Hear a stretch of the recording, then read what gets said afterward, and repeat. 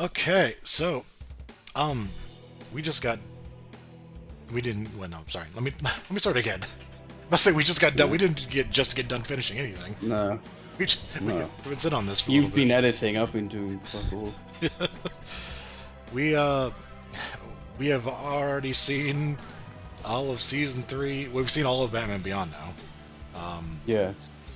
including a couple of crossover episodes. Not all of them because we plan on seeing some of them. Or we plan on doing those shows, but yeah, we have 13 more Batman Beyond episodes in season three, and then Mhm. two crossover episodes we're going to talk about. And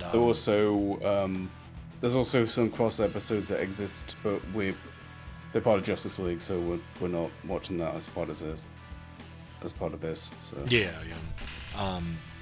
I guess yeah, we left off on the 26 episodes of season two, and we came out with 1A. yeah, So there was a lot of B's. yeah. Actually, if I remember correctly, yeah, no, we had one B before. Now we have a bunch of them. So, It's still alright, but it's that season one was special. I'm yeah, realizing. yeah. Well, I mean, season three is an opportunity to. They did another shorter one, so. I don't think they did that willingly, though. We're getting into some production issues, but yeah, yeah. Yeah, so yeah, season three. It's gonna be good. It's gonna be great. They're gonna make up for. Yeah. Alright, So, and one last, I already said this once before, but one last reminder, this is the season I am not nostalgic for, right. if that matters at all. This is the one I didn't see until adulthood, so we don't have that kid thing going on. Right. Well, let's just see how it turned out then. Yeah, Okay. episode 1. Episode one, King's Ransom. By some metric, I don't know. The order is still fucking weird. Um, this was pretty simple.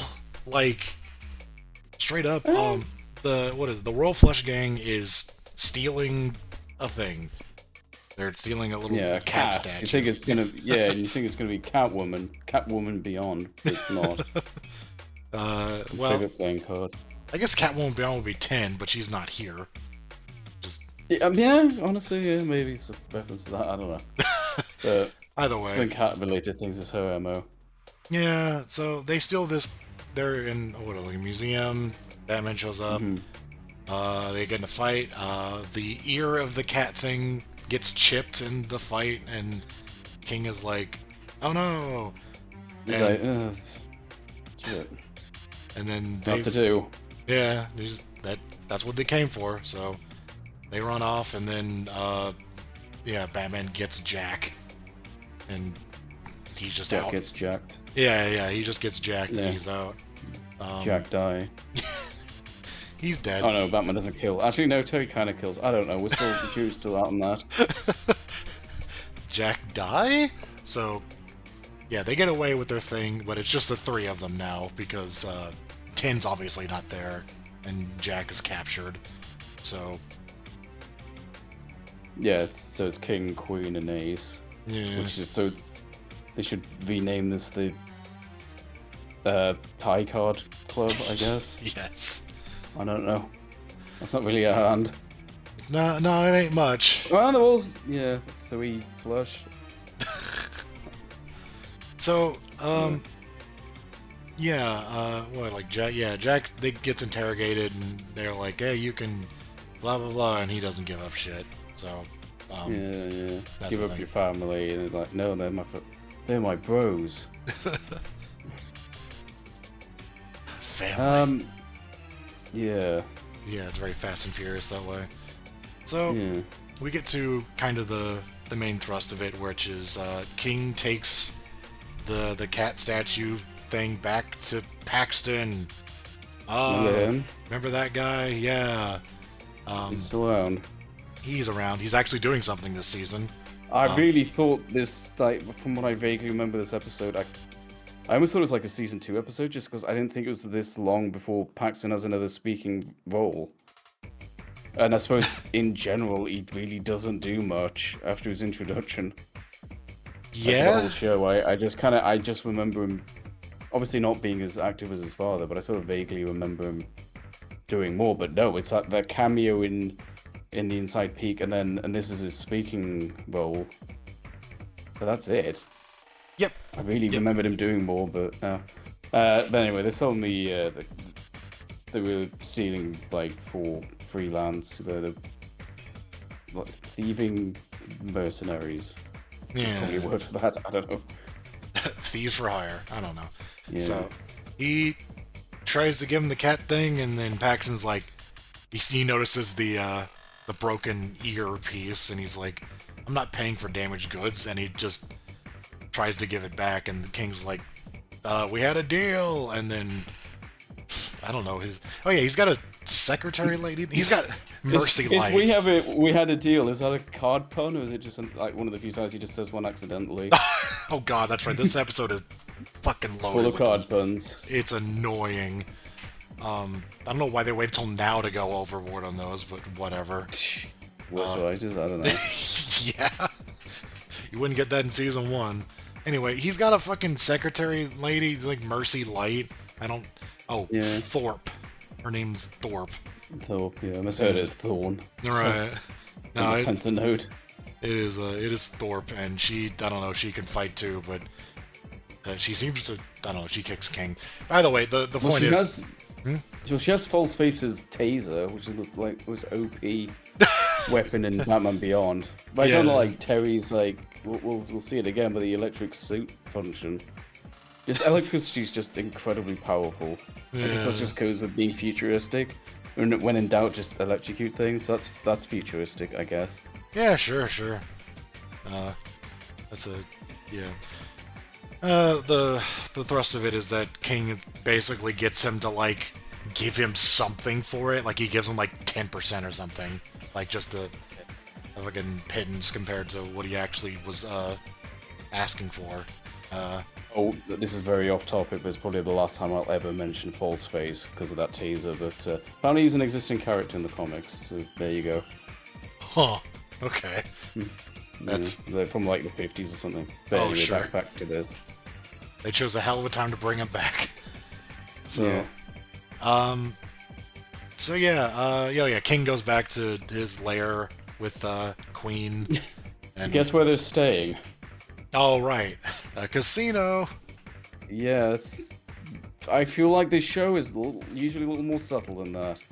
Yeah, they just... Just the casino's like the most obvious thing. You know, like how, like the Splicers episode, like he takes refuge in a taxidermy. Oh, you know? yeah. Like, that's a little more into like unless the show would have been a zoo or something.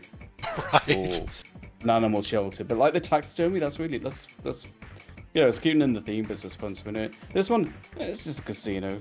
Fucking, yeah, just... Of course it is. It's a casino with no one at it. In there. But... that casino's been real bad ever since Gotham outlawed gambling. Like, we just really find it hard to get business. And then, they really seem to emphasize Ace being a robot in this episode to, like, I think to make up for the fact that they just never really mentioned it before. Like, that was not obvious. Me. Yeah, I was like, you're the only reason I knew about it for a while. And then this one's like, oh, he's getting repaired, like his arm is hooked up to a bunch of wires? I don't even know what's going on. He's getting repaired. Yeah. He's a robot. And then, this whole scene is just like, Queen is just berating King for being pathetic, really. Like, getting pushed around, and, like, everything. And, like, being upset that they don't have Tin or Jack there as well. Like, the whole thing's falling apart. And King's trying to keep a stiff upper lip and all that, but it's not working, so... I don't think we see them out of costume in this episode, which was also a little weird. Oh, we did their debut. Oh, I forgot about that, yeah. Oh, it kind of dehumanifies them or something, you know? I mean, they might all be robots. I have no idea anymore. Since we last saw them, they became robots. And Ace was originally a guy, it's just this episode threw me off. So, Anyway. right. So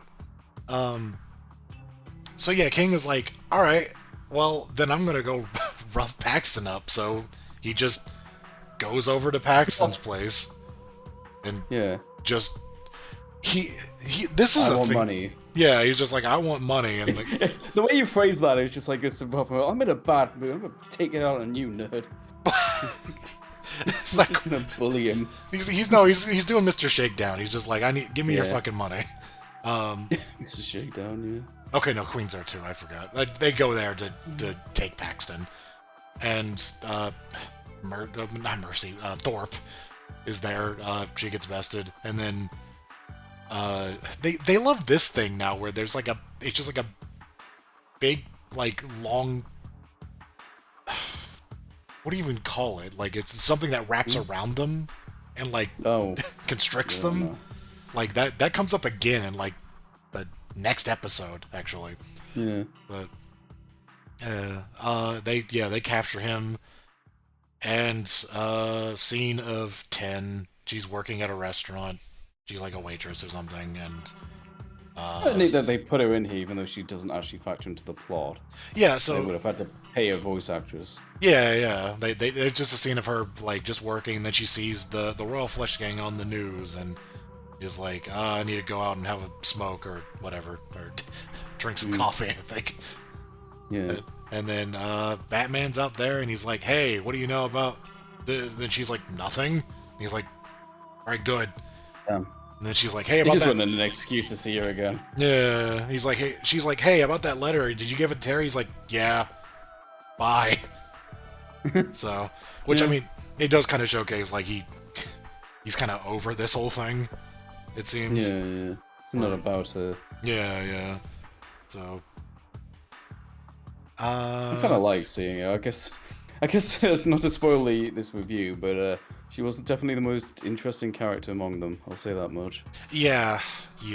Even though she wasn't quite Catwoman. Well, you don't have you don't enjoy just petty squabbling between King and Queen, because that's that. Prefer Yeah. petty squabbling between Terry and Melanie. Yeah. Oh boy. So Paxton's tied up at their casino, and Yeah, and they're like, we want money, and he's like, I don't have money. It's tied up in assets. Blah blah blah. Business. Like I don't just have a wallet. Like it's, Right. I don't, I can't just give you assets. yeah. So they're like, well, let's just take you hostage then. I forget when they decide that. I think they firstly do just try robbing him. But he's like, I literally don't have anything to give you. Well, I think he's just like, well, it's all in the company, so he's like, well, I better call the guy who owns the company and ransom you, Yeah. since that's the other half of the. Yeah. Because I think that the whole thing is just like King is basically being spurred into just trying to accomplish anything, because Queen is just like, you were pathetic, you are a loser, and he's She just like, mentions her father a few times. oh yeah. He's just like, damn it, I'm gonna do this right. So he calls up Bruce and he's like, give me money, otherwise Paxton dies. And Bruce is like, nah. He says we don't give in to terrorist demands. It's company policy. He goes, ask Paxton. It's his policy. He's the one who introduced the policy. Right, that's right.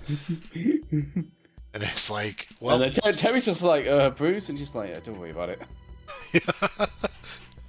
so that doesn't go well. So No.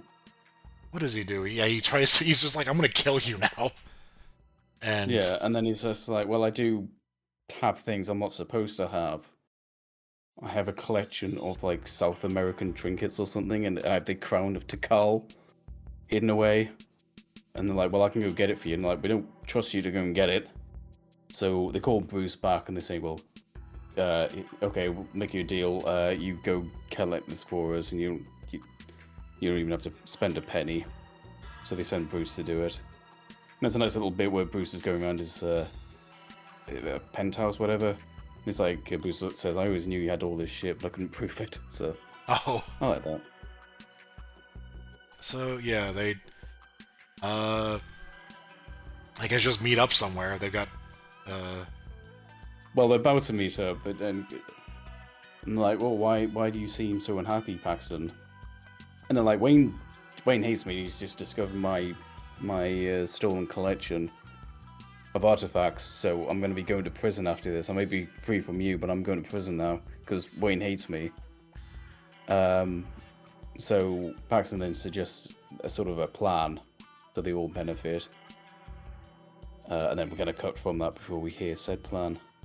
But yeah, so Bruce has to go and do the drop off. He's phoning. Who's driving the limo? Is he driving it? wait a second, hold on. I think Ace might be driving it. Yeah, good job, Ace. Because I'm looking at this. Well, I guess maybe he's driving. I don't know. I presume he must be driving. You must be. Yeah. Because it's not Terry. Because Terry's watching out as Batman. So. Yeah. So he's like staking it out, and then Master of Stealth Robot Ace gets the drop on him. Kind of spoils the whole thing. Right. Yeah. They really dial in this action scene. They really dial up Ace as a robot. Like he just does a load of weird shit. Like his head spins around. They have some fun with it. Yeah. It's taken Yeah. this long to really do it. Besides Terry dropping a bomb down a laundry chute. So they're fighting, and they go and do the drop off. It turns out Paxton isn't prisoner at all. He's not even tied up. Yeah. And they're just trying to kill Bruce, right? Yeah, this is just a Being fight. assassins. I don't remember. Because Paxton promised them money. I don't know. I have no idea. I guess it catches Bruce off guard because he didn't really expect that. Yeah. But, no, I just remember this Boy. being a prolonged fight that was weird as fuck. Like, It is a bizarre. I don't even want to say it's a scene because it is like a big chunk of the episode, and it just, is. I don't want to just breeze over it because it's action though, because a lot happens and it is weird stuff. I just remember. Like first of all, yeah, I remember it being kind of a blur, though. I just remember just being like Ace the dog attacks King, and they just and spend a lot of the fight rolling around. Like, yeah. There's also like so the fight is between like Bruce, you know, and just a reminder, he's an old man. He's not really prepared for elongated fights with supervillains. Like, he can hold his own, but yeah, you know. Terry, who's supposed to be there helping him, but he's like tussling with Ace the robot. And then towards the end of the fight, Ace the dog comes out to help. So it's just very strange. The pacing of it is weird. Like, kind of Bruce goes off. There's a bit where the camera like cuts back to Bruce, and he's just sitting at the fountain. They're in the park, by the way. yeah. Taking his like heart medication because he can't keep up with all this shit that's going on. Just a weird little moment that just kind of highlights like he's not really made for this, and they're trying to like justify how he can hang in there for so long, but just seems like just the break of him taking his meds. There's a bit where Ace gets like damaged, like Terry tackles him and he kind of brushes along this forest top like a skipping stone. And there's just this very funny image that I hope you include of Ace just doing like the E Honda headbutt to Paxton and Queen. Like, don't shriek! And just gets knocked the fuck over. It's a really weird scene. And then Ace the dog is tussling with King, and Queen can't get a clean shot at him. And then he just takes off without her. So that's kind of a key moment. Yeah. King just. Well, they probably literally say this cuts his losses. And Paxton's left dangling there. I don't think he does anything for the rest of the show. I think that's literally the end of him, just hanging there. Yeah. Queen's captured, but then she quietly manages to cut. We just get a shot of her cutting through the bat cuffs. Before we go back to King, who's then extremely randomly is now in a relationship with Thorpe. Yeah. Utterly random. I don't think we put it as a negative on the thing, but that is. I really should, because that Yeah, is yeah. not set up at all. That is utterly random. Here's a character we know who has just kind of shown up, we know nothing about. We got a name at least, and then she's just in with King, and again, like he's not. At no point does he take his costume off, Right, yeah. which I think would have helped the episode. I don't know. It's like a very It's when cheap it gets, bit like, of personal. intrigue. It's just like, oh man, he's betrayed Paxton because he took his girl, and it's like, Or- who cares?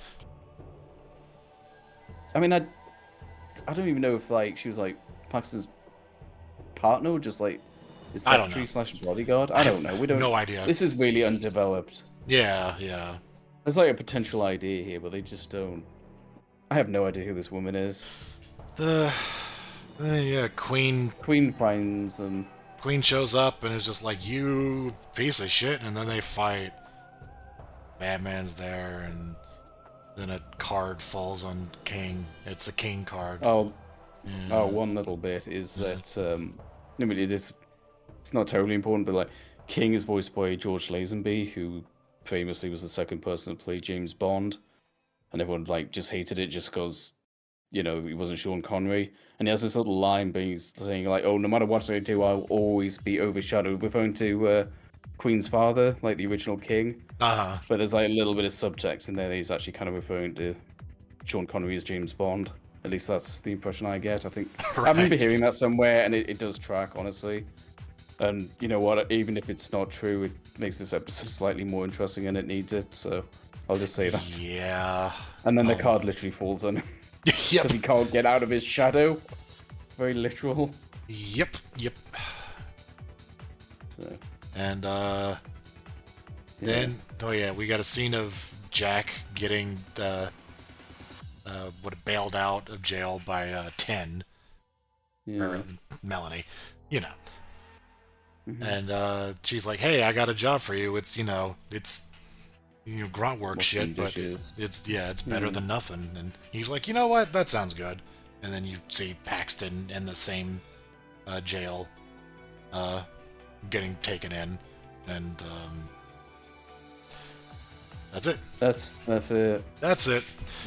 That is definitely the weakest Royal Flush Gang episode, and that's saying a lot because we don't think highly of the Royal Flush Gang episodes.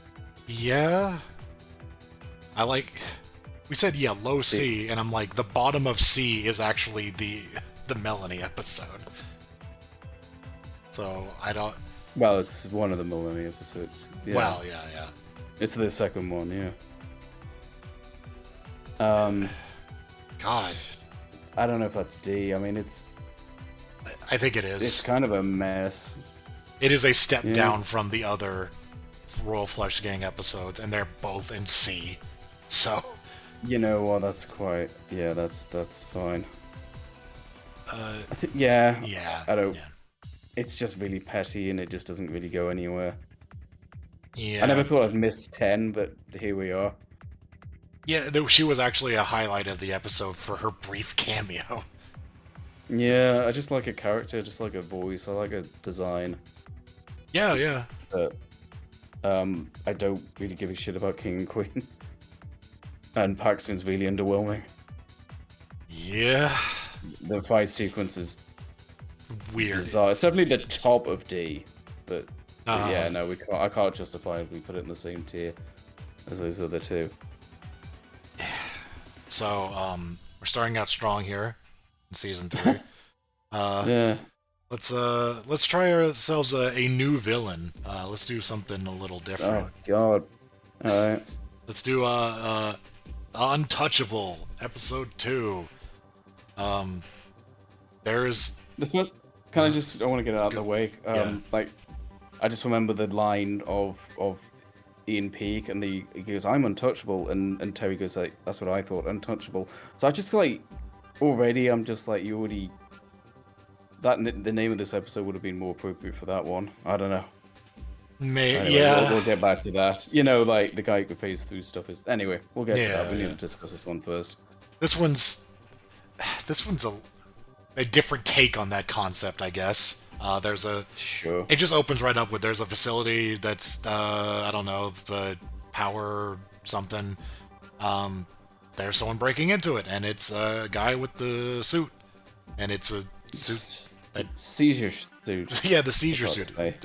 It's flashing yellow and blue rapidly. It's pretty hard to look at, and it just I don't know, like stuff just bounces off of it. Like these guys shoot at him, and it just bounces off.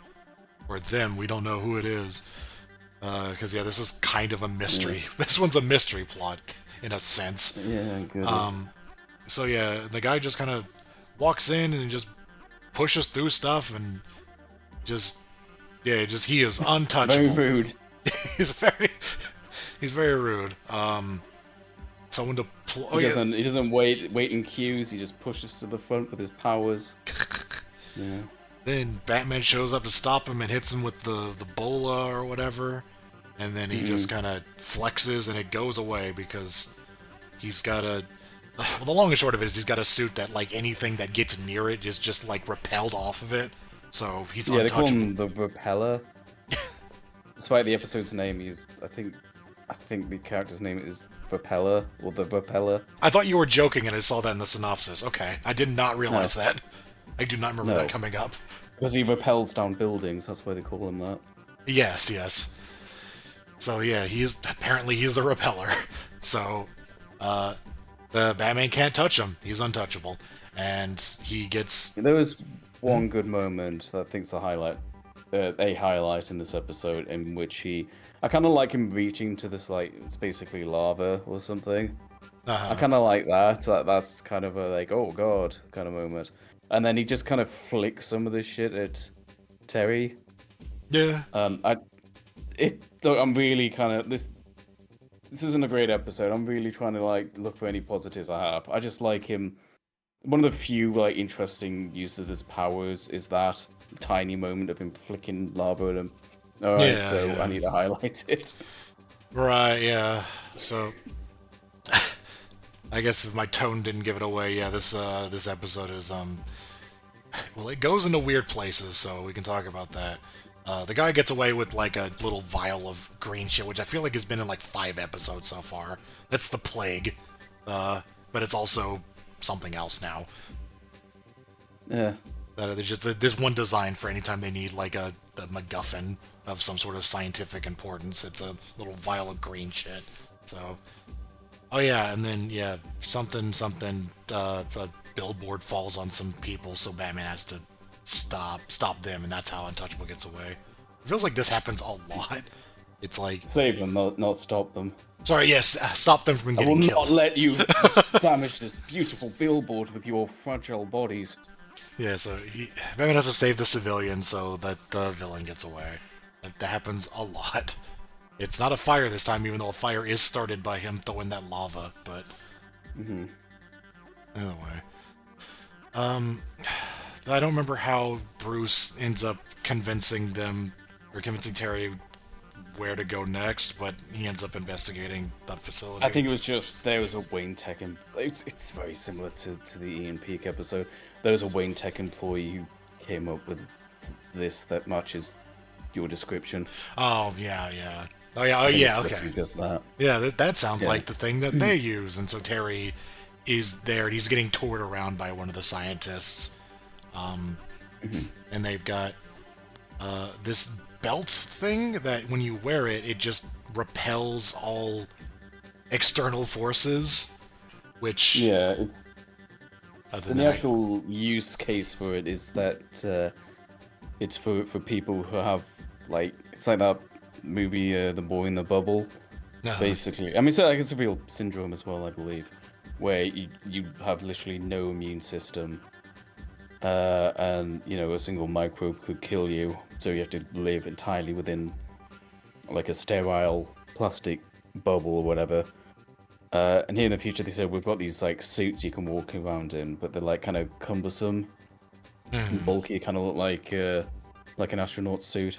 But now we have this ring that you put on, and that repels pretty much everything. There's also some like kind of like hand waving kind of thing, like saying, "Oh, it also like generates air for you. That's why you can still breathe."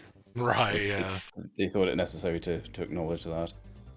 So Yeah, and then they show it off by there's this lady who's living at the facility, who's, she's in like a glass case or something, and then she gets to put this thing on and actually like walk around, but I don't think she leaves the facility ever. no, she's never been out. Yeah. I also cannot for the life of me remember her name. I think she's gonna have to have a name, so I'm gonna look it up. Yeah, but the other gist of it is that like Terry's introduced this lady, and they have a Irene. I think it's Irene. Irene. Oh right, yes. I should have remembered that. So there's this, I don't know, Terry and her have a thing this episode, and it's very weird. It's sort of platonic, but not 100%. Yeah, but anyway, Bruce is talking to the guy that was touring him around, and he keeps mentioning Dr. Blaze or Dr. Blades, depending on which sentence he's speaking. Like, I remember this one character refers to him by different names. It's very weird. Yeah, and the boss is like really annoyed with him, and I don't blame him. I keep telling him my name is Blades. So yeah, Dr. Blade shows up and is just like, "What are you doing? Why are you letting blah blah blah blah blah?" And just kind of chews him out. And then Bruce is trying to be nice to him. He's Dr. March from the very first episode. Yep. This is very similar to that. Yeah. So I don't know. Bruce kicks him out, or Bruce gets kicked out by this Dr. Blades or whatever, and they just leave. So it shows. Dr. Blade sounds like some sort of like Time Killers-esque like 90s It does. fighting game character. I was very surprised to hear that was actually the name when we saw it in the credits. Like Dr. Blades. Okay, sure. So cut to a scene of, I don't even know where they're at, just some other building. Repeller is meeting with his contacts, I guess. Like the thing that he stole. That was necessary, I guess. Yeah, and he like Just get these two characters that they bothered to make. I don't know why. Yeah, It's yeah. really not important. No, I don't think they come up again. I don't think they do. No, it's just showing why he's doing this. The guy kind of looks like Dutch from Alien vs. Predator, the game. Yeah. But Sure. you don't know, Repeller. Oh, there's a bit where he walks through lava. Sorry. Yeah, he comes out of a lava pool, like another just hot pool of hot stuff in a facility of some description. He just walks out of it, and then it hardens and it breaks, and it's like, good job. That was cool. I guess. I think the characters like kind of like say, well, she'd like to make an entrance, I guess. Yeah. Glad you didn't break the thing, moron. So yeah, he sells them the fucking thing that he stole. Whatever it is, it really isn't important. I don't think. I don't think it matters at all. He's stealing shit. Don't do that. Yeah. Then Terry and Dana have a fight. I forget why. And then Because she's seen this girl. oh right, he's Yeah. seen a girl. That's fucked And it's up. like it's not romantic, and it's like, but it sort of is, and then it isn't, and then you like towards the end of the episode, he's kind of disappointed because she has a boyfriend. So Yeah. I don't know. Yeah, I feel like a lot of these plots, especially like the ones involving 10, would have benefited for Terry not having like a stable girlfriend. You know? Yeah. I don't dislike Dana, but she doesn't really. I mean, what? The only time she's really been important was like for rats. Yeah, that was her episode. Yeah. Oh boy. So, and then this whole plot, this subplot, is just weird as shit. Irene calls Terry and is just like, "Hey, I'm gonna sneak out, or I have snuck out of the facility, wearing the like belt or whatever, the Untouchable suit." She's like, "Hey, you want to go hang out?" Probably because he mentioned doing it at some point. And so Yeah, it was like, oh, you've never been out the facility, and he's like sympathetic. yeah. So they go to the beach, and she's like, "Hey, let's." They're just hanging out at the beach, and then I don't know. She touches his hand, and he's just like, I didn't feel anything because it's being repelled by the suit you're wearing," and She's also like, come into the water, and like Terry gets like PTSD from Lost Soul, and he's like, no, I'm alright, thanks. no thanks. Not literally, but he does. Yeah. And then she's like, "Oh no, the suit's power it's draining." I do feel like when I sort of make like jokes and shit posts and things like that, I'm like, I probably should clarify. I didn't actually say that. A little worried people might take us He's seriously. like, go in the water, and then we get like it shows some clips from the episode Lost Soul, and then he's like freaking out. No, it doesn't do that. No, it's just like, hey, they might have a thing, and then she's like, "Oh no, the power in the suit is going down. I gotta go." And then she goes back. Doesn't she have like a surprisingly little time to get back, like 20 minutes or something? Like, you're gonna die if you don't make it back. Yeah. She. I get stressed like making sure I'm not late for work, let alone dying.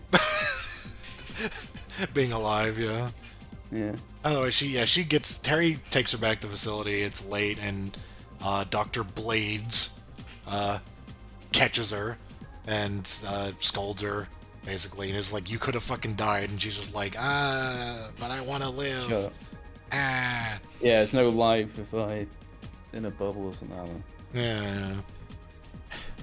And then she gets sent to ISO. I don't remember if she used to get what that's directly in reference to, but I think there's just a canister or something that just says ISO in the background. oh, something like that. Something molecules. I don't know. Bruce explains why the thing he's stealing is important. It's not actually important. It's like, oh, he can use it to make a bomb or something. I don't know. There's no bomb plot. There's no like the MacGuffin that he's stealing. It just doesn't come up. It's really not important. yeah. It's not like it factors into the end. Like, oh, this is what they were making this whole time. Oh, that's important. It's like, no, it might as well be fucking anything. It might as well be like that gold cat from the last episode. It's not important. Yeah. What is yeah. important is that he's stealing. Yep, and he's stealing something at the Fantastic Four building or whatever. Yeah. Yeah, F for fantastic. Fantastic Four. Oh, which is the next page. That's part of the show Matt's watching. This very, very silly scene where she's like, Irene is getting into that like big like astronaut suit thing, and she's like gonna sneak out again, I guess. And she calls Terry's house. Matt picks up, and him and his friend are just watching TV. And she's like, "I have a message for you. I need you to tell Terry that I'm going to be here and I'm going to do this, and this is very important. I need you to tell him." And Matt's like, "Okay." And then she hangs up, and the kid's like, the other kid is like, "Who was that?" And he's like, "I don't know." That just cuts. Just like, whatever. So, Final scene already. Final fight, I should say. Oh yeah, I guess this is the start of it. Yeah, so Batman and Repeller show up on the top of some building somewhere, and then Batman throws the big wraps around him, and he goes, "This is unbreakable material," and then Repeller's like, "Lol," and then he breaks it. Yeah, like nothing's unbreakable. Yeah, he's just like, "No, not if you put enough force into it." You make a good point. I would like to subscribe to your newsletter. Okay, and then Repeller starts just shooting lasers and shit because I don't know. I've been kind of doing this on and off, but like, yes, it's a suit for repelling bacteria and stuff. I guess you can just direct said force, like you can just point it in a direction. I don't know. Yeah, but then he starts flying with it too in this scene, so I don't know if he just does stuff. He's repelling the ground. Yes. Repelling himself away from the ground. He's repelling gravity. That's exactly what he's doing. I guess now's the time to point it out. So one of our critiques of this dude and his power. I'm constantly comparing it to Ian Peake, who was intangible, right? And he couldn't do anything else. He was just intangible, but that was still a big threat, especially considering he kind of used it for. It wasn't just like he was just kicking Batman's ass out. He used it to blackmail Batman in a sense, Yeah, right? yeah. So he's a threat. It's a hell of a power, and he doesn't need to do like anything else really. Like that's enough. And Repeller here, right? So Batman's got an opponent he literally can't touch. So what do you do about that? I think that's enough. But he also can fly, and he can also shoot lasers. Like I know this is like a show aimed at like teenagers, but come on, he doesn't need that as well. Like I think just him being able to walk around and just be untouchable, like that's enough. And also it makes more sense plot wise because that's what the rings are for. Like why would the rings, like you said, like why would that give you the ability to shoot lasers? Like, I sort of vaguely get the ground thing, but I mean, I guess it makes him more intimidating. I guess I don't want him more similar to Ian Peake. So there's that, I suppose. But, I don't know. It just feels like an oversimplification, and the fact that this is basically for repelling bacteria, just like what? Yeah, it's absurd. So okay, I'm looking at the thumbnails of the image, and you're gonna have to like, we'll put this on the notes. But I thought, at what point does someone go ah and fall off a cliff? Yeah, well, that's pretty good. So, like Batman falls off a cliff, and then he just has the diving apparatus or whatever, and he's just fine in the water. Make a note of how his breathing apparatus looks, by the way. Oh yeah. So so it cuts to the lady Irene is in the bubble suit, and then she's trying to sneak in to grab the belt, and then suddenly Repeller shows up, and it's like, oh well, I guess it's not her. If you needed confirmation of that, there's very little people it can be, so I guess she was one of them. Problem with this whole show, yeah. Yeah, but then Repeller. Turns out it's actually Paxton Power's bodyguard that we saw. So she's sneaking around the office, and then the Repeller shows up, so she hides, and the Repeller takes off his mask, and it reveals it's somebody, and then Dr. Blade. We don't even know the name of. Dr. Blade shows up, and then it's suddenly like, oh, so it's the other guy, the tour guy. He wasn't a character at all. He was just there, and now he's the villain. Okay. It wasn't the obvious red herring. It wasn't Dr. March. Yeah. He's clearly an asshole. Yeah, it was just the guy we barely saw or know anything about. And so, I'm just going to refer to him as Repeller. Suzuki? Suzuki, yeah, sure. It's Repeller. I'm going to deliberately get his name wrong, because that's what he does to other people. See how he likes it? Such as Suzuki, huh? Gotcha. So, Repeller, knocks out the other two or something, and then Batman shows up. Anyway, there's a fight, and then... What the hell? He points. He apparently gives you horrible stomach cramps if he points at you. Yeah. It turns you. Oh, yeah, Ian Peake was having that problem. Yeah. So I don't know. Fight goes on. They wind up in just a big turbine room. I'm not sure what this is. Can I just say there was a little. We've got the screenshots here. There was a little thing explaining why he was doing this. I can't remember, and I don't care. Yep. It's just. I don't know, I could make a profit, or this should be a weapon, or some bullshit. Oh, it also has telekinesis as well, because he's just fucking force chokes Dr. Blade. Yeah. And then he just lifts him. Why is it need all... Anyway. Who knows? But I also, can I just... one little reference as well? Yeah, sure. Every screenshot of Repeller, he's either going to be... Because he's flickering, he's either going to be yellow or blue. Oh, right, yeah. I did notice that. So... But yeah, they fight, and then they wind up in just a big turbine room, as far as I can tell. It's just big wind tunnel. I guess it's like a industrial lab complex or something. Sure, yeah. This whole island on the coast. Uh-huh.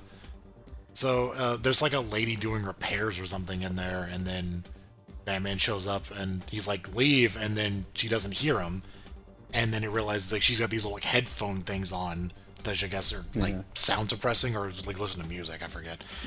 Yeah. Yes. I think there's a little bit of music. Yeah.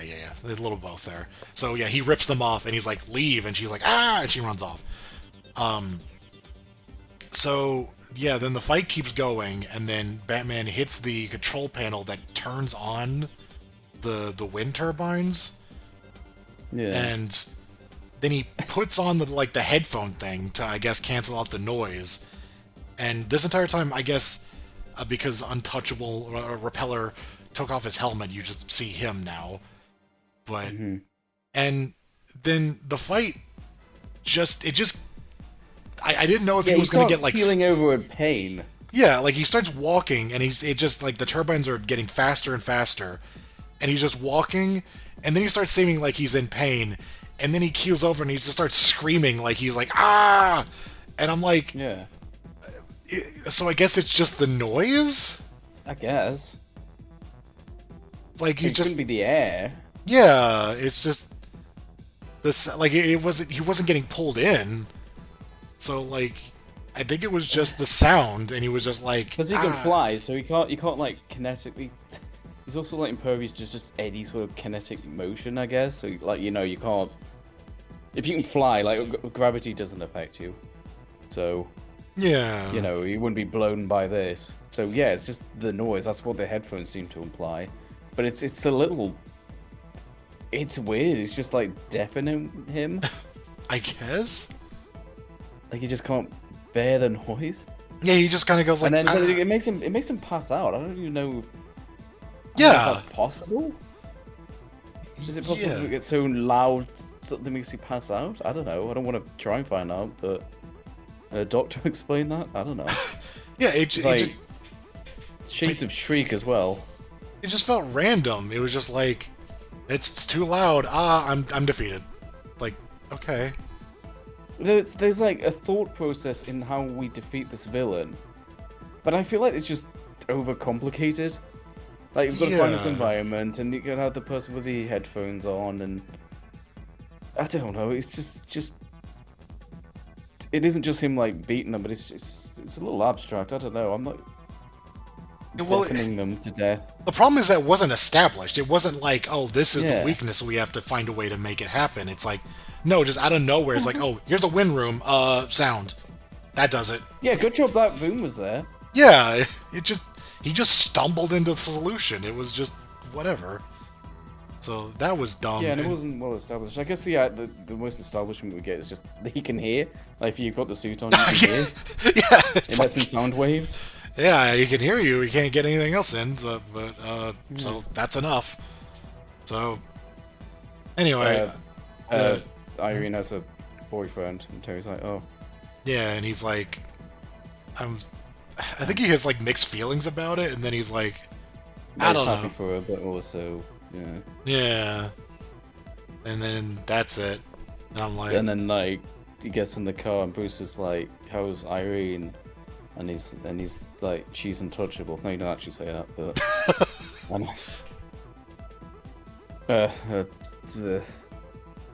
That sucked. Whatever. Yeah, it wasn't very good. That really sucked. Like. Yeah. I'm not defending that. It sucked. Yeah. I try to be. I don't know, like, it's not really like my role in this is to defend things and put positive spins on this. I try and be positive when I can. That had nothing going on, that sucked. That was just like, an it's episode. Not baby mad, but it was just. Who cares? I don't know what the villain's motivation was. There wasn't much of a mystery. I don't really care about Irene. I think the power is stupid and not well thought out. I think the conclusion's stupid. And I don't... Yeah. It wasn't... That's D. Yeah. It feels like they had already done something similar to this, but way better with Ian. And now it's just... I don't know, there's a guy who can't be touched. What do you do? Randomly just make loud noises, and he goes, ah, and he passes out. And yeah, Irene was there, I guess. So if we can see the tier list and decide where exactly that will go in D. Right, yes. So I put it right above Zeta because that one was also an awful looking episode. Other than that, I'm alright with that. it's probably Sure. that's one of the worst. Yeah, fine. For just pure pointlessness. Yeah, like, it wasn't Baby Mug because it didn't do anything specifically wrong, it was just lame throughout. Yeah, just... Which I suppose is a thing that's wrong. Yeah, I mean, yeah, it's just supremely underwhelming as opposed to just outright terrible. Yeah, it's watchable. Yeah. But it's like, you'd forget about it. Right, let's just move on, because we really don't need to dwell on that. Yep, so guess who's coming back in, episode 3, Inkling? It's... Riddler joke. Alright, so this episode starts out with Inkling. She's back. She's Inkling, here. yes. Inkling, Ink. Ink is back. Yeah, Ink. Yeah. She rebranded herself. Yes, my Smash Brothers main is back in Batman Beyond. So Sounds like it'd be like her daughter or something. yeah. Her a villain. Her Inkling. Her kid is a squid. Look, Ink is back, and she's at a rocket facility of some description. She's doing a original MO, which is as a industrial saboteur. Guess we kind of forgot about that since her first episode. Like this is her job. It's been a while. She didn't appear in season 2 at all, so it's been that's true. Over 26 episodes since we last saw her. I think I said this before. I kind of assumed her second appearance was in season 2. It was not. Yeah. We just had a break from her. I don't know. It kind of felt like they were done with her, and then because she looks like she died. And then they're like, season 3, I don't know, just make another episode. Her. Yeah, she's cool though. So, yeah, she's wrecking shit, and then, so what, yeah. They're launching a ship, rocket, something. ICBM, I don't know. They're launching some sort of rocket, so... Yeah. And then she just starts sabotaging it. She likes steam now, I guess. Yeah, she likes steam, and then Terry hits her... Batman shows up. I guess it's smoke. Maybe, I don't know. I'm overthinking it. I just thought it's just kind of funny. She says it's like a steam bath. I thought she hated water, so maybe it's just smoke and she's being sarcastic. Well, maybe that's the point because then he hits some nitrogen or whatever. Like it's whatever. It freezes her. Like it hits her and then it freezes her and then she breaks out of it and she's like, that doesn't work anymore. So she's new and improved, I guess. Yeah, she says as much. Yeah. Oh, I believe Bruce is not around in this. We have a little thing with Max. Oh, yeah. Bruce is away. That's actually kind of somewhat important. Well, yeah, a little bit. Yeah, it comes up. Yeah. I forgot. Yeah, this is the episode where it's just like, yeah, Bruce isn't around. He's in Tibet. It's like, okay. Oh, right, yeah. Alrighty. So, I don't know. There's a fight, and then Ink is incapable of... Ink is too strong now. Like, all the stuff that worked on her before, all the weaknesses we knew, they just don't work now. They're very chatty with each other. Yeah, she is suddenly a very... quippy? Like, she's really chatty in this fight. Or did I say playful? I wrote in the notes. Yeah, like, she says some goofy she's stuff. Having fun. Yeah, she's having a lot of fun, and it seems a little out of character for her, but, whatever. Yeah. I don't know, she was kind of, quite straightforward before, especially in, a second appearance. But she's like, oh, Batman, I love fighting you, I guess. Yeah. They have a little exchange, the freezing thing. Like, Batman's like, what was that? And she's just like, I have a new technique. And then she tries to smother him again. And then he has, this is going to come up a bit like the electric belt thing he has that just electricity to him, like Blanco or something. Yeah. And then, Batman replies back, he's just like, oh, you think I've learnt nothing since our previous encounters? So, right. Yeah, they're just going back and forth. Yeah, they're having a DBZ fight. It's not too unusual, but it is notable. Yeah, DBZ fight. They just keep showing, I'm stronger now, too. So, And then what else happens? But something explodes and a fire happens, and then Batman has to save a civilian, and Dane Yeah, the gets rocket away. gets like knocked over, so it takes off horizontally, which I don't think it's supposed to do. I think Right. it's supposed to go up. So just Oh yeah, it just goes right into a fucking hangar or something and blows it all up. yeah, yeah. So, but yeah, So Hank gets away, and then Terry and Max. they have a little discussion, which is somewhat important. That kind of leads it. It's like a bit of a throwback to the Ink's previous episode, where Terry quite rightly points out that she got in the Batcave, and then in the first episode, and then the second episode, he almost died, and Bruce had to come and save him. So he's actually kind of glad Bruce isn't around, because he's like, I'm gonna try and resolve this by myself and just kind of prove I can defeat Ink without help, which is true because he did save him both times. So That's he says that to Max. that's very funny. Anyway, so we'll get to it. Ink shows up at a guy's place. Yeah. I Yeah, got you. yeah. Let's carry on. Ink shows up at what is like her contact guy that actually hired her, I think. Yeah, and it's the guy who was running the rocket launch. Oh, sure, yeah. And he's just like, or she's just like, hey, I want to be paid. And he's like, okay, eat lead. And he shoots her with the laser gun. What's Very up? quick mention that it was like insurance scam, so that's why he was sabotaging his own rocket Right, launch. yes.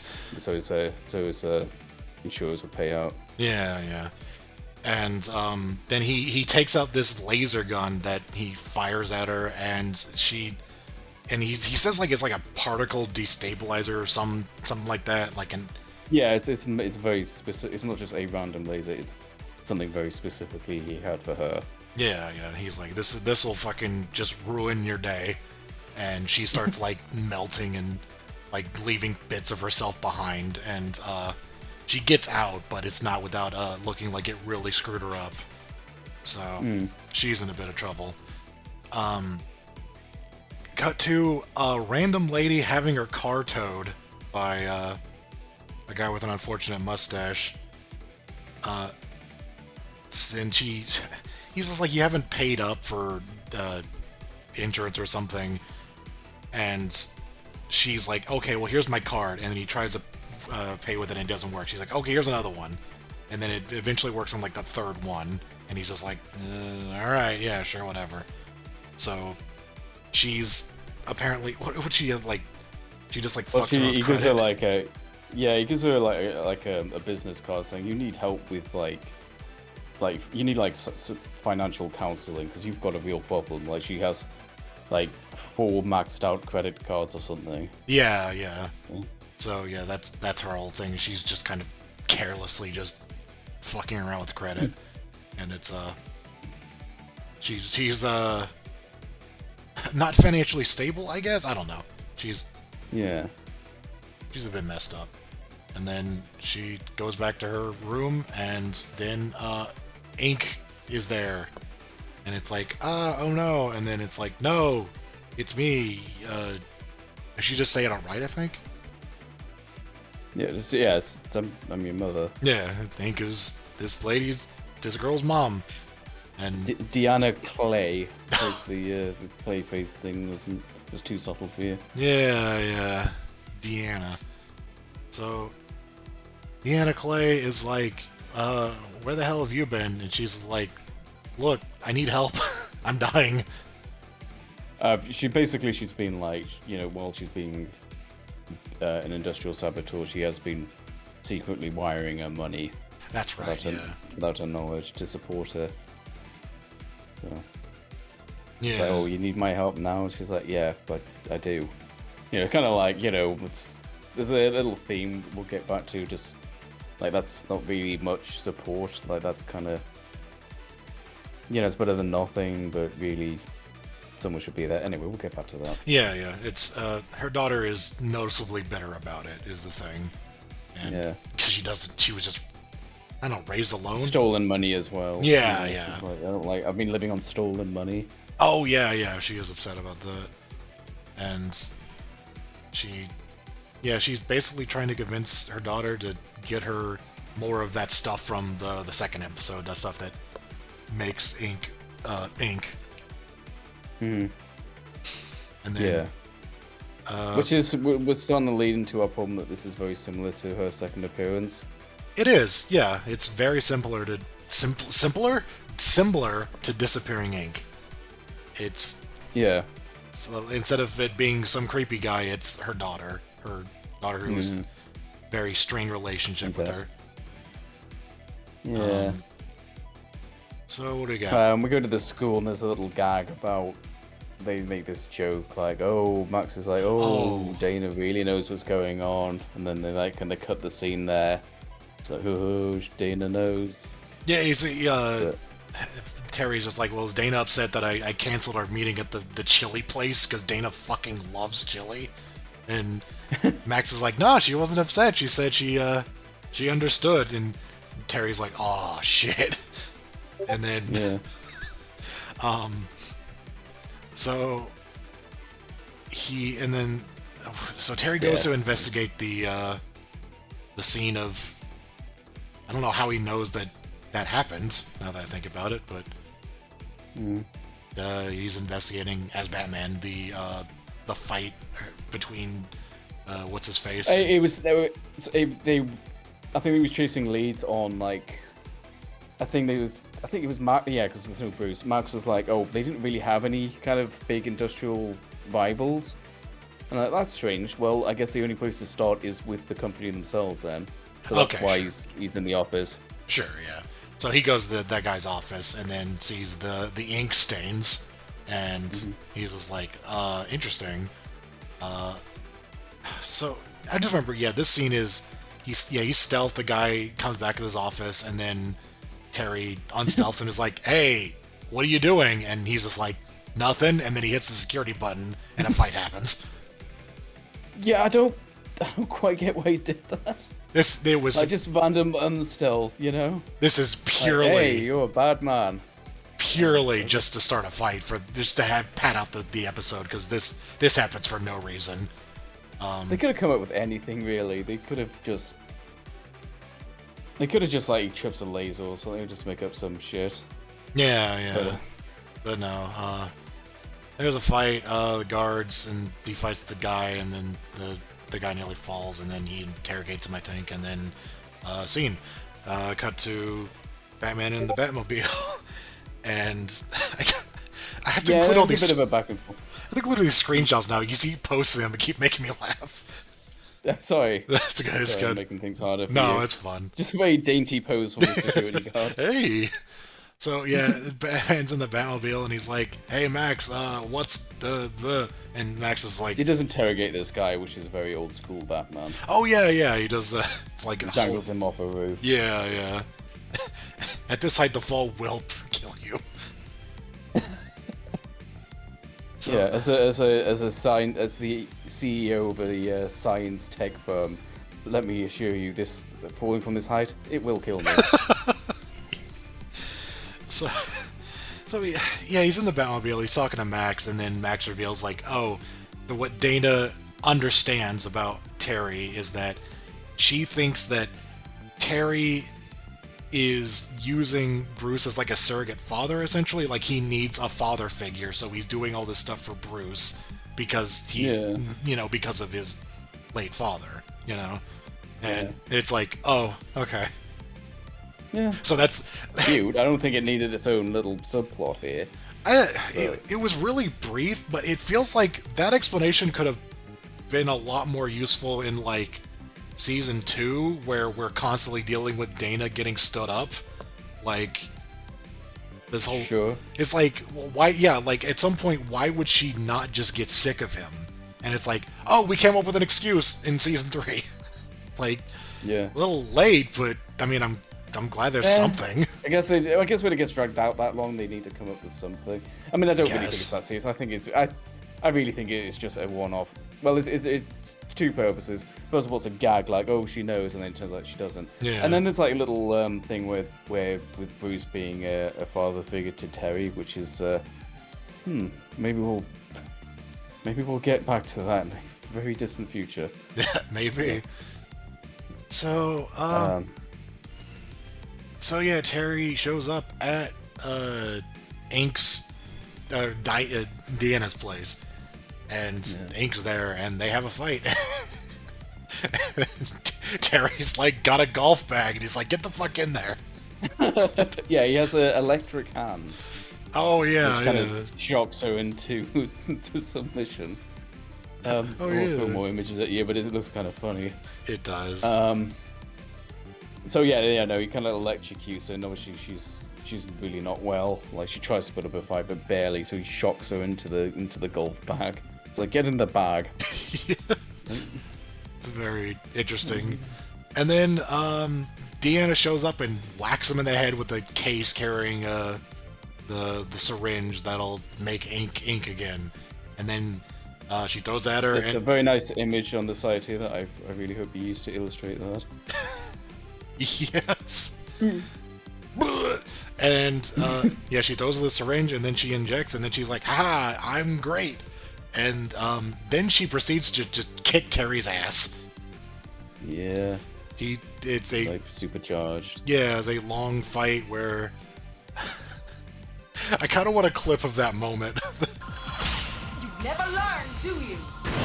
You know, if there's ever a time to just put in an actual clip and just pray we get away with it, it's that. Yeah. So the fight, and then he gets knocked down under like some. It's like a construction yard. Some girders fall on him. Like an entire building falls on him. A bunch of girders crush him. And then she dumps a cement truck, which was on top of this building, which is an interesting place for it. Yeah, I didn't really think of that. So dumps it like a parking lot or something. I don't know, yeah.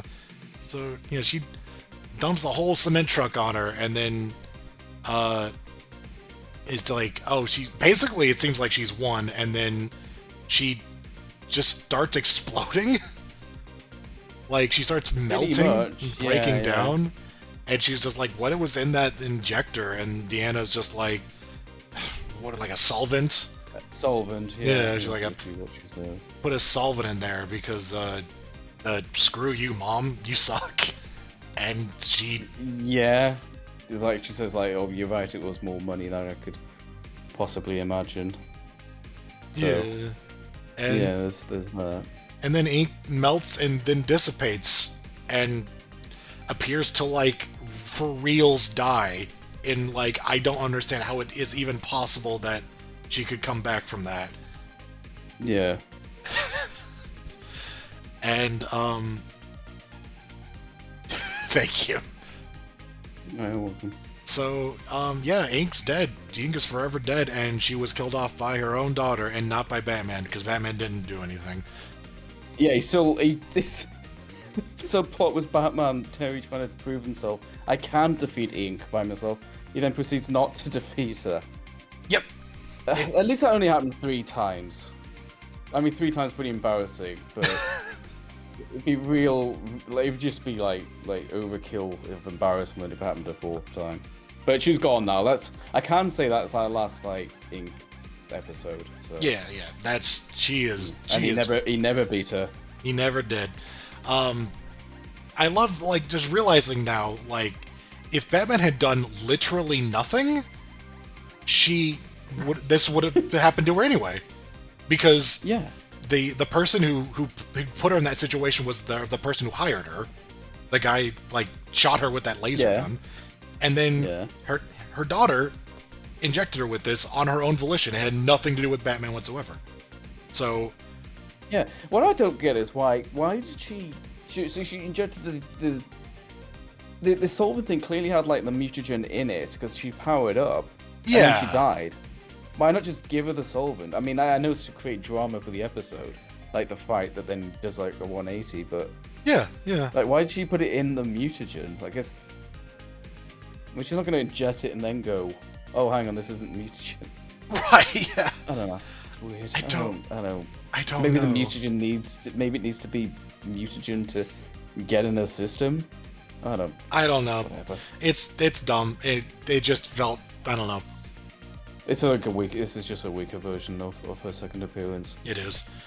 The episode ends with a scene of Deanna at, like, she's got a fancy mansion, I guess? She's Yeah. hanging out at the poolside, and she's sipping a drink, and then Batman just shows up, and he's like, you know she's back. She's gonna be back, right? Deanna's like, nah, she's not. And then it ends with her looking scared because you realize that she might actually be back. Yeah. We've seen that before, haven't we? Yeah. But I mean, so we know that there's no way she could actually be back, especially because after what happened to her, she would never appear again. That would be fucking weird if she came back somehow. Yeah. Anyway, that's that. That's a C. That's a C. That's Yeah. Well, it's the parts I like. I think the CEO like hiring her and then double crossing her. I think that's something. Like I like her being betrayed. But I liked her being betrayed once. I don't know if I'd be like her being betrayed twice. She really can't trust anyone. I almost feel sorry for her. This episode should have been called Betrayal because of how much betraying is going on in it. Yeah, honestly, yeah. That, Yeah. I guess I still like Ink for the most part. Her action scenes are still pretty decent. They have fun with her power. I like the construction yard fight is pretty good. It's very over the top. So yeah. like, it's not terrible. It has redeeming parts, but yeah, no, it's disappearing Ink, but not as good. It's just, I miss like Aaron, like the creepy guy is just way more interesting than the daughter. Like the daughter's not a bad character, but she's just not as interesting as Aaron. yeah, you don't really get much of a feel for her. Like, her betraying Ink is like, it's like, oh, you just kind of suck. And that's really all the reasoning we get is just like, yeah.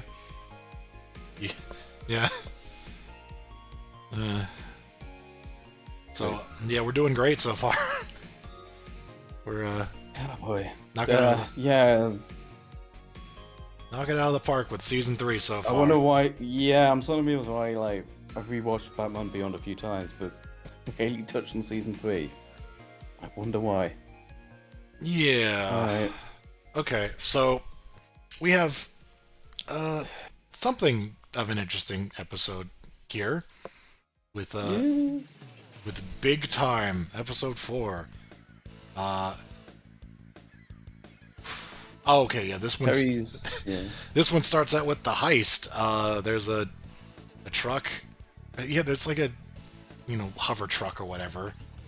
What cars look like in the future is very up in the air. I think like sometimes they have wheels, sometimes they hover, sometimes they can fly.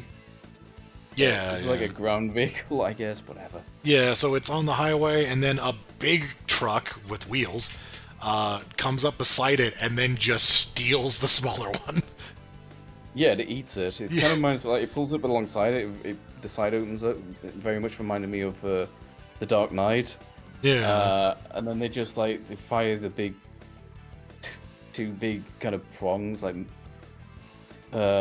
magnetic prongs, and they just drag like a fishing line, just kind of drag it in. I guess it had to be a hover one, because otherwise, how would you even do that? I guess so. Yeah. Just. I mean, it was like if it had wheels, you'd have to have like a ramp, like a handicap ramp, to drag it up. So, anyway. Either way, yeah. So the truck gets abducted, and they use laser guns to break into it, and it's just, I don't know, these 3 goons. They're the villains of the episode, I think. And the ringleader, goatee man. Yeah. Is that Karos, I think? Yeah. So I remember that name because we put it in the notes. I must say Kalos, isn't that the guy from Time Splitters? Yes, yeah. So yeah, they break they blow open the door, and then there's drums of Sarastone. Yeah. Yeah, there's got a big biohazard logo on it. Yeah, it's Sarastone. You remember that? We know this because we've established it. Yeah. I remember in Ace in the Hole that was the Sarastone. So Batman shows up and fight. He's like, Bruce, what's in these barrels? And he says, it's Cerastone. He goes, what's that? Bruce is like, we talked about this, don't you? You fought a dog at... Ugh. No, I haven't. I haven't because we haven't produced that episode yet. But we've aired it. He's like, yeah, but it's not been made yet. Oh, God. Oh, for fuck's sake. Alright. It's like a small thing, but it is, when you watch these back to back, it is pretty funny. Yeah. Especially when it's a previous season. Yes, yeah. Anyway. So, yeah, this is Cerastone. This is where the first episode they produced that it's mentioned, and they have to establish what it is. It's a, it makes stuff. It's just mutate. DNA stuff. Yeah. Mutate stuff. You get the drill, yeah. You know what it is. It's Yeah. the guffin that will mess you up. So I think, Terry ends up foiling their plan, but they get away. Like, they uncouple the trailer from the rest of the truck, which it's not... I don't know if it's like it just works like a train car, I guess, but... I do want to highlight Goatee Man, who has, like, electric Wolverine claws that he keeps on this... I want to say corset he wears? I don't know. I don't know how to... waistband was a better term, but... Yeah. He has, like, these Wolverine, like, well, not like finger claws, but, like... Yeah, just claws, and they're electric, and he keeps them there. It's just... kind of a... This guy's, like, interesting to me, because he kind of, like, skirts the line between being, like, generic random thug, but also, like, almost a supervillain, but not quite, with just his design, you know? Yeah. He's not bad. He's fine. Yeah, I guess he fulfills his purpose. Yeah. We'll get back to him. But, yeah, he gets away, and I believe that the Cerastone gets left behind. Like, the trailer falls into the river, and so it's, the guy gets away, but they don't get their Cerastone. So Yeah, and you say we'll get it next time. yeah. Like, this isn't a big loss for us. There's more of it. We'll get it next time. Yeah. Bruce gives a little rundown of who he is, and then Terry sees a guy hitting on his girlfriend. Yeah, there's a bit of a cut there. That's just, Yeah. he's not in the bat suit. No. Yeah, he's at a restaurant he's talking on the cell phone, and then as he's walking towards, he sees a guy roughing his way up to his girl, and then he's like, "What the hell is this about?" And so he goes to punch the guy, and then they suddenly go like, "Holy shit, you're my best friend! I know you." Yeah. They are both like, What's his name? Charlie? Big Charlie, nicknamed Big Time Bigelow. Yeah, Charlie Big Time Bigelow. And it's like, and then, Max and Dana are sitting down at this restaurant. They're just like, you know this guy? And he's like, yeah, we were buddies in high school? They're smaller. Well, like when they were much younger. Like, Yeah. He was like, what is he says it later on, like he was a minor, so he didn't get into trouble when they got into trouble. And then Dana sort of suddenly remembers him, just like, oh God, yeah, I remember him. He's bad news. Like Dana's like, oh yeah, I remember him. Do you? So it's like, uh-oh. Yeah. So he's been in prison or juvie, I guess. Nah. He just got out. Was it juvie or was it like actual prison? It may be natural. No, it was actual prison because he met a fucking crime boss there. That dude was not in juvie. So, yeah. Right. Yeah. That would be weird. So he went to full-fledged prison, but Terry was.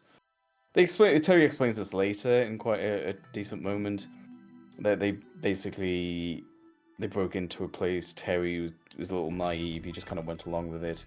Terry didn't get charged much because I think he was like 2 or 3 years younger than him. Whereas Charlie just went to prison, and Terry always felt a bit guilty about that. So we've already got an episode, like a season 3 episode. It's got a little bit more going on, especially with we're getting into Terry's backstory. One of the few things we haven't touched on yet. And this time it's his delinquent past, let's say. Right. So yeah. they're talking, and then Charlie's basically kind of alludes to him like doing more crimes. He said, I've met someone while I was in prison who's got some good connections. I was wondering if you'd help me out, and Terry's like, God damn it, like, no. Yeah. Like, I don't. We haven't changed a bit.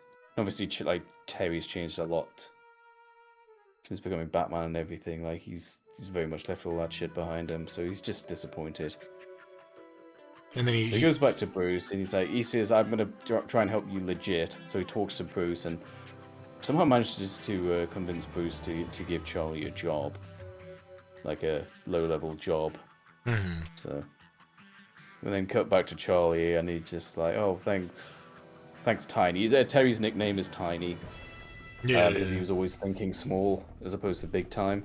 Tiny Terry. It should be noted yeah. that like Bruce is actually pretty hesitant.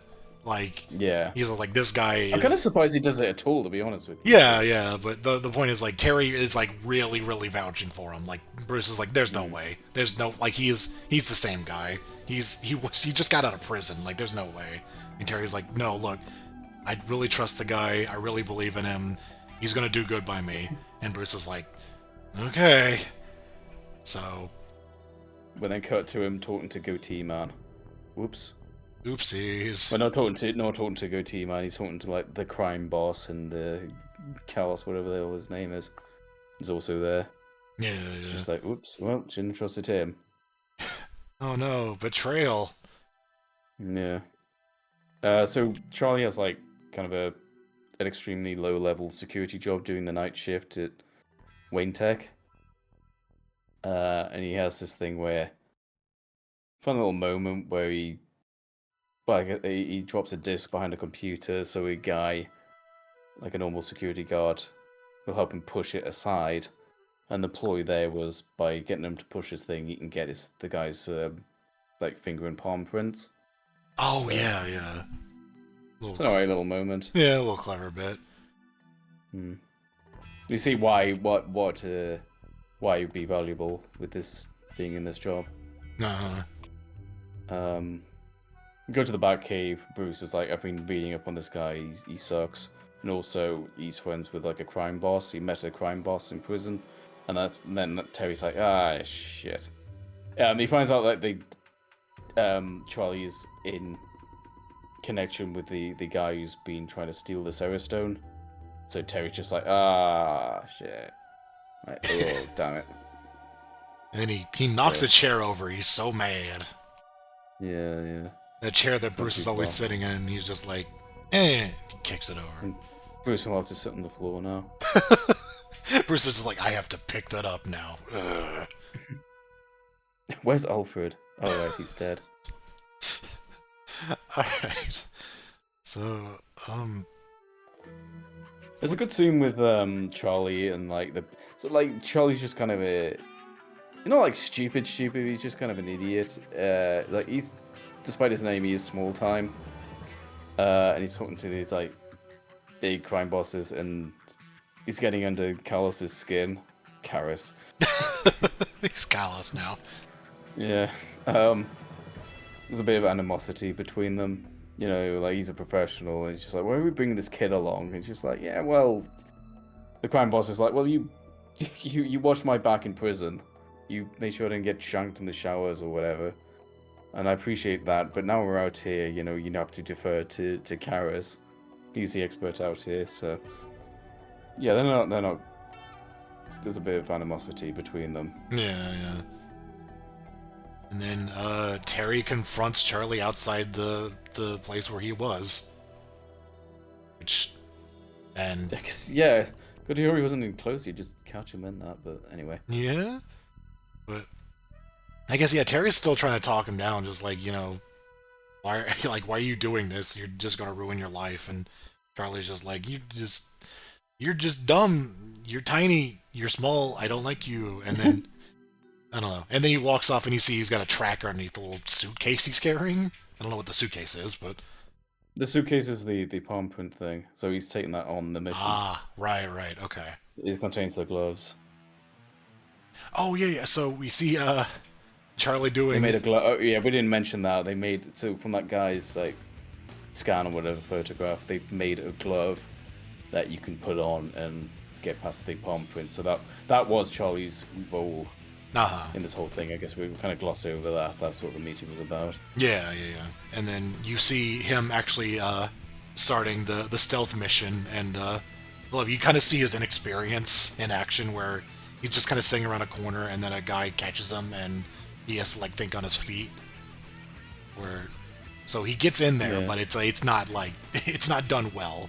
Essentially, it's like me playing Payday or Hitman or something. It's like, oh shit, and just kill him. Yeah, it's just anyone playing a stealth game. Yeah. He knocks the guy out, and then he uses the glove to get into the room with a bunch of Starstone drums. They really want some Starstone, I guess. Yeah. And because there was a tracker on it, Batman finds them, and then a fight happens.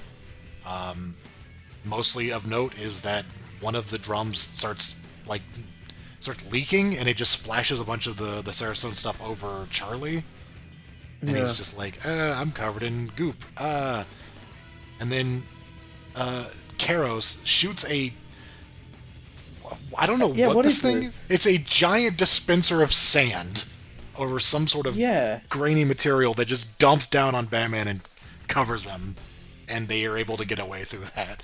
I guess it's just like an industrial thing, but it's in the middle of a room? Yeah, it's like a big-ass dispenser in the center of the room. Like, I don't know. It reminds me of they kind of alluded to this, like, in their notes, like, this thing's you smash in Sandopolis zone. Yeah. And the room starts filling with sand. I mean, I can imagine that thing existing in, like a container, like a vat or something, but not like in the middle of a clean room that's apparently used for storage and stuff. Yeah. Weird. I don't know. Yeah, it's just like, here's a lab of some description, sand machine. But yeah, either way, up your sand. Yeah, the sand dispenser. So Terry gets buried in it. They get away. Yeah. Charlie gets away. He's not feeling too well. They pretty much like leave. They almost leave him to die. At least they try to, and Charlie just hangs onto the back of the truck. Like they really don't give a shit about him. Right. Yeah. And then Karis like talks shit about him. Like, you're just an idiot. Like, you don't belong here. And he's like, oh, the boss isn't gonna like it when you speak to me like that. And he's like, I don't give a shit what the boss thinks. This whole plan centered on you, and because it's failed, this is your fault. Yeah. So that's kind of the gist of it. And then you see Charlie just kind of wanders off, and he's not feeling very well. Yeah, you see I think you see his hand swelling at one point. Like, something is happening to him because of the Sarastone exposure. Yeah. Terry runs into him outside school. He's hanging around, just waiting for Terry so he can be like, hey man, actually, I forgot to mention, who was voicing him? Alec Baldwin. Oh no, it's not Alec Baldwin, hang on. It's not him. Which one? It's one of them. It's one of them. Did I not write it down? Shit. I guess not. It's quite an interesting bit of guest casting. Like, they do this quite a lot. Yeah. He has a very unusual voice. Stephen Baldwin, yeah. It's just that he has this very like kind of like softly spoken. Yeah, like deep, softly spoken. Hey Terry. Yeah, like that. Yeah, it's. He was thinking tiny, Terry. Yeah, it's interesting. Yeah. So don't get too attached to this VA though. He ain't coming back. Right. Yeah. Well, I mean. Yeah. So what is he? What is he telling? He's trying to talk something to Terry. Terry, please help me. I'm not very well. Something's wrong, and Terry's like, I'm getting gigantism or something. I got a problem. Terry's like, man, fuck off. I guess it's not really about the. Sorry, yeah. I guess it's not about his physical problems. It's like these guys are gonna kill me now. Yeah. He just wants help in general, and Terry's just like, man, fuck off. I'm sick of this. This is also the point where we get the backstory. Terry tells Max about what specifically happened to them. It's not a bad story. Again, I do like the episodes that explore Terry's past a bit more. And then there's a shot of Charlie, who has a big gray hand and something's happening to his head. It's in silhouette, but something bad's happening to him. Not very well. Yeah. And then Terry goes to where Karos and the mob boss are. Yeah. Just confronts them, and then suddenly the doors get blown open, and there's a big gray man with a giant arm just bundling in, and he's just like, "You bastards! I'm Charlie, by the way." Yeah, they're like, I sort of recall them like immediately realizing it's Charlie, even though it's really not obvious. Yeah, he doesn't. Does he announce it? I can't remember. I don't remember. He looks completely different now. I think you compared him to a Charger, and he from Left 4 Dead, and he absolutely he's looks got like one big arm. Yeah, and he's just gray, and he has he's like, I think he just has a different voice now, if I remember correctly. Well, I don't know if they just pitch it down. Right. Well, At least hit at this point, yeah. But yeah, it's just he's pissed, and he's gonna fight, and he's just like, "Look what you did! I'm a monster because of you." Don't quite remember what happens here, other than there's a bit where Kalos falls off the building, and I didn't notice Terry does not even try and flinch to pretend to save him. Yeah, He just stands like completely still. He's just like, well, he's probably dead. Bruce is like, you didn't even try and save him. Just like, lost cause. Whatever. I don't know. He's got bigger fish to fry because he's fighting Charlie. Yeah, his friend. Yeah. And he's like, I don't want to fight you. And he's just like, why don't you want to fight me, Batman? Oh, right. Never mind. Why? I'm so scared of you. You're so spooky. I don't remember this being anything of note. He just kind of falls off the building. Terry's probably should be a bit more emotional, but let's be honest, like they just.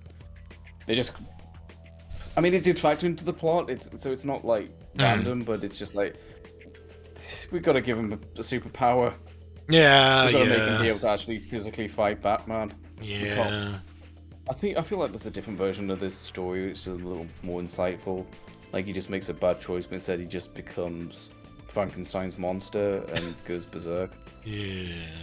We're gonna have an action scene at the end, I guess. But yeah, he gets knocked out. Karos falls off the building, and then there's like a news report about the capture, and that's the only reason I even remember the guy's name is because it mentions like Karos was taken in alive. Yeah, Karos survives. And Terry's disappointed. That's it. I wanted Karos to die. I mean, Charlie. What? What did you say? Poor Charlie. Poor big time. Yeah. Okay. That was really worth reconnecting to finish that off. Yeah. Alright, so that was... alright. That was the best one we've had so far. Oh god, yeah it is, isn't it? Oh god, that's not good. Yeah. Oh boy. We wrote low B. I am really trying to be positive, but I can't deny facts. That is the best so far is low B. Yeah. Positive points. Gets personal. We haven't done that for a while. That's good. Yeah. Exploring something. One of the we're 3 seasons in now, so we're kind of running out of things to explore that we haven't already. But his delinquency, that's something. So I like that. I'm glad they found something there. I like the initial character of Charlie. Yeah. Like I think he's alright. Kind of believable, What I don't like that he has to become a supervillain in the end. Yeah. That's I get why, but I guess his monster form as well. We're just going to talk design. I don't like that he's just a very kind of stereotypical kind of mutant, kind of guy. I mean, I get he's created by an accident, but yeah, he's very generic looking as a monster. Yeah, he looks like a generic special monster from Left 4 Dead. Like, he does not look like a main villain. He's just Yeah. a big brute with a kind of funny-looking arm and a funny-shaped head. Yeah. It's really not anything. So, Don't really know. Yeah. it feels like, yeah, its first half was pretty good, really promising, then second half it just really falls apart. It does, yeah, and it's just a confrontation in this building. I mean, they try and make it interesting, it's like raining and stuff. But yeah, but it squeaks, the personal stuff, I think, like, squeaks it into B. How far Just into like- B? just right here? I don't think I like it as much as those other Bs, so yes. Yeah. Oh boy. And I'm giving a lot of credit to the personal stuff. Yeah. I guess I also like his like conversations with like the crime bosses and stuff. Yeah, Like, he's yeah. kind of out of his depth. I do like those scenes as well. Oh yeah, it's just the first half. It's really strong, and then it's just kind of. This is like the last. To be generous, it is like the last third when he. Yeah. It's almost, well, actually, to be fair, it's like the last scene he actually shows up as a mutant. That's true. I mean, then he starts fearing for his life. You get the scene where he explains to Max. Well, that's a good scene. I do like that. His guilt. Yeah. And then we're like, shit, we've got to wrap this up. He's a monster. He's a monster. They have a fight because he transformed, I guess. He doesn't know Terry's Batman, so it's not like it's like one Yeah. side like, I don't want to fight you, and he's just like, well, I don't. Yeah, I'll fight you. I don't care who. I don't give a shit. So, yeah. Yeah. All right. All right. Episode 5, Out of the Past. This one has a hell of an opening. It like immediately cuts to a stage play or like a musical, the Batman musical. Yeah. It just immediately just goes into this like song and dance with someone portraying Batman, and there's a bunch of cameos there. I forget who the mains one were, but We didn't even write them down because there's so many. I guess it's technically not them as well. There's some good shots here on the website we can use. There's like Harley, Poison Ivy, and Catwoman, but they're all like Joker, Two-Face, Penguin, but they're all like very kind of stagey theatrical designs. Honestly, I really dig these designs, considering they're only in one scene. yeah. I like Batman's costume here. I like the depiction of Robin, who's this scene kind of rules. It does, yeah. It's really good. And- The best part of it is that the guy singing our Batman is Kevin Conroy. Right. He's actually the one singing. It's great. Oh yeah. And in the audience is Bruce Wayne. Kevin Conroy. Yeah, Kevin Conroy and Terry McGinnis, and they're watching Terry's this. loving it, and Bruce hates it. Terry's like, it's Schway, and Bruce goes, it's Schwarbage. That's a great line. I love that. I'm sure there was like a YouTube channel or something that was called Schwarbage. Yeah, I think there was a YouTube channel, and it was like I don't know if it's still around, but it was like out of context Batman Beyond clips, including I think they did Get Back in the Chicken. But they had like these out of context shit posts, and I think it was called Schwarbage.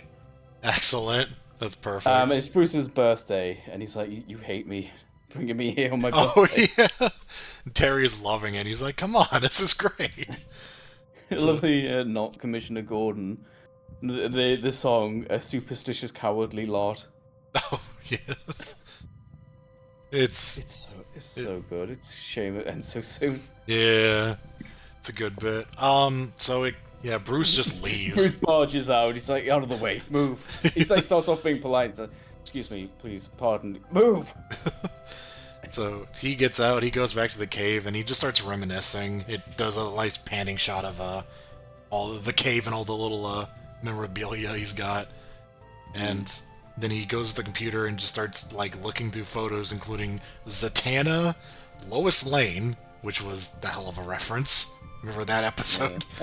It still counts. There's a love interest. Yeah. Or that was a 3-parter, but yeah. And then... That'll be 3-part, you mean, yeah. So it's a love interest, yeah, 3-part. Huh? No. Yeah. It shows a picture of Catwoman and Selena Kyle. Yeah, they had to do that, because if it was just Catwoman, you'd be like, who the fuck is that? Or if it was just Selena Kyle, you'd just be like, who? I don't remember which random lady is this. Oh, it's Catwoman. I remember being... I should have just... I could have used that image when we did the design reviews. That would have been perfect. And the last one is of Barbara, and all I'll say is fucking Bruce Timm. Thanks. Yeah, all 4 of those he had some sort of romantic interest in. Yeah. It wasn't just random things from his past, it was all the women who, yeah, we remember. Yeah, because, you know, sometimes you on your birthday, you reflect on, sure. on, you know, your past. Or what could have been, things like that. Yeah. And, then, the 5th woman in his life, Talia, shows up. She's there. Yeah. She's just in she's the... like, you didn't save one of me, you bastard. It's like, where am I in that photo gallery of yours, asshole? So, she just... There's Talia Al Ghul. She's in the cave, and she's like, what's up? And Bruce is like, and then... and then Terry wanders in, saying... Little quib saying, like, just about, how they see the Lazarus Pit, you know, still young, so just acknowledge that. Right, yeah.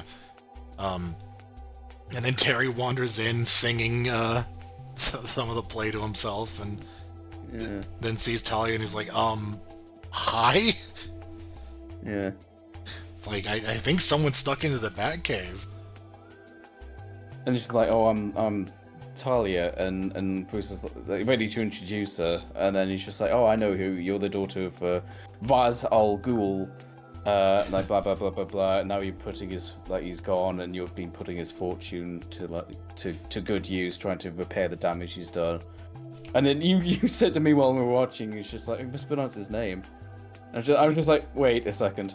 And then she immediately comes back and goes, very thorough, Terry, although his name was pronounced Raish, not Vaz, a common mistake. Right. That's, yeah. I also think that was a jab at, like, some other, like, interpretations. I'm pretty sure Batman Begins was Vaz. Oh, yeah, I think so. Not that that existed at the time, but yeah. Right, yeah. So, she just... Oh, yeah. So, yeah, it doesn't say it explicitly in this scene, but she's trying to convince Bruce to come with her, and then when it explains why, it cuts to a scene in a restaurant with Max yelling "Eternal Youth" to Terry out in public. Yeah. And then he's like, quiet, over here.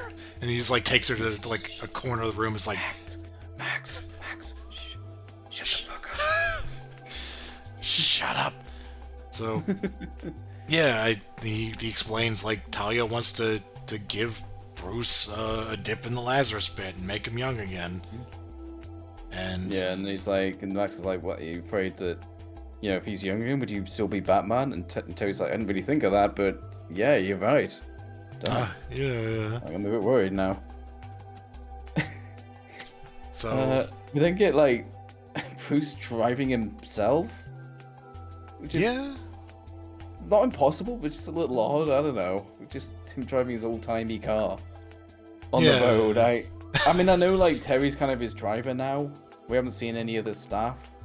He doesn't really employ anyone else. It's just Terry, and there's no reason he can't drive a car. But I don't know. It just seems slightly odd to me. He's just driving himself. Well, he was doing it in the first episode of the season too, so I don't know. We don't know. I couldn't tell from the screenshots. On that. Yeah, true. But yeah, he gets a flat. He goes to replace it, and then I like that the cars have wheels or don't have wheels depending on if they're important to the plot. Yeah, pretty much. he gets accosted by some thugs. Are these jokers? No. No, they're just not. dudes. Yeah, they're kind of colorful, but they're not clowns. Yeah. And, so what, yeah, Bruce... They get into like a fight, like they're just like, hey, having trouble, old man, like, we're gonna mug you, basically. Yeah. Bruce fights them off, and then the problem is that they throw a random woman into the road, and Bruce very narrowly saves her, but it's real close. Like, he only just manages to save her and survive himself. And then Terry shows up. And just like, shit. That wasn't good. Oh no, he actually, I think he was about to get run over, and then Terry shows up as Batman. Oh yeah, he's the one who saves him. And actually saves him. But Terry, he'd be dead. Yeah, and Bruce is lamenting the fact, like, I could have actually done that if I was younger. Like, not too long ago I was able to do that myself, but now I nearly died because I can't do anything. And yeah. So he's really feeling the effects of being old. So yeah. Talia manages to convince him to go take a dip in the Lazarus pit. Yeah. So they get on to a private away. Yeah, they get in a private jet. The show doesn't really go, but the show doesn't get out of Gotham much, does it? Now I think about it, because that was like a thing that came up quite a bit in the original show. But Terry doesn't get out of Gotham much. Now I think about it. Then again, I suppose with like the future shit, you can just bring anything to you and justify. Right? Yeah. It's not much of that in this show, but yeah, this is one of the few times we do. Yeah, so they board up on a jet and they get out of there and. Little line about like Terry's like, I'm not putting on the Robin costume if you know, and then Talia says something reassuring to him like, oh, don't worry, Bruce will just be staying with me pretty much. Oh yeah. His crime fighting days are over. We get a brief appearance from my new favorite character. What was his name? I don't remember, but I can't even remember. He was the guy who is played by Mark Hamill doing the worst Carter, his name is Carter. Carter, doing the worst like British accent I have ever heard in my life. I don't even know what it was. Like So the funny thing is, we were watching this. I didn't know it was Mark Hamill, and I was just like, "What is this like ridiculous accent?" And then there's a bit where he just like makes a sound or something, and I said to you, like, I literally said, "That sounds like Mark Hamill." He just goes like, "Oh," like that or something. I was like, "That sounds like a Joker." And then we looked at him after, it's fucking Mark Hamill. Yeah. His voice so much I recognize it from a grunt. So I don't know how true this is. Apparently he was basing this voice on David Prowse, who is like James Earl Jones did the voice of Darth Vader, but Dave Prowse was the Englishman who actually wore the costume in Star Wars, and apparently he's basing it on him. I've heard Dave Prowse speak. He does not fucking sound like that. He has like a country accent. He's not whatever Mark Hamill was. It's nice that you're trying to homage someone he knew, but right, yeah. Fucking. Alright, what's all this then? Hey, something wrong. It's something wrong. Oh my god. It was. I mean, bizarre. It was. I mean, I technically don't know where this character's supposed to be from, so I can't fault the accent, I guess. It was comedically bad. It was you know, like Mark Hamill heard, like, you know, Tim Curry was almost the Joker, and then they brought him to Batman Beyond. He was doing a silly accent. I can do that as well. I'm gonna pirate Tim Curry again. I'm gonna do an even sillier accent. We got Mark Hamill in Batman Beyond, and this is his role as. Boy.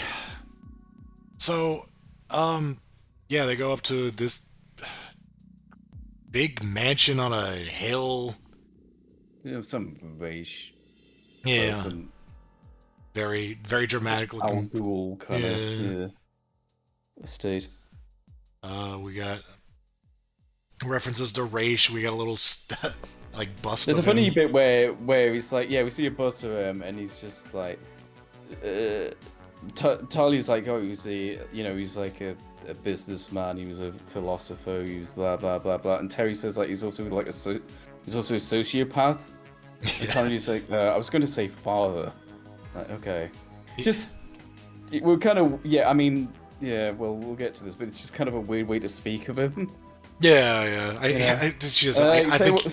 I think he'd want to be remembered as a father, and it's just like, yeah, I bet he does, because he fucking didn't act like one. I mean, you know, say what you will, Hitler was a really good public speaker. It's like, I mean, he was, yeah. Not the first thing I'd highlight. You know, that's kind of the last bullet point there. But, you know, never mind. It makes sense later, but... Yeah, okay. Apparently we're beyond defying the Lazarus Pit, because we saw what happens when you go in it a long time ago. Right. So we now have the Lazarus egg that you go in. You need to get... If you take... Okay, so... Lazarus Pit. You go in it, you become young, right? Uh-huh. No, wrong. You need multiple dips in it. It is now Why? One more dose clause. It is a one more dose clause. The reason for that you is can't just go in it. It isn't just that, like, oh, Bruce is considering it and then he turns back. No, he actually does it. Like, he actually goes in it and then becomes a little bit younger, where he has... Yeah. Not like original series young. Yeah. Not like Grey, but, like, if I had to guess, like, in his 50s, you know, or something. Yeah. He's younger. But, like, yeah, he's like working out and shit, so he's super strong all of a sudden. And he does have a minor freak out, because that's a thing that happens, apparently. But he quickly gets over that.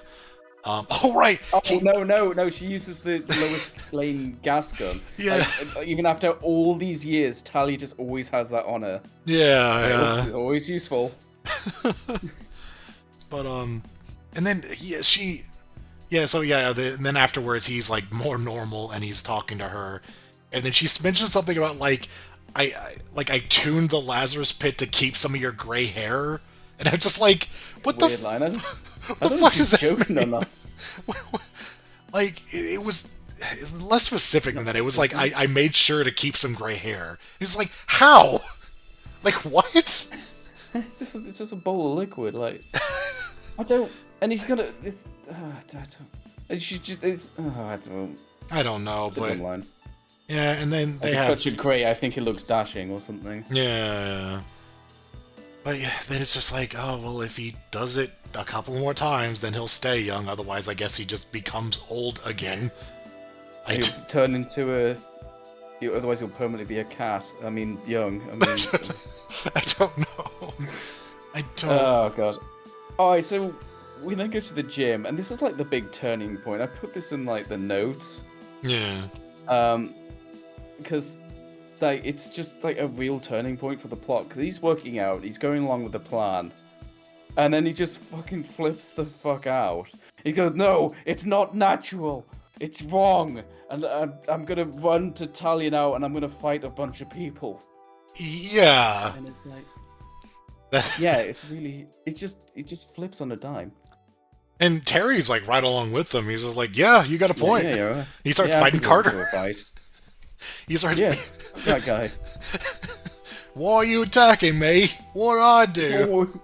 What I do? Like, this is not how we do things in the United Australia or wherever the fuck I'm from. I'm sorry, I'm really trying not to do this, but then there's a bit where he goes really big. That is a weird looking shot, yeah. Will work for you, but I think it's worth it. Oh, God. He obviously got hit with the stuff Charlie got. It was Sarah's stone. That wasn't the Lazarus Pit. No. So the plot I put in the notes is like this just goes haywire. Like they just start fighting people, and he's still, as far as we know, he didn't betray Talia or anything. He's still going along with it. He didn't just go out to go no. Yeah. You know, it was just like, actually, Talia, I don't want to go along with this. It's like we missed a step, because like it would end up fighting anyway, but I don't know why they did it in this order. It's strange. Yeah. We do get a funny little bit. We get like a music throwback to the original show. That's nice. Yeah. I do like seeing Terry and Bruce fight alongside each other. That's nice. Yeah. And And then we're like, there's a voice, and it's David Warner. It's Ra's al Ghul. it's like, I don't want to be disturbed. right, yeah. And so they break into the room, and Talia's standing there. She's like, "What the hell's going on?" And I don't know. They get stunned, but they get prodded. Well, she says like, "Oh, I didn't want to reveal it this way, but you left me no choice." And then in David Warner's voice, it's like detective. Oh, like, yeah. I was like, "What the fuck?" That's right, yeah. And then, and then that's where you get this shot of like they pass out because I don't know, they get Carter zaps him. yeah, they get zapped. That amazing futuristic tech, the zap gun.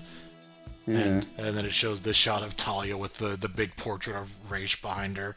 It's like, Not a bad shot. I mean, I guess it's just Raish, I guess. I mean, it's not subtle. Yeah. No, I mean, like, Yeah, so I guess, so I guess the interest of being clear, this is just Raish now. yeah, it just is Raish. Yeah, I mean, obviously we knew that the whole time, but it'd be very confusing, especially, Yeah. the VAs and everything, so... So Anyway, Terry's being taken off. We get this, like, dialogue between two goons, and one is very much a sadist. He's like, "Oh, it's so brutal when they when the crocodiles eat their prey," and the other guy's like, "You're sick."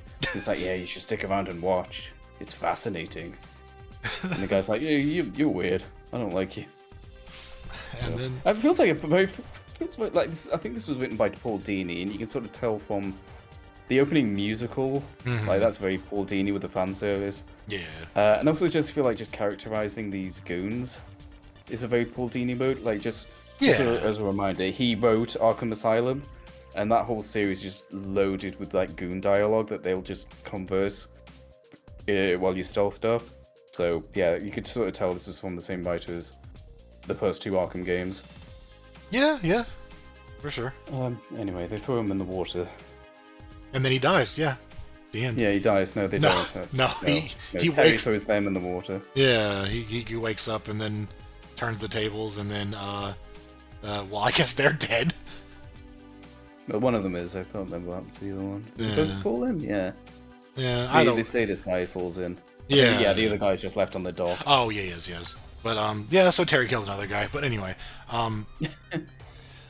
Once again, we see what we never said. No killing. yeah.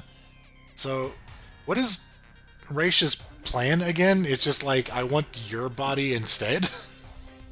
Yeah, so basically what he did was like he apparently after the last episode he was in, which was that the Superman episode or was it the last Batman episode he's in? I don't know. Pretty sure. Anyway, he says that yeah. his body was too messed up after their last encounter, so he had to make the ultimate sacrifice, and he kind of did that Mr. Freeze like brain swap thing, lost soul thing, and he basically put his mind in his daughter's body.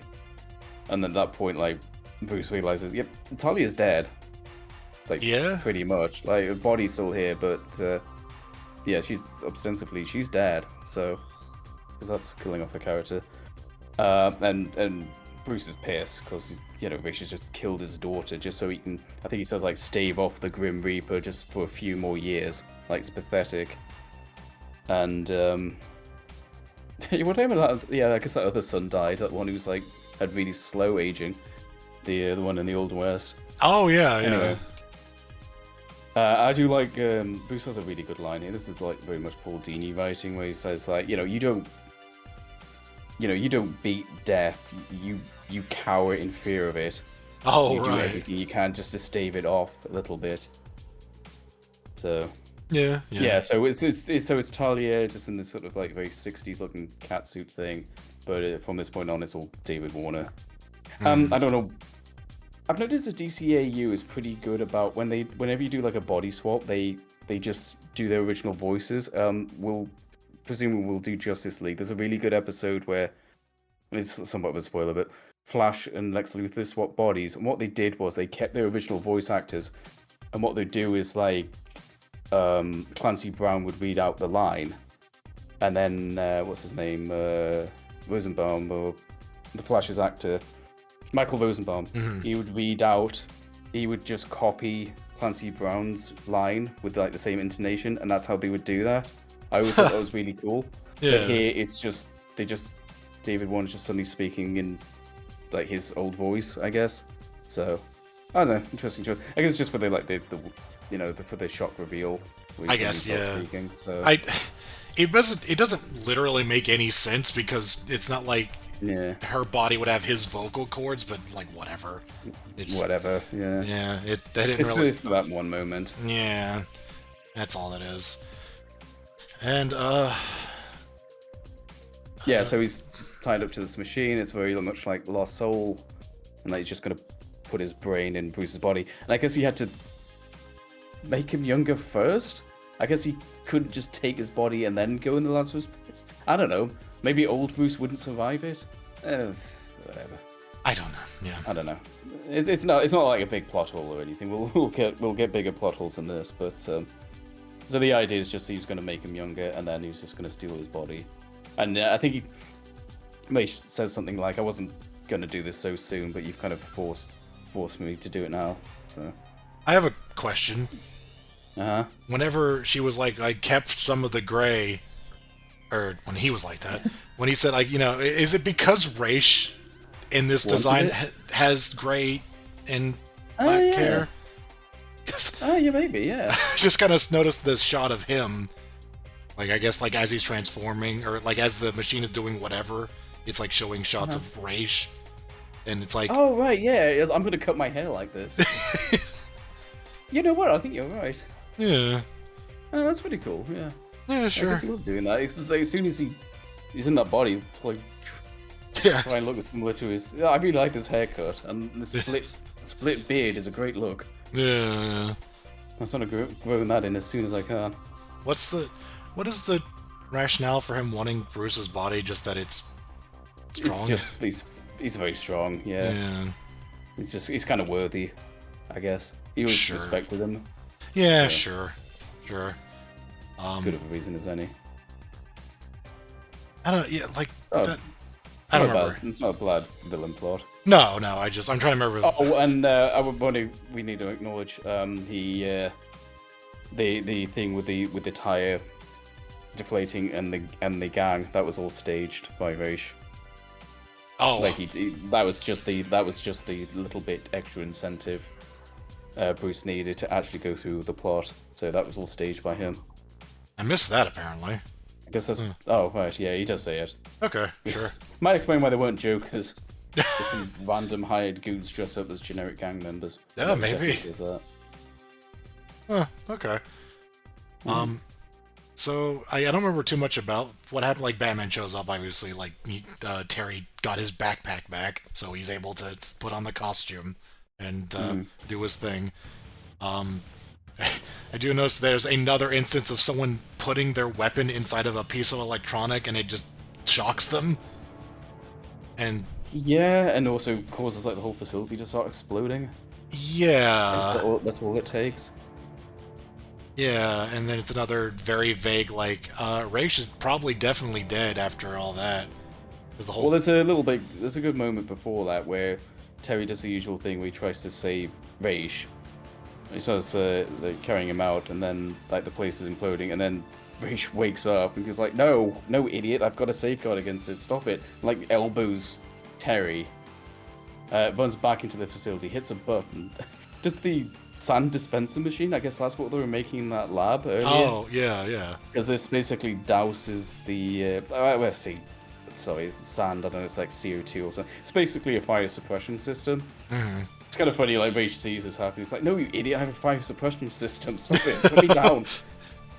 Runs back, manages to stop it, saves the Lazarus pit. It's like, yay, I win. And then a random string cable, like, touches the Lazarus pit, and then everything explodes anyway. Yeah, yeah.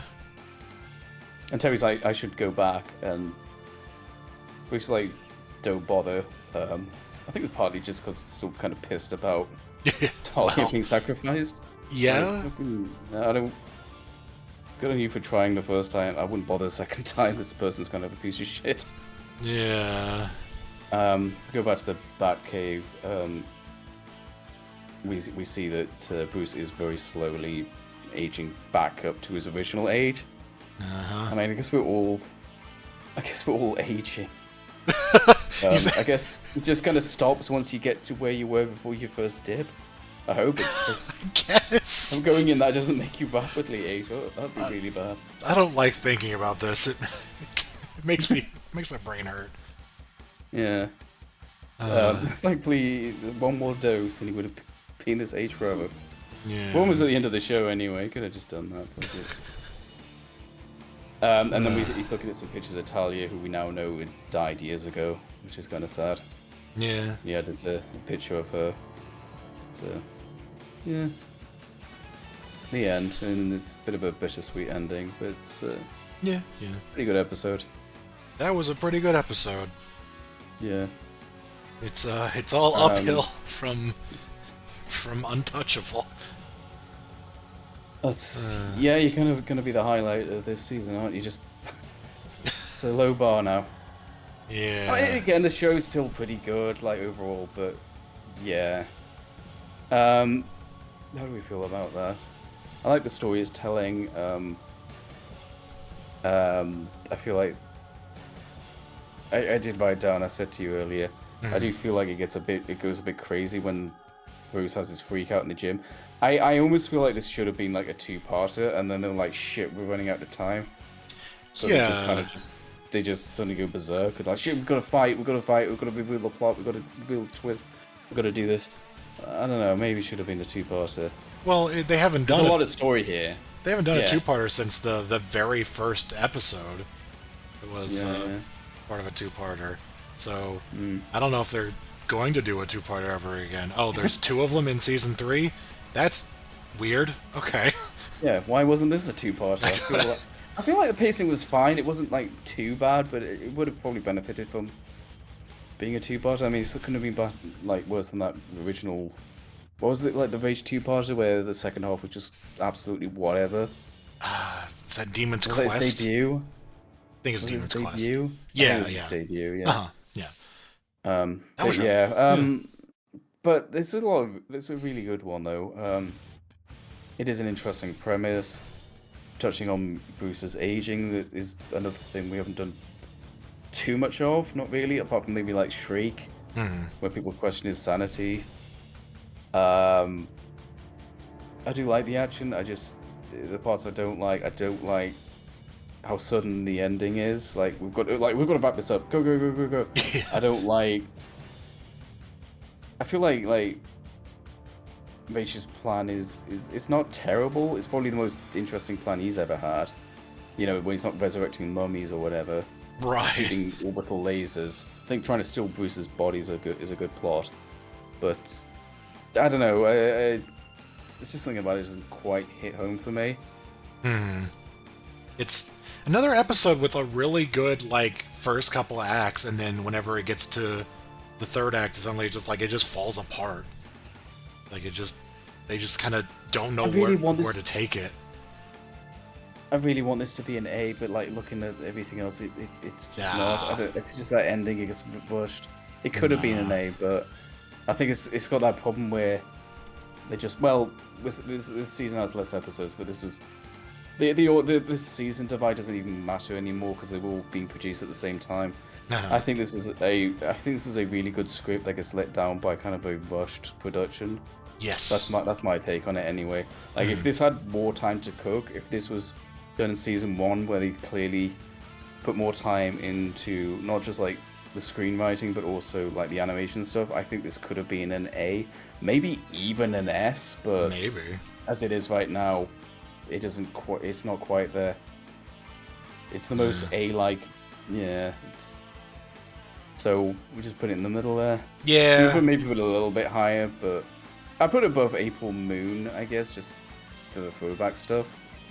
Yeah, that stuff is really good. I gotta give it credit. Like, it is really, really good up until that last act, but the musical is amazing. It is, absolutely. That was a lot of fun for what is otherwise an underwhelming season thus far. So I thought you were going to say quite a heavy episode, but yeah. Well, that too. Yeah, this episode is just full of various things that I wish more of the last 2 seasons had. You know, Yeah. it's like they remembered who their good writers were at the very last second. Yeah, well, I mean, they were doing like, was it like? I'm sure they were still doing Superman. Oh yeah, I think yeah. they were just kind of spread thin as well. So That's anyway, true. We'll collect on the whole season when we finish. Yep. I'll stop there if you don't mind. I want to time fade. Sure. It's up to you. Oh, I didn't mention bloody Carter as well. He was what the fuck? Yeah. Let's mention him enough. It's not even that big a deal. He's not in that much. It's just very strange. He's the lead henchman, though. He does have quite a bit of screen time. Yeah. It's just... We'll stop there now. Yeah. Let's just say that piece. Yeah. Alright. Speak No Evil, episode 6. Boy, this is... God. I just remember what's coming, and... Well, I guess it doesn't take long to find out. He starts with... There's an ape running around. Yeah. Terry's out with his friends. Howard, yay! Hey, it's Howard! And then I Max love does Howard. this... They hear commotion and, like, Terry needs to help. So Max has to concoct a cover story, and she's like, I'm hungry. And he's like, we just ate. I'm hungry. And she's, I want breakfast. We've just had breakfast. He's like, we've had breakfast, yes. What about second breakfast? Yeah, she demands that he feed her sodas or something like that. Yeah. I don't know. It was a very weird bit. And then she's like, yeah, But, be a gentleman and feed me. But it was, just funny, just Max being all like, look over here. And then Terry runs off to do Batman things. Yeah. He goes to deal with a commotion because there's an ape running around. Mm-hmm. This is the fucking third time that these shows have had Batman dealing with apes. Yeah. Yeah. I get the feeling it's just kind of an old standby. Like we need to come up with an episode. I don't know, an animal. We'll have Batman fight animals. I don't know. I don't know. It's weird, but I mean, this one at least has a better idea than just Batman fights animals. Yeah. Yeah. This so- isn't. Yeah, we'll get to it, but yeah, it's not. It's got a little more going on. A little bit. A little bit. So it doesn't go well. As you can see here, Batman takes a dive into a glass window. Yeah. I didn't even It see what doesn't you do it. posted. I just saw that on the site. And like, that's what he's going to post. There it is. If he's not going to do it, I am. So yeah, I remember. Yeah, the ape. Then he's like at a subway terminal or something, like a train station, Mm-hmm. and he ends up grabbing onto one of the train cars and just getting away. I think. Yeah, he gets away. Batman and can't they- pursue train. And they comment later that it's like, oh, the ape knew which train to get or something, which I guess. It's a bit of an elaborate explanation. But basically, like, the scene is the ape demonstrated intelligence, which is fine, but it's a little convoluted. It's like, yes, but he knew to get the express train. And he's like, you sure? I mean, he's right from what we learn later, but... Is he? Because, like, why would the Yeah. ape have knowledge of these things? Like, it's intelligent, but It doesn't it know isn't- it doesn't know the train schedule. It's never ridden a train. I don't... Okay, well, pretty quickly they explain what's going on because these scientists show up and they're, like, chasing after it. Yeah. It's, his name's Fingers, I believe? Yeah. And they're like, yeah, so he's smart, I think they explain it here, he's spliced. Like... Oh, one small thing. I do like. I believe one of the scientists says, "Oh, my daughter named him." Oh, yeah. That's yeah. one cute little bit. Yeah, sure. But yeah, the whole thing is that these guys spliced an ape with human DNA. So instead of it being like a human with animal features, it's an animal with human intelligence. Sure. I don't know. Man, So- that splicing episode, this may not be the best episode, but strongly recommended not to skip it if you're going to watch this whole show, because boy is it important. Well, it's not that important. I mean, you can explain it in a sentence, but still. But it is kind of funny just Yeah. how much of a keystone episode that was. It's like they brought up that concept, and damn it, they're going to use it. So It's a good MacGuffin for a bunch of things, honestly. yeah. So yeah, Terry gets the lowdown from these guys, and meanwhile the Fingers, I guess that's his name. Sounds like some sort of crook. I'm Fingers. Yeah. Fingers Malone. He's in a park or something where there's like a TV, like just kind of a public TV, I guess, and he sees a guy with a fucking Kano eye. There's Kano number 3. Yeah. He sees Kano on the TV, and then he says the guy's name. Like, the ape actually says out loud the guy's name, and I don't remember what it was. Van Dial. Van Dial, yeah. Hence the title. He spoke. Evil, because this guy's evil. Oh, yeah, he did speak evil, so I guess he went against the title. What a loser. You shouldn't have done that. Batman clings to a wall because, I don't know, fuck it. We do, when he sees the TV, we do get our favourite character, not Clock King. Yeah, the guy you can't catch a break in this fucking town. I guess you should That's say the last time we see him. Van Dial is a conservationist, apparently. That's his job. Yeah, but the ape doesn't like him. I wonder why that is. And yeah, we took that screenshot. Terry's just he's Batman. He's Spider-Man now. He just clings. There's no visual thing to stick onto the wall. He just sticks there, just for fucking out. You know we're Spider-Man inspired, don't? Yeah, he's Batman now. Late revelation. I've only just realised. I've only just realised. It's when he stuck to the wall when I realised. It only just dawned on me 3 seasons in. So, yeah, the monkey's hanging around the ape. Fingers is hanging around at like a building under construction because. Did you just correct yourself because you said monkey? Yeah. I wouldn't have cared, but I did. His name's Fingers. It's Fingers. Okay. Yeah, no, I got it. He's the orangutan, the primate. No, he's hanging out a building under construction because for some reason, like Batman loves winding up at buildings under construction, and he's doing the stealth suit thing and the stealth suit thing, and then Fingers just smells him and then just turns around and just punches him or tackles him.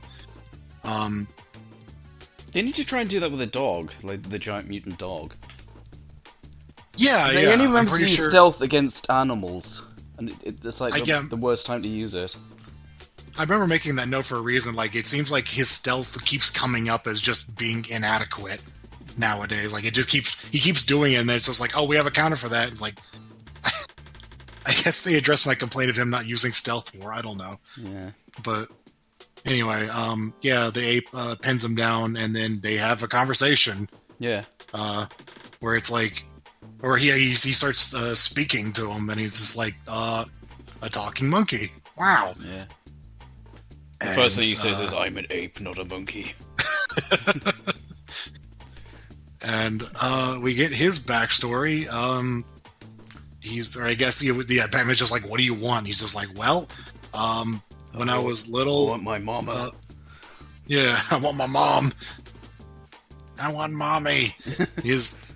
When he was little, he was out in the wilderness with his family, and then Van Dial shows up and captured his parents. Yeah. Well, his mother, at least. His little siblings. Yeah. His family. So, his family is captured because of, they are poachers. Yeah. Yeah.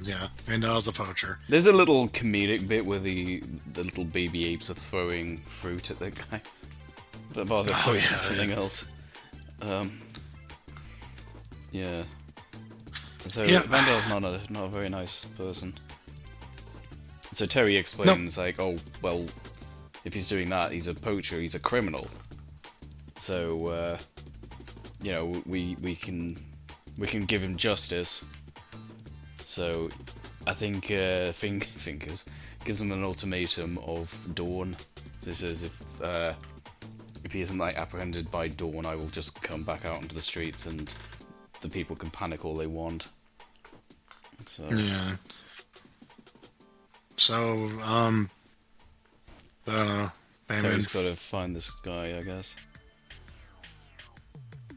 And then he does? I don't even remember what's happening. Yeah, there's just kind of a... We just learn that they're poaching. I believe Terry comes... He just goes to Sanctuary because he knows where he is. This isn't a mystery. Right. Yeah. He also finds out that the poachers are taking like the microchips out of the animals to prove that yes, these are protected animals. Just to verify yes, this is a crime they're committing. Right, yeah. And then, I don't know, Terry gets knocked out, apparently. Yeah, you can see him with his bionic Kano eye. So... Oh, right, yeah, it's another instance where the stealth doesn't work because he could just use the bionic eye to see him. Yeah, I guess. This guy's, I guess now it's the time to say this. This guy's kind of a, it's kind of like a discount Stalker. Like, Stalker wouldn't have worked in this story, but there's always overlap there with them being, like, hunters, basically. Yeah, kind of, I mean, they're very different. Like Van Dyle's got kind of like a Dutch name, kind of, sort of like a more kind of European take on hunting, whereas like Stalker's quite different from that. But there's definite kind of like thematic overlap here. But I guess yeah, he can work in the story. I just maybe if they tweaked it around. I kind of want to see Stalker again. Is what I'm saying. And I think we've kind of stepped on this kind of villain theme, if you know what I mean. Yeah. No, this this isn't exactly new territory. Yeah. In a way. And then, so yeah, he gets knocked out. Batman gets knocked out, and then Fingers just takes a cab. Yes, he does. He just calls a cab, and the guy is like, "Hey, nice costume," and then. Well, the excuse they give is that he boards the cab in front of Gotham Studios, which is a very blatant pastiche of Warner Brothers, complete with the water tower and the logo. I never knew. I mean, I know it's not important, but I never knew Gotham had a studio. Maybe it's the one with the dinosaur from the Calendar Girl episode. I don't know. I mean, they would obviously tell me something there. So. I mean, yeah. I don't know. I just kind of find it funny that just out of nowhere there's suddenly a movie studio in Gotham that I mean, we've watched every single Batman episode. It was not mentioned before, I don't think. Maybe Clayface worked there. I don't know. I don't know. Anyway, but yeah, that's the excuse they give for why he just presumes it's a costume. Yeah. It's and then I don't know, Barbara and Bruce. I don't know. Batman wakes up in Barbara just like. Barbara just shows up on the phone with like Bruce, and then she just hangs up. It's like, I think she's just saying. I think they're just saying, make your way to Van Dyne. Yeah, she just gets an excuse to go there because she ends up there, and Anyway, so Batman wakes up in the pen. So yeah, of course they captured him. They didn't demask him. Nor did they kill him. They're just like, I'll just throw you in a pen with some lions. Yeah, and they're like gathered around the cage laughing. Yeah, they're like, oh, let's take some bets on how long it takes for them to kill him or something. Like, dude, it's Batman. You can just put a bullet in his head. This random poacher guy is definitely the scariest Batman villain. He's like 4 times to the square root of the terrible trio. I don't Yeah. He's alright. He's fine.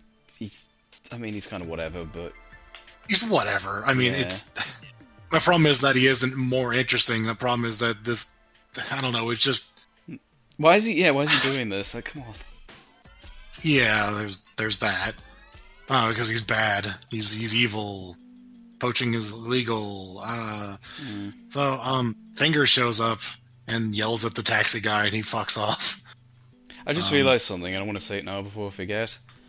Uh, Poaching, like, this is like one of the big evils I think you can do. Abuse to animals is pretty fucking evil. Sure. The only problem with this is that, and not to like take away from what he does, but I think this guy's like just a lesser version of the guy who did dog sports, because that was like that was more horrific when it came to like villains that abuse animals. Like that was this guy's like a mixture of that guy and Stalker kinda, but he's not as good as either. Yeah. That's a good point. Action. Yeah, and then Van Dog gets captured. Oh, Barbara shows up. Yeah. And she is very different sounding, which is Yeah, it's funny that. Yeah, you made a note of that. And the funny thing, I just tried to scroll on your video feed.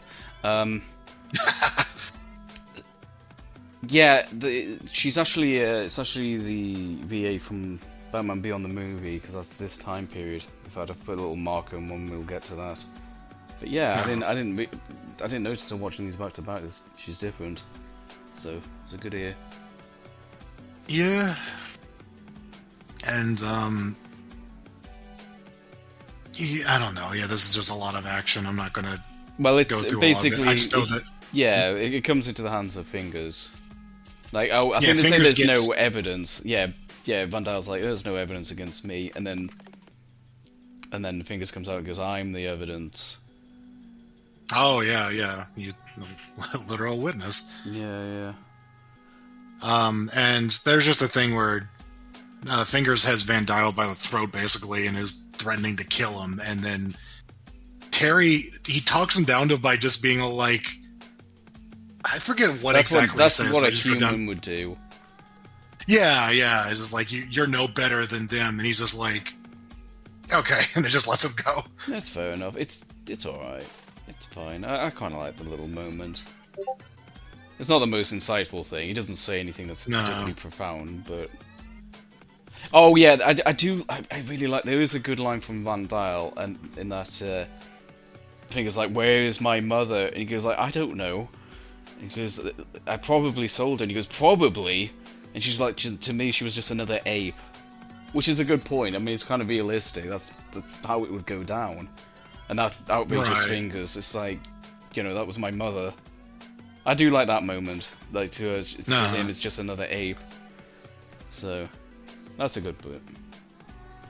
I don't know, that feels like an incredibly stupid thing to say at that moment, but, Well, like, to me, when he's about to die, I think he's just kind of... I think he's just like... I think he's just kind of at a loss there. He's just like, well...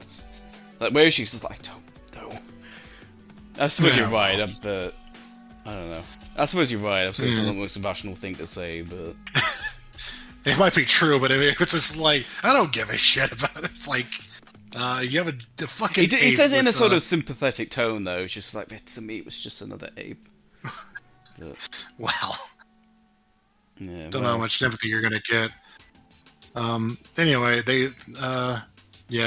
Fingers gets released back into the wild, and then Bruce offers to inject him with a thing that gets rid of the splicing, and he's just like, nah, I think I'd rather know things. Yeah. And help out fight poachers in the future. Yeah, I can protect them. It's a good moment. Yeah. Also, Terry's like, he knows where we are, and he's just like, I don't really think it matters. He's a kindred spirit if I've ever seen one, he says. Oh, He's yeah, gonna be Batman of the jungle, I guess. Put a Batman of the future, get ready for Batman of the jungle. He's actually an ape. He's not a bat or a man. That was That was alright. alright. It was probably the best Batman fights animals episode, which is not saying much. Yeah, it's I don't know. It is not much of an episode, but I guess it plays with themes that are at least a little more interesting to. It's not at least push it to be. We did like the whole animal abuse thing, especially with the dog episode, but that was alright as well. It's not a bad lesson. It's not a bad thing to teach the kids about poaching, I guess. Yeah. I think Fingers was handled well. It wasn't too cartoony. It was just from the but apart from the weird train bit, I'm like, oh yeah, couldn't you just like use a tool or something? Like, once if he just like grabbed someone's gun and used it, and it's just like, oh wow, how does he know how to use that? You know, rather than the 1615 train express route. It's like, what? Yeah, he has a Clock King understanding of. So this is our Clock King surrogate. Yeah. We wrote B. Definitely the end of B. Yeah. Probably is the end of B, honestly. Yeah. It just barely squeaks by. It feels like it really shouldn't be, but it was okay enough. I think the justification is just the little kind of I don't know, I just like things as a character and what he's gone through, and I think they did it well. It didn't come off as too silly. The only bit that got a bit too silly was when the little chimps were throwing fruit at the guys. I thought that was a little bit cartoony, but other than that, yeah, it was alright. Yeah. Yeah. Alrighty. That was fine.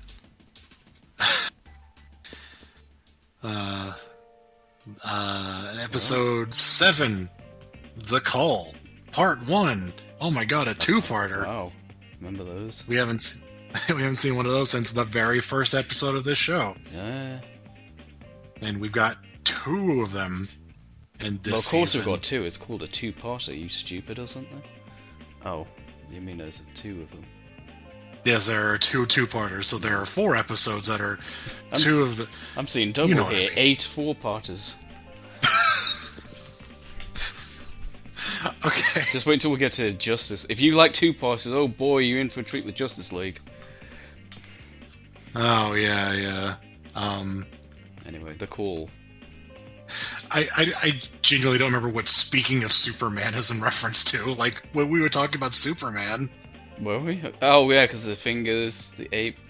Wait, hang on, what? I guess... Gorilla Grodd might have come up at some point, maybe? That's why we said that? Flash antagonist? I don't know. I figured Superman might have fought him at some point. Alright.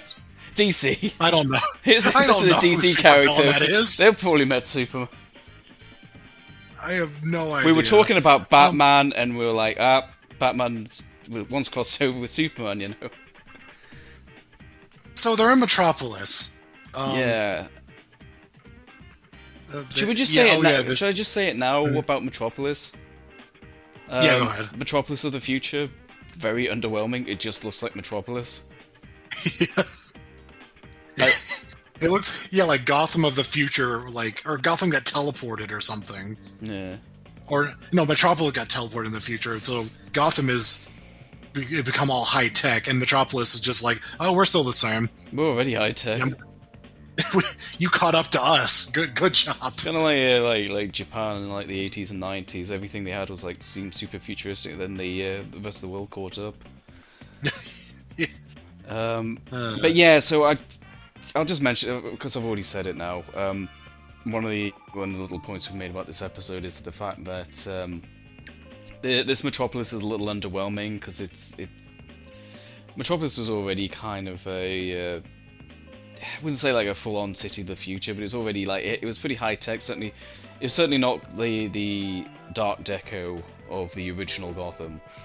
But I also get that they obviously made Neo Gotham for this entire show. They're not going to spend ages redesigning, like just coming up with a new Metropolis just for 2 episodes of Batman Beyond. So I get it, but it's it just looks like Metropolis. It's a little disappointing.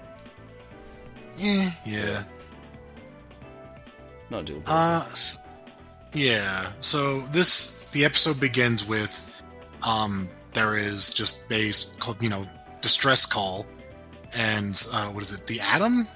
No, I mean No. You think it would be, but it's not. It's first of all they got this the Metro Tower, so this is the Justice League's headquarters. We've got some like tourists pointing it out.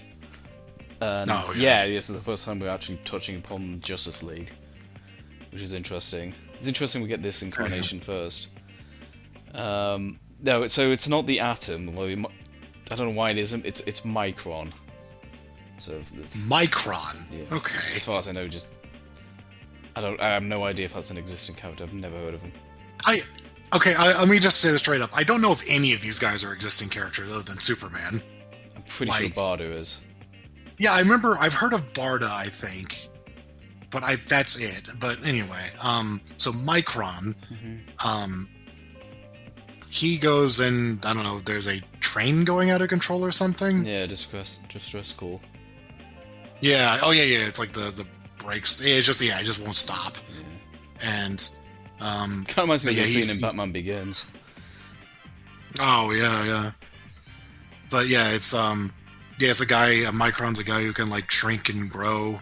Yeah. And the long and short of it is that he tries to get the, tries to stop the train. Like, he gets the people off of it, and then tries to stop it, and then something happens. Like, I think it's, like, some form of sabotage or something, but... Yeah, we don't. Yeah, they don't say that immediately, but he goes to stop the train, and then there's a force field that's stopping him, and it's later said that it was a very particular kind of force field, one that he couldn't get through. So, yeah, it's like it was less abandoned thing and more of a deliberate trap. Yeah. And he gets all fucked up. So. Yeah, the point is that like he ends this scene. Like he gets hurt, and he ends up spending a lot of this episode like incapacitated, and it's kind of the setup for the rest of the plot, I guess. And then we cut to Ink. She's back. Yeah, back in Gotham, by the way. Back. Yeah, you come back into Gotham. Ink has stolen a ship or something, and Batman's in hot pursuit, and. It's just kind of basically it's just like business as usual in Gotham, and the example is Batman fighting Ink, which I thought was really funny because I just thought she was absolutely dead. Yeah, but, not. Yeah, whatever. Fucking I mean that last one seemed particularly definitive, but it's kind of funny because it feels like it was meant to be in a different order or something because. That one feels like it was supposed to be like a nice kind of conclusion, and then this feels like, oh, here's a silly cameo. It's like, that's the last character you should have picked, though, considering what just happened. She said she's too important. You know? Yeah. And yeah. I think it should have been literally anyone else. I mean, this is the sort of a role, this is a Mad Stan role, honestly. Yes, absolutely. I also find it a little weird. Well, I do have one theory why they used it, and I'll say it in a bit. I do find it a little funny that we just see her flying a ship, and she's also in human form for some reason. Slightly odd. I don't. Just not really her MO to be flying a ship. And she looks particularly distressed. I feel like she's only in human form so she can pull that silly face. Yeah, so she gets like the goes to the ground. Like I think Batman knocks the thing out of the sky. The important thing is that she in a zoo again tries to take of course. She tries to take a hostage, and then it turns out the hostage is Superman, and that's why I think they probably used Ink because it is quite. If it was like a jobber like Mad Stan, it wouldn't have been impressive. But we'll see that Superman just instantly deals with this. Very legitimate threat, and also, yet again, Batman fails to stop Ink by himself. I'm pretty sure he never beats her. Oh no, I guess in the very first episode he was on a shuttle with a freeze gun, so but Bruce had to bail him out. But yeah, no, his track record with Ink is very poor. That's true. I didn't really pick up on that. That's hysterical. It's Superman. But It's Superman. Superman's like, hey, I got a job for you. Our Justice League has a traitor among them, and I need you to help me figure out who it is. Yeah. I want to comment on this Superman. Different suit, and he's got like grey temples. His voice actor, he is now voiced by the guy who played Jor-El, his father, in the pilot episode of Superman. And I don't agree with this decision. I think it was a mistake, because I think with the costume change and the new voice, I find it very hard to accept that this is Superman. Like, I just think we're too far removed from what we're used to from the DCAU. It's surprising how distracting it is. Like, it's very, very hard to look at that guy and go like, oh, that's Superman. He doesn't feel like Superman. He feels like another guy. Especially because he's teamed up with a bunch of other characters who I've never heard of before. I think so. I don't know how, I might be wrong here, but Superman's actually had two voice actors in the DCAU. He was voiced by Tim Daly in Superman, and then he was replaced by George Newbern in Justice League. Although George Newbern is so good, like it's not one of those cases where they replaced him and it sucks. Like, George Newbern, that's just as much his character as it is Tim Daly's. Like, they're both great. So I'm wondering if they did this casting thing maybe because they were between actors. That's my theory. Maybe they didn't have. Maybe they lost Tim Daly and maybe they hadn't got George Newbern yet. I'm just taking a guess here because this was a choice. Like, he's not. I don't think he's old to the point where he needs to be recast. I mean, you know, Bruce is still the same VO, so. I think that's just maybe when they did it, but. It is just worth pointing out, like, he's the guy that voiced Jor-El, apparently, and it's like... Yeah. So it's just like, oh, he's older, so he's voiced by the guy who played his father. Yeah, like...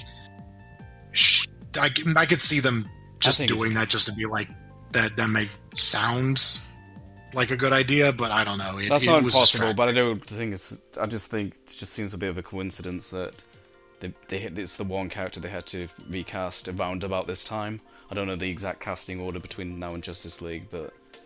Right. But anyway. Yeah. But my point is just that I think we both found it a little hard to kind of digest that this is Superman.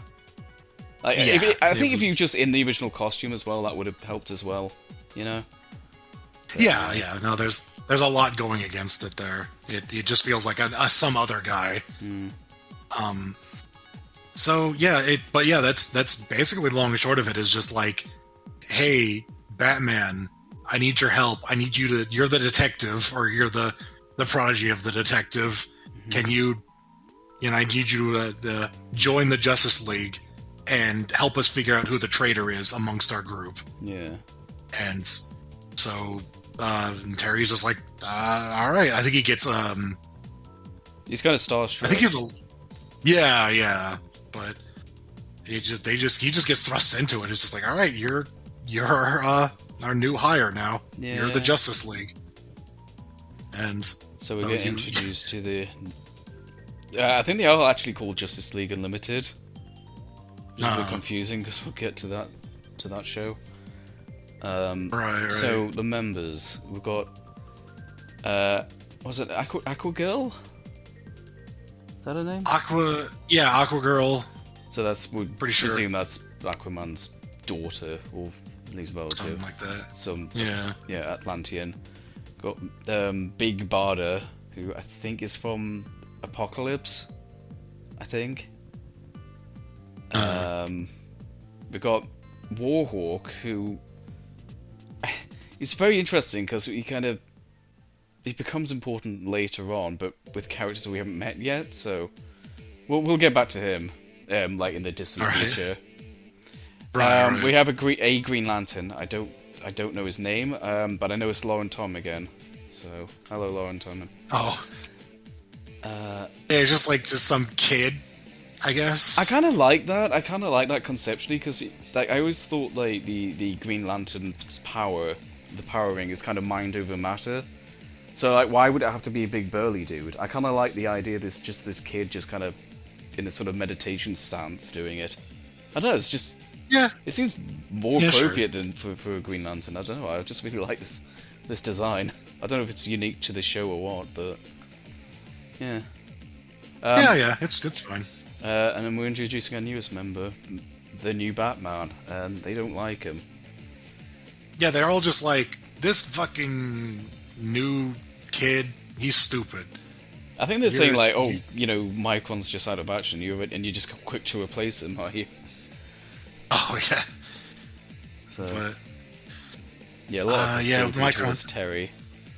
Yeah, it's just a lot of just like the team is, especially Warhawk and Barda. Mm-hmm. They're both just like this guy is just. I mean, why do we even have him? Why is he here? What is he gonna do? Yeah. And they show Micron is like in kind of what suspension, like in like a tube. Healing tube, I don't know. One of those Starship Troopers or Star Wars or something, I don't know. Yeah, very trope. techy sort of thing. Mm-hmm. God, what is so yeah, this is when like Superman's just like, hey, so I found the circuitry here, and it's like a very particular, like I said earlier, it's not just a force field, it's one that seemed like it's designed with his power in mind to stop him. So it was definitely a trap. So right, yeah. And yeah, that's kind of it. Like, I need you to find the traitor. Superman wants him to find the traitor. So so Batman's just reading up on everyone. yeah, he's just doing his research, just trying to figure everyone out. He has a brief conversation with Aquagirl while Warhawk and Barda are in like the training room. Oh, I want to mention there's a little bit of funny casting with Aquagirl. She's voiced by she has the same VO as Disney's Little Mermaid. Oh, gag there, yeah. All right. Green Lantern's doing something. I think he might also be there. I actually don't know. In the training room with him, or he's meditating. One of the two. He kind of looks like he's always meditating. Yeah. And then Aquagirl goes for a swim in their big like tank thing. Because I guess if you have if you have a fish person sort of hero, they need to have some sort of water thing to swim around in. Yeah. So Bruce and Terry start having a conversation about basically just, you know, what's going on. And while Terry is just sitting in front of this computer with all these monitors showing what everyone's doing. And while he's looking away, the monitor showing Aquagirl goes out. And when he finally notices, he's just like, what the hell? And runs out of the room to go see what's up with her. And, oh no, the water's really hot? I guess it's boiling, I'm guessing, from the bubbles? That's what I assume. Yeah. It's like boiling hot, and, you know, everything's built very sturdy, so Batman tries to break it apart to get her out of there. Because, you know, the computers are responding or whatever. And he's having trouble with it. And I think is he still Barda's weapon? He takes something from... Yeah, the Mega Wand or whatever it's called. Mega Vod? Yeah. The carjack, as we'll see later. Oh. But, he takes that and then, it looks like shoots a laser at it. I just remember Walker going, is he wacko? I'm just like... If it wasn't Warner Brothers, I wouldn't think of Animaniacs, but I do. It is, and I do. Oh, right, yeah. So he uses her weapon to break the thing open. Just like the water spills out, and she's all right. And I don't know. I just remember Warhawk and Barda. They're still not happy with him because they're like, and why didn't you use the intercom to get our help? And he's like, I don't know, I forgot. Sorry. And you're like, that's right. Yeah. You forgot. You suck. I don't know. It was just like... saved her life more efficiently, asshole. It's like, he saved her. He used his quick thinking to save her. And they're like, why didn't you call us? We're more capable. It's just like, whatever, dude. It's just like, what the fuck ever. Yeah. I don't know. And then Superman's back, and he's like, there's a circuitry, and it's like, oh, this is more evidence of a traitor. I'm really mad. I hate traitors. I don't Yep, sabotage. know. So Terry's like patrolling in the Batmobile. We get the tiniest cameo of the original Batmobile. Like, it's tiny. He's in his garage, and it's like a blink and you'll miss it kind of bit. I don't know why he also has a police car in there. I guess he just stole that. I don't know. It's just weird, but yeah, it's blink and you'll miss it. Batmobile cameo, where you're just kind of tuning it up or whatever. And yeah, it's just more Terry saying like, I can't believe one of them's a traitor. These guys are all heroes. Blah blah blah blah blah. JLU emergency. So yes, they are Justice League Unlimited. And there's just like fires start, bombs, I guess. I forget. Yeah, there's bombs. I remember that's involved. Yeah. There's like a bunch of stuff going down. There's like the ship that they had to rescue people from. Mm-hmm. There's fires. And then like the major thing is they're just buildings falling down, and then they prop it up to save people. It's just a lot of superhero stuff. It's definitely bigger scale than we're used to on this show. Yeah. Like Superman scale, with like entire building falling over. Like Terry never contended with that. Well, not like stopping the building. I mean, one fell on the street. You know what I mean? Yeah. Something. Superman's like, "Hey Terry, go help out Warhawk," and Terry's like, "Oh great, my favorite guy in the world." Yeah, my buddy Warhawk. I think that's just Warhawk, my good buddy. I think is what he says. Yeah, I like that. So yeah, they help each other out, and then like where it's just Warhawk and Terry on like a rooftop somewhere, and Warhawk's like, I got a signal. It's like, I'm gonna go see to that signal, and Terry's like, what signal? He goes, didn't you hear it on the frequency? Just like, no. And he's just like, well, whatever, I'm gonna go sort it out. And Terry's just like, Superman told me to stick with you, so I'm gonna stick with you. So he follows him. By the way, we skipped over the amazing Varda's carjack. Oh yeah, she uses building. Her staff thing to and it extends out to hold a building in place. And it was just like, all right, it's a magical item, sure. Warhawk does this thing where there's a big missile heading his way. I don't actually know what's happening. It's just disaster. Yeah.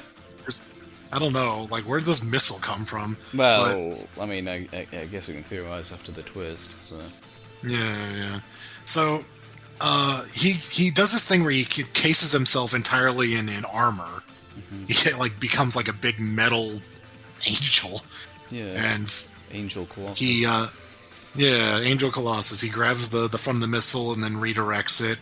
And Terry is like, "Good job, Warhawk," and then it fucking explodes. And then the fucking helmet goes into the windshield of the Batmobile. Yeah. There's just a hell of a visual. There's an Easter egg in the original Half-Life where whenever a human gets gibbed, there's like a certain percentage chance of their skull will just fly directly at the camera. So I'm guessing got that. I guess Batman just got that RNG when Warhawk exploded. Yes. So, Warhawk just got fucking obliterated by that bomb exploding on him. And the rest of the members are all gathered around talking about what the hell just happened. Why? What? Like, Warhawk is dead. Oh no! No. And cut to the Batcave, and they get footage recorded on the Batmobile's camera. And Bruce is looking through the footage, and then does the enhance. Yeah. And sure enough, there's a shot of Superman shooting lasers at the fucking missile from across the city. They have used one of the detective visions to find it, but they do the thing with that the camera rotates 180 degrees, and you're like, what the? Okay, sure. Yeah, it's a super camera. Yeah. And he's But, detonating it with his heat vision. Yep. So the traitor is Superman. Yes. So, yeah. So Bruce is like, "Oh man, I knew this would happen eventually," or something like that. Yeah. And he opens up this little thing, and it's a piece of kryptonite. It's very Terry's got like a little. Yeah, it's very sliver well. of it. They build it up quite a lot, and because it's a dramatic Yeah. scene, it has to glow. Yes, it is glowing like fucking mad. And basically, yeah, Terry is tasked with killing Superman, I guess. Yeah. And that's as where good of a part one cliffhanger ends. we're ever gonna get. Yeah.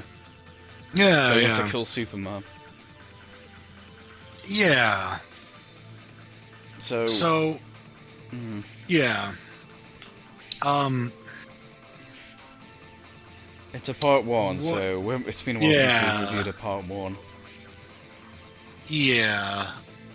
I guess, yeah, in a bubble, It's alright. yeah, it was alright. What did we write down? Low B, high C.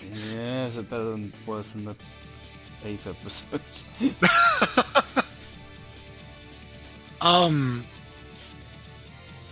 Yeah. I'm trying to think about it, and like I can't really picture myself rewatching this one. There's something about it. It's kind of weird. Like, it feels like this sort of, like, oh, we introduced, Batman into the Justice League. Like, that feels like it should be more epic than this Yeah. is. It's a little underwhelming. Yeah. It's just like, I think it's because there aren't enough familiar faces, and the one that's literally the same person just seems completely different. yeah, that Because like Yeah, I'm trying to think of the there's other. We've had so by this point in the show, obviously we didn't watch Superman, but we have established a few characters. So Flash was established in a Superman episode. Now, obviously, we won't have him in the future version, but I don't know, like another one, like not Wally West, like Kid Flash or something. I don't know. There was a Green Lantern in the show by this point. There was Kyle Rayner, but I don't know. I just feel like this Justice League just doesn't. We don't have enough existing stuff, and the best we have is that Superman is completely different, and we have a Green Lantern, and that's it. yeah. And I guess like There's also- Aquagirl's like tied to Aquaman, who's also been established at this point, but Right, yeah. There's also the fact that there's this weird sort of like, for a fact this isn't going to stick. Like, after this is over, then Justice League is just going to be out of the show and Batman's going to be back to staying in Gotham. Like, yeah, of course. it just feels like just a weird sort of like I side guess- quest. I guess the purpose of him joining, he's not really joining, he's just doing this investigation, I suppose. Right, yeah. But yeah, no, this is kind of underwhelming. I think this is a C, actually. I don't particularly like this episode. Yeah, It should I don't be have better. a lot. I don't have a lot to say in its defense other than just I didn't dislike it. I just didn't care. I think it's a C. Yeah, whereabout though? I mean, Oh, maybe at the God. top of C, because we did say one or the other, so I guess just by definition Yeah. it should be the top of it. That's I don't like it as fine. much. Put it behind Payback. I actually think Payback's a bit Yeah, better. Yeah, I was gonna say. Alright. Part 2. Yeah, let's get to part 2 then. Well, we get a last time on, and Batman goes to the team and is like, "Hey, Superman is bad. He's evil." Oh god, right, wants- this scene. This fucking Yeah. scene. Yeah, so we're telling the other members, yes, he's the traitor, and I've got evidence here, and they're like, I don't trust you. I've got video evidence. He's just like, I don't care. I don't trust you. Yeah. There's squabbling going on. I think Green Lantern's like the voice of reason. Yeah. Yeah, it just goes back and forth, but then the kind of the issue is that Warhawk is just so Warhawk is back, by the way. He's fine. He walks in. Yeah, he just I walks in. almost skipped over. I almost forgot he was supposed to be dead. Like, oh yeah, he's dead. Right. But no, he's here. So he just kind of walks in, and what he did was he apparently like left the armor. So it's like a remote armor. I mean, I had a pretty good look at him as he was putting it on. I don't know when he got out of it. Just sometime when that amazing camera on the Batmobile wasn't looking, I guess. Because they didn't notice either. Was he just Good like job. sort of just running around in his boxer shorts at some point? Yeah, it's very much Capcom's Arthur. Yeah, that's exactly what it is. Yeah. So he's back. I don't know, yeah. So yeah. And then he's just like, he's like, Superman is a traitor. He actually believes Terry, because he exploded him. He's a little pissed off. So what does he do? He's just like, I'm gonna tear Superman's arms off. I'm just gonna go kick his ass. Like, he just leaves the room. You say, I'm gonna go kick his ass. Like, what? Whoa, hang on. Like, they all go. They're like, hey, we need to confront him. Let's just go in there and he starts it though. He's like the ringleader though. He's the one who starts it. It's just like, whoa, hang on. You're gonna confront Superman about trying to kill you? Maybe we should discuss this. Like, not if he's guilty or not. We know he's guilty. Maybe we should see how we're going to approach this. The most powerful man on Earth. Like, Walk's pretty stupid here. It's like, I'm just gonna kick his ass. Like, I don't know if you can. I mean, I don't know much about you in general, but I know I wouldn't just randomly, without any sort of plan or anything, just walk up to Superman and just accuse him of being a murderer. Yeah. I wanted to not go and said that the reason that he did the whole armor thing is that he picked up on the fact that he was the only one who got the signal from... Yeah. I think that's actually why he trusts Terry after that. He's just like, if Terry was trying to kill me, he wouldn't have mentioned that. Yeah. That, like, only he was getting the signal. So he was like, okay, I'm suspicious, I'll do this, and then that's how he survives, and then that's why he trusts Terry. So, that makes sense. But yeah, then he's like, all right, well, I did the smart thing, so now let's do the really dumb thing. Yeah. They go to confront Superman while he's messing with Micron's tank. Like, he's obviously sabotaging that to try to get him killed. And he's just like, he says something like, just recalibrating this, and Lantern's just like, that doesn't need recalibrating. That's a weak lie. And I didn't realize he needed oxygen. I'm sorry, I forget how humans work. Oh god, what is it? I just know that they go to, I don't know if Barda goes to touch him or something, and then a thing on his chest squeals and starts moving around inside of his body. Yeah. Or around his inside of his clothes, I guess. And it's very obviously okay, something weird is going on, and immediately a fight breaks out. Yeah. And it gets stopped by Micron, who I guess that's a good moment. I guess because of the messing with the tank or something happened in the fight, I forget. I think he's still he's basically in a hospital bed, basically. So he just sort of, with all the commotion, he's just he's still injured, but he does do a little bit of a save at some point. I do appreciate that. Yeah. So he what does Superman do? Just run off, I guess? Basically, yeah. Yeah, he gets away. Micron goes back to bed. Go to in bed. his tube. Go back in your tube. Doctor's orders. Get back in the tube. And they're just like, well, shit, what do we do now? And then they go, Fortress of Solitude. But no one knows where that is. And Terry's like, Bruce does. And Bruce is like, yep. And we're just like, how? And the show is like, doesn't matter, let's go. I think in the DCAU, I could be wrong, I don't think he ever visits the fortress at any point.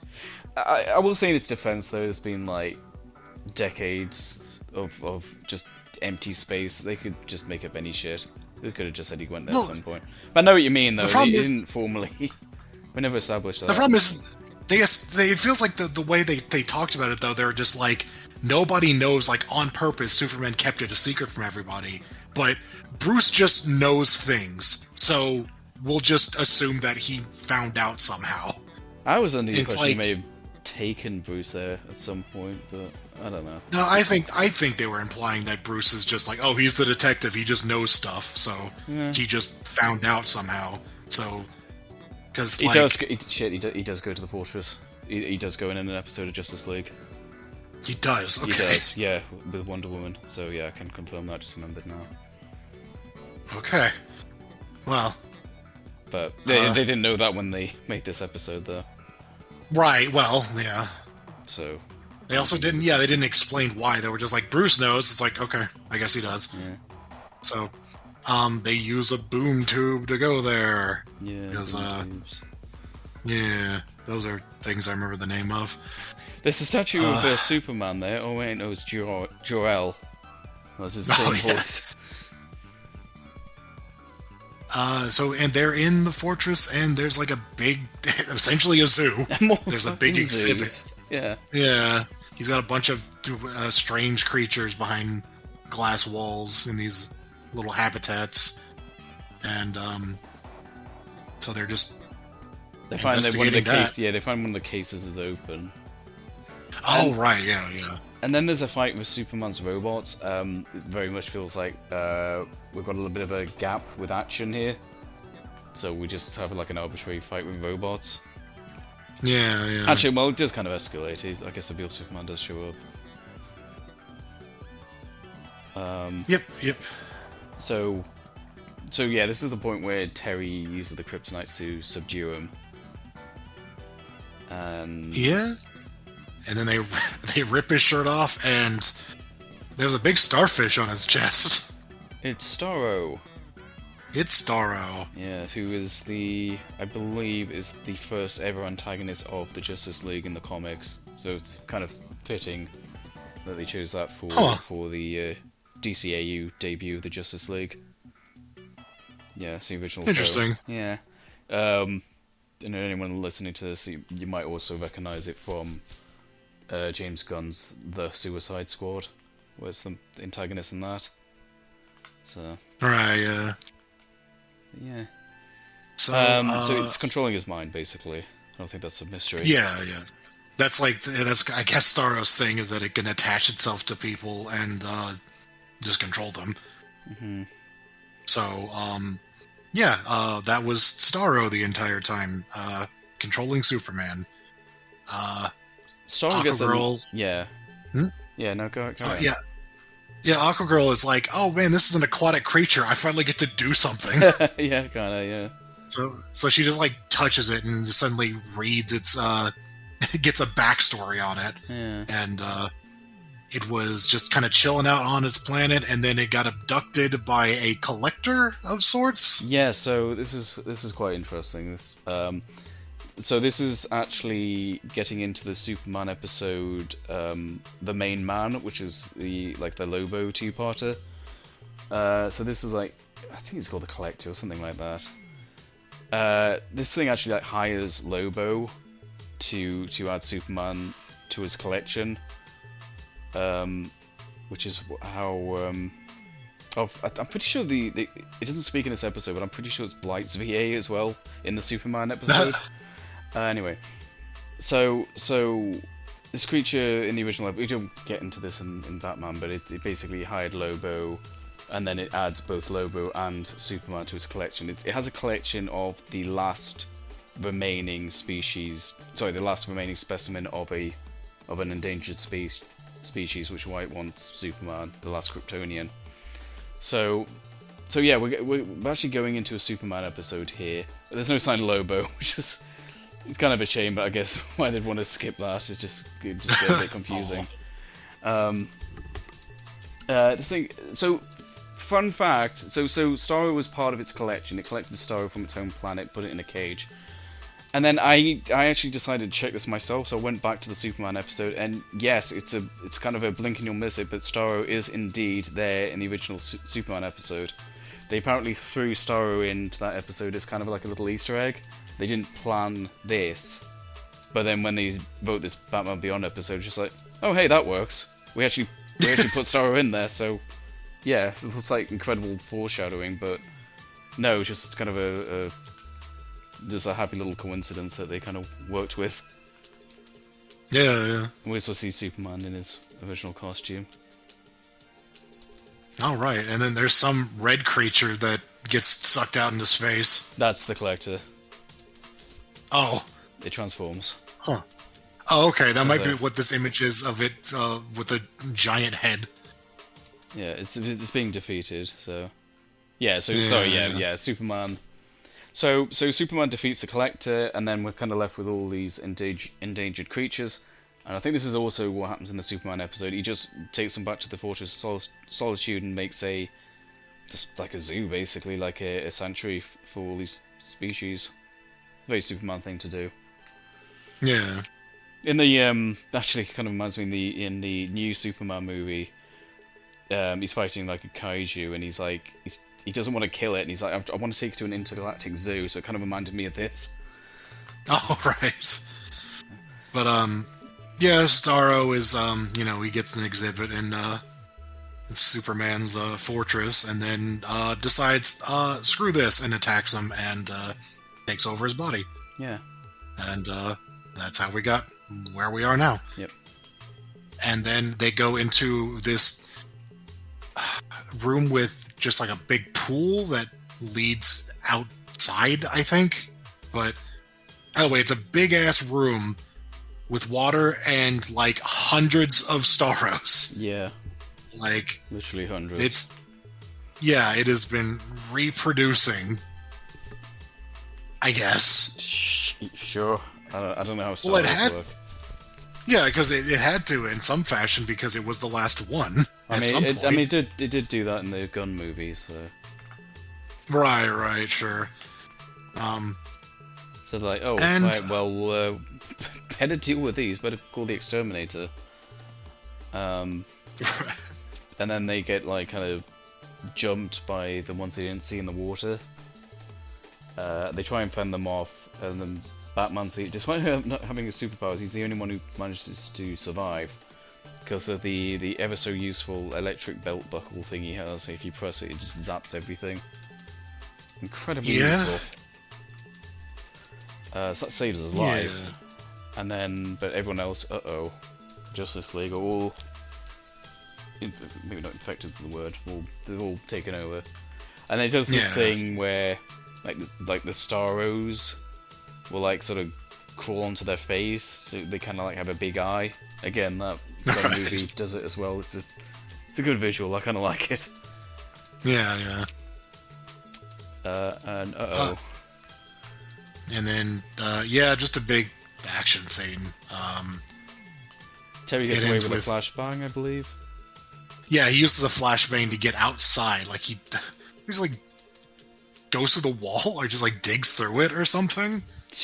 But Sure. I don't know. But it shows him outside in the snow, and then Superman is in hot pursuit, and the Batmobile's there. So There's Terry's a flying little- that around. There's a little gag where he's saying like, "What's the top speed of this thing?" And it's like he says like Mach 3 or whatever. He goes, "Is that faster than a speeding bullet?" Oh yeah. And a good line. then Superman's chasing him, but he's not like flying normally. He's flying completely upright, which is pretty funny. That's a good kind of. And they're playing the Superman theme, but it's like really discordant. So, Yes. I do like this moment. Yeah, that's a really good bit. It just this bizarre looking Superman just flying around very strangely in his T pose or something. But, Just screwed up the animation, then just like shit. We shouldn't have got Akon to do this one scene. Like just put some weird, and then we got this new composer in as well, and the notes were all fucked up. Like, oh god, this is a disaster. but he did such a good job in Resident Evil Special Edition, whatever the fuck that was. So he uses the yeah. heat vision to just very little effort. He just destroys the Batmobile. Do we see the Yeah. Batmobile again? I guess he gets it repaired. kind of needs it. So how does he beat Superman? I mean, there's like pretty high stakes, pretty big threat. What does he do? They all start by random electricity. He shoots a big. Yep. I know what it is. It's the futuristic version of that the thing that moves car doors with electricity. He attaches that to Starro, which removes Starro from Superman. So there's multiple use. I mean, what else? Well, it's fine. I mean, what else are you going to do? I mean, oh yeah, they destroyed the kryptonite, by the way. Another kind of destroying the Mr. Freeze gun bit. Where it's just kind of like, oh shit, now what? Kind of thing. Yeah. I'd say the stakes are significantly lowered now he has Superman back on his side, you know? I don't genuinely remember anything else interesting about this fight. It's a fight scene. They go back to the cave. And, well, the fortress cave, not the Bat cave. Yeah. Superman pretends to still be on their side, even though there's a great big starfish on his chest. And they're like, oh yeah, well I've got him, and then they kind of jump them. Yeah, and then there's like the hundreds of Starros fighting them. It's an action scene. It's fine. Batman dives in the water. I forget if he's like dragged into the water. He's in the water with Aquagirl, which I don't know. I would not fancy my odds in that fight, especially when the hundreds of Starros swimming around in the water as well. But he does that, and once again, his electric belt buckle, incredibly OP. It saves his life. Yeah. They get like hundreds of Starros on him. I don't know why they don't all take over his mind, but he managed to suppress the belt buckle again. It's just having Blanca powers is just incredibly useful, I guess. And I think the plan is to cut off Superman's... Superman like starts like pouring, like smashing rocks into the exit. And it's like, I think one of them's like, oh, that Batman's still down there, but he's also just like, yeah, but, you know, we've really got to stop these from reaching the ocean. So, yeah, it's a fine action scene. It's definitely bigger scale than most Batman Beyond action scenes, but yeah, there's not much to talk about. It's just a lot of back and forth. It's almost harder to describe when there's so much going on. Yeah, it's just they get all the Starros into a big.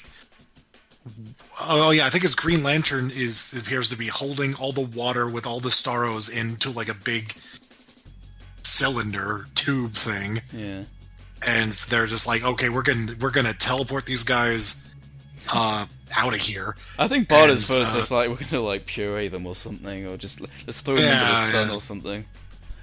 And then Aquagirl's like, oh no, I want to talk to them, and I'm going to see what planet they're from. And then she gets an idea of where they are, and then she uses the boom tube to send them all back, and they go back home. Very nice. I kind of like that. Yeah. I do like them. Yeah. You know, sending them back while they're performing genocide. So. Yeah, that's fine. And then there's just a little discussion. It's just like, oh, do you want to join the Justice League? You know, the original Batman was only a part-timer, and he's just like, "Nah, my show's going to be cancelled anyway, so bye." I don't know. I forget what he says. And then he kind of starts walking towards the Batmobile, and I'm just kind of like, Terry, I don't think that's going to get you home. He's walking away from the others, and he's going to have to like very awkwardly just go like, "Oh shit, guys, I kind of need a ride." Hey guys, can I get a jump? My truck won't start. Can you please reattach the Superman? Can you please reattach the wing you snapped off? Yeah. And that's the episode. So that was the episode. That was the two-parter. The call. Oh, we didn't mention the bat, the breathing apparatus. It just looks like braces. Yeah. I mean, it always just looks. It's the breathing apparatus, but. You see it a number of times. Like, that's not just a one-off thing. It just kept distracting us. Terry needs braces. It doesn't look like it'd be for breathing. It's just on his teeth. It's weird. Yeah, I don't understand what it's supposed to be. It just looks strange. Anyway. So, I So- gotta ask. I suppose I will hypothetically ask you the question that you asked me whenever we finished that, because you had mentioned to me that you thought there was something going on with this episode, and it was like you were like that seemed fine. I was like, yeah, there's one problem with it though. And I was like, have you realized what it is? Yeah, and I didn't quite pick up on it. I was just kind of like whatever. because it's always bothered And, me about this episode, or this two-part, I should say. It always bothered me. Yeah, And I thought And then maybe you asked watching it me- again, I might realize like, or maybe like if I watch it again, I might like maybe something will connect. But yeah. And then you were like, why did Superman hire Batman? yeah, like Which I guess is Starro, but why did Starro hire Batman? yeah, like I don't get it. I genuinely don't get it. That's the whole premise of the plot. It doesn't make any sense. And I thought, well, have I missed something? But then I watched it with you, and it's like, maybe I've missed something, but no. Like, it's on him. No. It's on him throughout the entirety of the plot. It's trying to kill... Yeah. I guess it's just trying to kill the Justice League just to... No! Like, there's no reason for it to kill the Justice League. Like, if it just released those things into the water, it'd be unstoppable. And the other Yeah, Justice yeah. Leaguers don't know where the fortress is. The only reason that it was defeated is because it brought in Batman, and Batman ended up figuring it out. Like, And it looks like it's 100% in control of Superman. It's not like it's like Superman's subconscious or something. Like, oh, he's just... Yeah, it's like his normal mind kind of leaked through a bit and didn't know what was happening. As far as we can tell, it just has full control over him. it also, let's also not forget that Superman also, during the scene where Warhawk, or he tried to kill Warhawk, he was like, Batman, go help him. Yeah. Go with your buddy Warhawk. And then I'm going to try to kill him, and then you're going to figure out that it was me doing it. Like, Maybe he's trying to blow up The only- Batman as well, but he must have known he can't keep up with him. I don't know. That's the thing. The more I think about it, the less sense it makes. It spoils the entire two-parter, because you just, as soon as you It does. realize that, you're like, wait, what? It Like, does, why did it like- hire? Why would like a double agent hire a spy? I was like, I want you to find the double agent. Yes, that's right. It's me. Good job. Like what? This, yeah, it was entirely self-inflicted, and it's All he had to I do was don't- just have some sort of like just one line, just saying like, oh, you know, Superman's voice, the mind is still in there, so he kind of reached out for help. But there's nothing like that. it's not even like he was trying to put on a front for, you know, the other guys, because none of the other guys wanted him there either. Yeah. Is that like, oh, guy, I'm hiding my my nature by hiring Batman, so it seems like I'm actually trying to solve this dilemma. But it's like, no, they all just hated him. They didn't want him there. It would have made It sense didn't if, do if anything. literally anyone else hired him. I mean, that's the dumbest twist. Like the twist is Yeah, that the villain is the guy who instigated the plot, but then that doesn't make any sense. I mean, certainly unexpected, but straight up, the thing that they did was just like, we have to make it the guy that hires them so that it's the least likely, like the last person you would suspect. yeah. But they didn't stop to think that it didn't make any fucking There's sense. a reason why it's the least obvious person. Yeah, That's some like exactly. that's like some Game of Thrones kind of like subverting for the sake of subverting shit that I hate. Like it's just like, oh, it's the Yeah. least obvious thing. It's just like, yeah, because it doesn't make any sense. I never would have thought of that because I'm not stupid. Yeah. So, We put we wrote B, and I- I'm looking at this and going like, no. no, it's not. I kind of, I have to admit, I kind of dislike this episode entirely because, like, no matter how cool a lot of this stuff was or could have been, the fact that the plot doesn't make sense. Yeah, it ruins the whole thing. Kind of, yeah, it ruins the whole thing.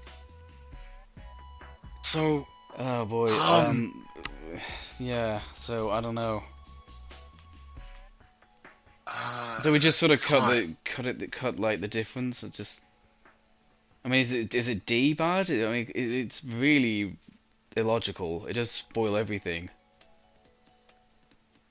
Oh God. Is it as bad as D because of it? I mean, it's still watchable. It does still have some merits, but yeah, it's like the foundation, you know?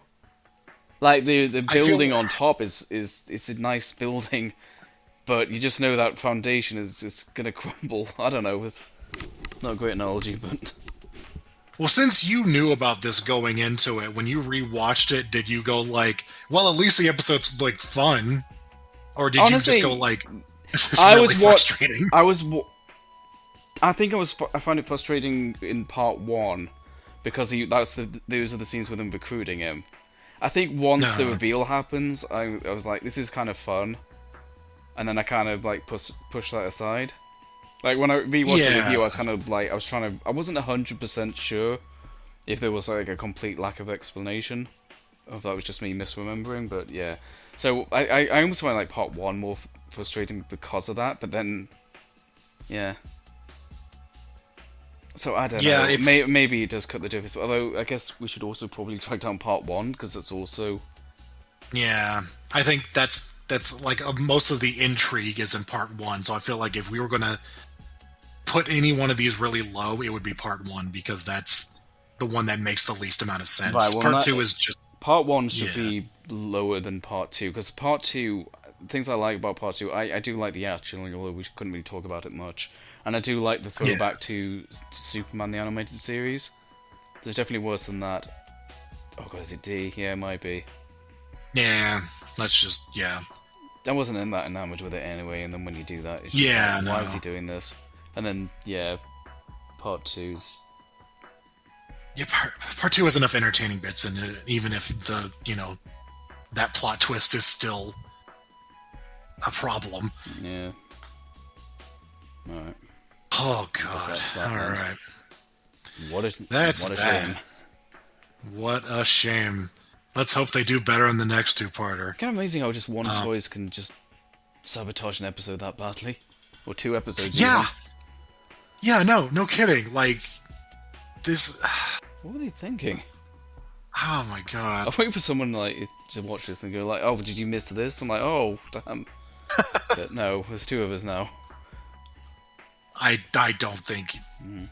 No, he shouldn't have hired No, that was just... Ugh. Right, Betrayal. Betrayal, episode 9. Oh my god, you know my favorite thing about these shows is when they do a character who betrays a lot. That always goes so fucking well. Yeah. So let's see how they tackle the theme of betrayal as, the premise of an entire episode, I guess. I don't know. Yeah.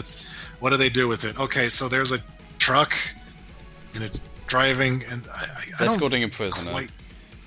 Okay, yeah, they're escorting a prisoner, and someone's left a big piece of it. Yeah, someone's left a big industrial machine in the middle of the road, and they're like, that's a baby doll beyond or something. I don't know. Yes. But they're like, this is suspicious. I do like them handing a shotgun. It's also, I think we write this down. It's just like a shotgun. Like it doesn't really look like a laser gun. It just looks like a fucking shotgun with like a pump handle. Kind of amusing. The only thing I remember leading up to this is that the driver makes 2 jokes about fish for some reason. He's just like, it smells like bad fish. Yeah. It's like, what are you talking about? Wait, is he transporting a prisoner? No. Because... Oh, okay. Because, yeah. I was like, I don't know. I don't remember. There's a truck, and these guys who are obviously armed are stopped by a blockade, and they go investigate it, and inside of it is the villain of the episode. It's Charlie. It's Charlie. It's big time. Yeah. Big time's back. Right. Not many season 3. Not many characters to make their debut in season 3. Because it's such a short season, get to have a second part. But Charlie's one of them. So. Yeah, he gets the second episode. Sorry, I thought it was a prisoner transporter. I kind of thought he was the prisoner, and he gets like busted out. Right. But no, he's just there to steal shit. I mean, it would have made sense for him to be busted out because he was arrested when we last saw Right. him, right? No, And you're then we right, see yeah. his like this scene culminates in him like there's a reveal that he has a new criminal partner. I almost wish like the criminal partner was the one who freed him, but I guess that's not important. I don't know. No, he's just stealing shit because, Criminal. crime. And then, so Terry gets the call. Is like, hey, your buddy Charlie is doing stuff, and He's back. Bruce does this very expository thing. It's like, he's like, why do you think I'd be so concerned about facing Big Time? Because that's his name. Oh, and yeah. then Bruce is like, Charlie was your friend. It's like, and then Terry's like, thank you very much, Bruce. I completely forgot that. I mean, I had no idea who this was, but thank you so much for just saying it like that. That is like one of the worst. They're usually pretty good about like exposition with continuity. That was just so ham-fisted. He's just like, he might as well just stopped and looked at the camera. This guy is from a previous episode. He used to be Terry's friend, then he got mutated, and is now the villain known as Big Time. Like, thanks, Bruce. Yeah, Pretty bad. Yep. Ugh. So, they have a fight. Yeah. Then Terry loses, I think. Terry has like batarang bowlers now. Oh yeah, Attach yeah. him to the ground. Certainly new. Yeah, he's got some interesting tech there. Oh no, okay, so Terry doesn't get defeated. He For once. Yeah, well, in a way, Charlie does get away though, I guess because mission failed, I guess. yeah, his new boss comes in with some sort of flying vehicle and carries him off. Worth noting that Charlie has a new voice now because he just kind of has like that big dumb like monster voice. He's now voiced by Because- Clancy Brown, so he's now Lex Luthor. Yeah. So yeah, that just kind of establishes that Charlie's back and he's working for another guy. Sure. And what is it? He's just like he's just like hey boss, I know a guy who can help us out. My friend Terry, he can join us, and I was just like, okay, I guess we'll go get him. There's this reoccurring thing, it keeps coming up, where it's just like, hey, just because I'm big doesn't mean I'm stupid. I didn't lose any IQ points, you know? Like, he's just really trying to prove that he's not dumb because he's a monster.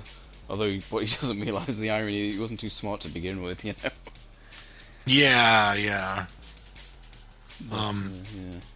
It keeps coming Yeah, up. so yeah. Terry gets abducted. Yeah, Where's Terry Part 2? Yeah. Some guy shows up and just kidnaps him. Yeah. Not without a fight, but Terry loses his backpack in the process, which is Probably just as well. like, yeah.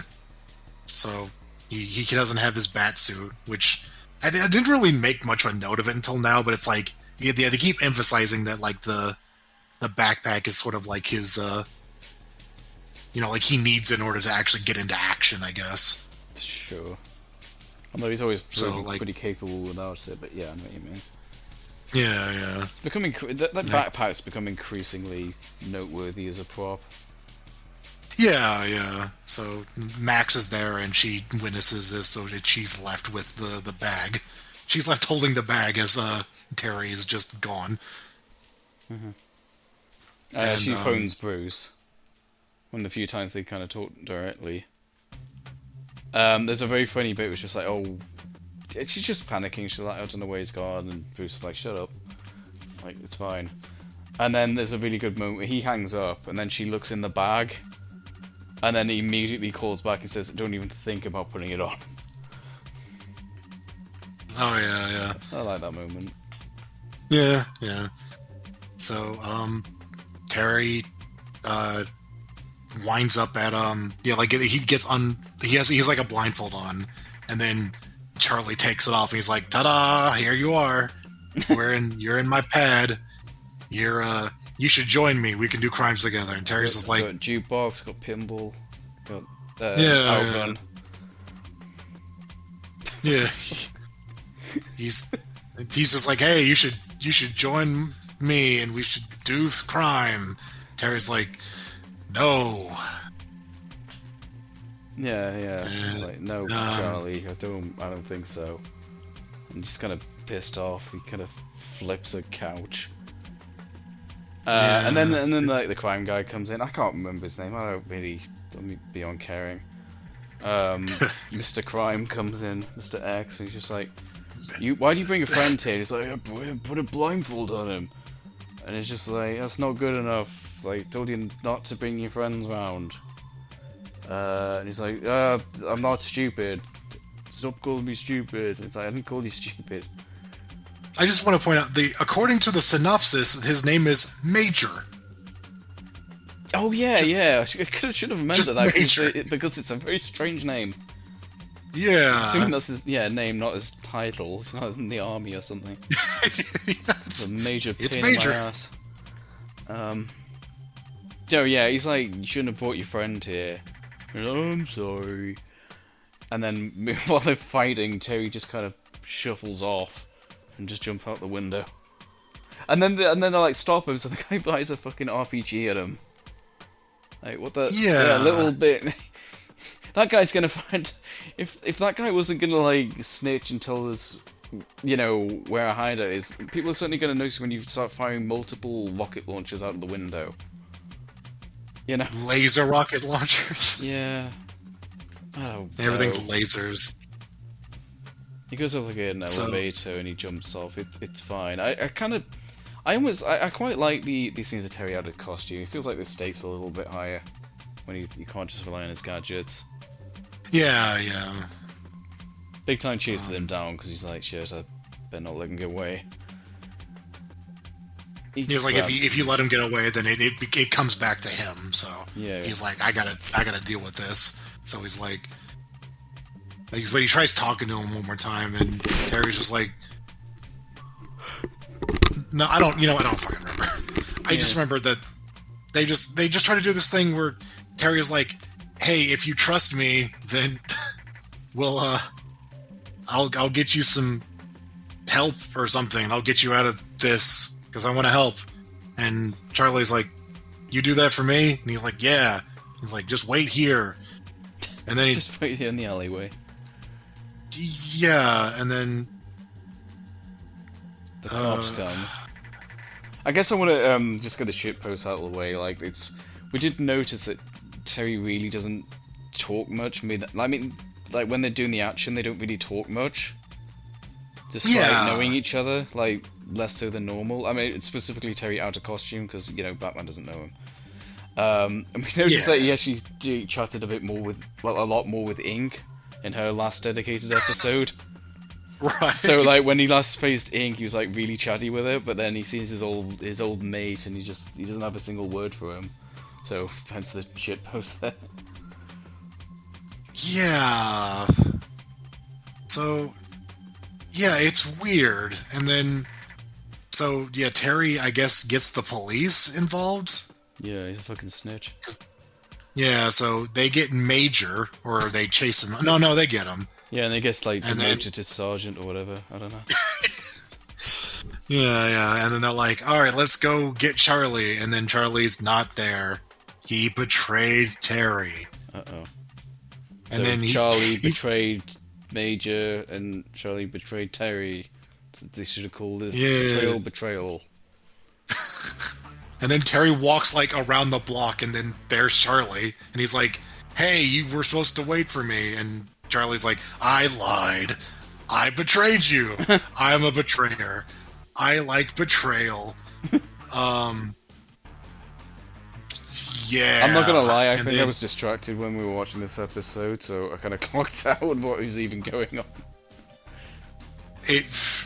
Believe me, you didn't fucking miss anything, because then Terry, Bruce shows up with the backpack, throws it to Terry, and then I guess Terry gets changed while Charlie's breaking Bruce's car and trying to kill him.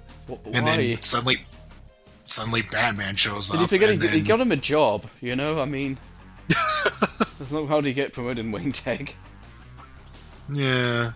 I asked for a vacation. I don't know. He's just a big stupid fucking monster. Yeah, they have a fight on the Gotham Bridge or whatever, and then Charlie falls off of it at the end, and then he falls into the fucking void because it doesn't look like there's anything down there. And well, we can bring him back in another episode, season 4, I guess. Oops. Yep. Just like kind of like we're not killing them off, although you know, we'll just leave it. We might use this character again. He's like the new 10, I guess. You know, kind of betrayal. Yep. No inkling like why Batman's immediately on him. Yeah, nothing. He doesn't pick up anything on from that. He doesn't. He's pretty stupid. He's not very bright. No. Just because I got mutated doesn't mean I lost any IQ points. I'm like, no, you're already stupid.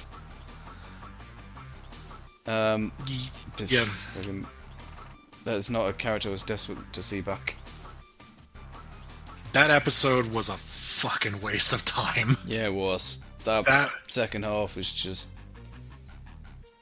the fact they kept revisiting this alleyway, which is like the most generic ass location, I think doesn't help either. Like, it's not even an interesting locale, and they keep revisiting just random alleyway. It's just boring. This episode feels inconsequential to anything. It just feels unnecessary. I don't think a single interesting thing happened in it. I mean, imagine if he actually got help, if he actually reformed. I can't believe I'd be climbing. I'm not. Don't usually clamor for a reform episode, but you know what I mean. It would have been. I mean, strangely, those are some of their best episodes. Yeah. Like, a lot of them are actually really good. But, That's D. We wrote D. I wrote high D. I don't even... I mean, it's D. It's D. I don't know. Let's see. I don't hate the first half. Like, the first half looks like it's going to be doing something, and then it just shits the bed. It's just... Yeah, I guess it's slightly better than who cares? It's D. It's like Untouchable. It's just like, oh, maybe this might be interesting. And no, it's not. You know what? I'm gonna put it below Untouchable. At least remember the action in that a little bit. It isn't just all taking place in this one alleyway. Yeah, it's just they gotta fight on a bridge and they just knock each other around. And again, Terry doesn't. He is just not chatty at all. No. It feels very, very, I don't know, this felt just... inconsequential. Just tacked on. Yeah. Mm-hmm. Just they just threw in an episode. Yep. What a shame. So, I put a little marker in there if we want to mark the occasion, because I kind of feel like we should have done this for the previous shows. But, yeah, this is when the movie was released. So... Yep. And if you want to see that, we did a movie review. At the voice, which started all this. Man, while they were producing a pretty bland season, they were making one of the best movies we saw. Well, because I was thinking, I actually think that might be why. I think they were putting all their A game into the movie, and then the season 3 just ended up being the way it is. Even the Paul Dini kind of nostalgic throwback one with Rage. Even that one's just a little bit underwhelming. I think they were putting all their effort into the movie. Because the movie is so goddamn good. Yeah.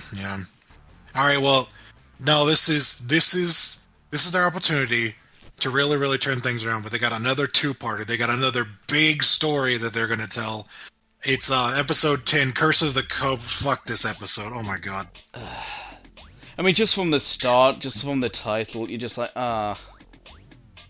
because we'd already established we hate Kobra, and then just from the without even seeing the episode, so it's a two-part. I mean, I guess you don't know it's a two-parter from the opening title card here, so they don't put part 1 in it. Oh yeah. That's how they really screw you at the end. To be continued. Like, oh, more Kobra? Damn it. Oh god. Kobra. Well, let's give it a good old review.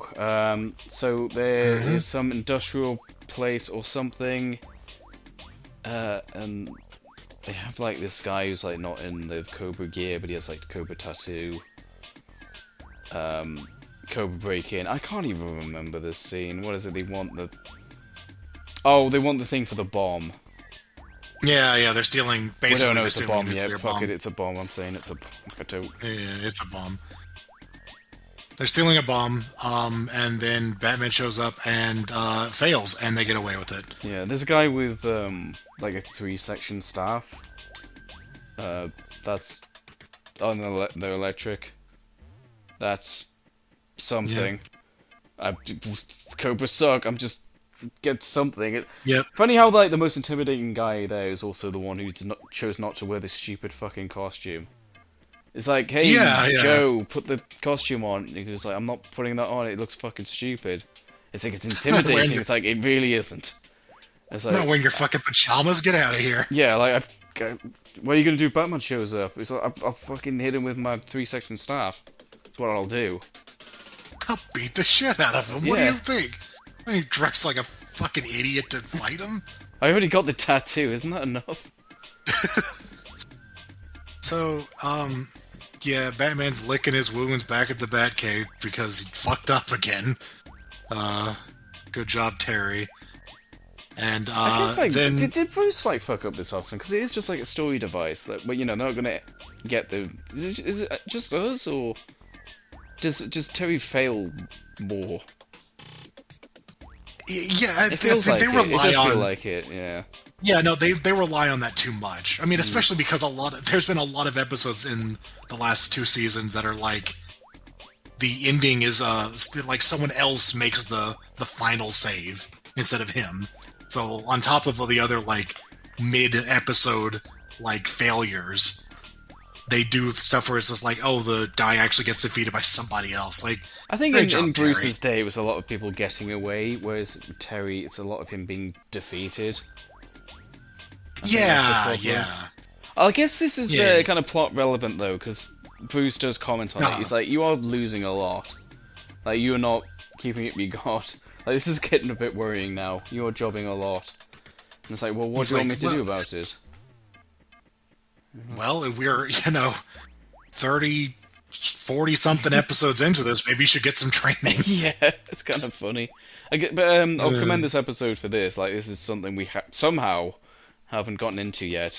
Terry actually being trained, and I mean, like, his actual kind of Batman Begins kind of ninja training, not just decapitating killer croc robots, in the danger Yeah, room. and it isn't just like kind of a subtle reference to the way that Bruce was brought up in the animated series. A fucking character from that show makes a return because Terry is instructed to go get training from Kairi, the lady from Day of the Samurai who got kidnapped by Kyodai. Yeah. Like, that was just a random ass pull, but fuck it. I kind of like it. I like it. I appreciated that. It's just I was not expecting that. She was the student there, even though she only served as the damsel in distress in that episode. But yeah, she was part of the dojo. It's kind of nice to see her being promoted to master. Yep. And I kind of like her character. She's pretty. It's not like she's it's fun. particularly deep, but she's kind of quippy and likable. Yeah. Yeah, I like her. I appreciate very much that she's in this. So that's cool. I guess she moved to Gotham, so. Guess so. Yeah. I mean, I guess after Batman saved her or something. Whatever. Yeah. Yeah. So she's He running gets like jumped there because that's what you do, I guess. There's this recurring thing where he doesn't like keep up his god on his left or his right. I forget. Oh, right. That's right. Mm. So, yeah, she's like the. Isn't she just running a sushi thing, or? Yeah, that's the front, Like a and then fish- behind Yeah, the scenes okay. is the dojo. Yeah. So, yeah, there's some, I don't know, Karate Kid shenanigans where he's, getting taught. Yeah, and we get Like- introduced to a star pupil, Xander, who's just Yes. got the evil eyes. I mean, he has like the Yeah, black eyes, so you just know he's evil. Like, the Yeah, I bags thought under that his eye. was- He has those the Aaron eyes, if you remember Aaron from the Ink episode, where he has like the bags under his eyes, just to show you that there's something up with him. Yeah, it is funny that I think you think Oh based god, on the way this episode. he looks like the kid sorcerer. What's his name? I just realised that now. Fucking what is his name? Clarion? Clarion, yeah, kinda. Kinda looks a bit. Kind of. like He's him, got the kinda. hair, Yeah. but he. Kinda has a voice as bags. well, kind of like. Anyway. Oh yeah, he kind of does. But you would think that based on the way this episode goes, that he might actually be like okay, like he's kind of like the rival character. But no, he's just fucking evil. Like it's Yeah. yeah. So what is it like? There's some exposition with Max. I guess. Well, this is kind of important. Max actually becomes important. Oh Just right, like, yeah. Terry's just. I can't remember what he's saying. He's just telling her what he's up to. Uh, and then yeah, more training stuff. He gets like his first interaction with Xander, where the guy is kind of I don't know stuck up. Yeah, he's with some bodyguards who just rudely push Terry aside. Yeah. And he doesn't give him a second glance, but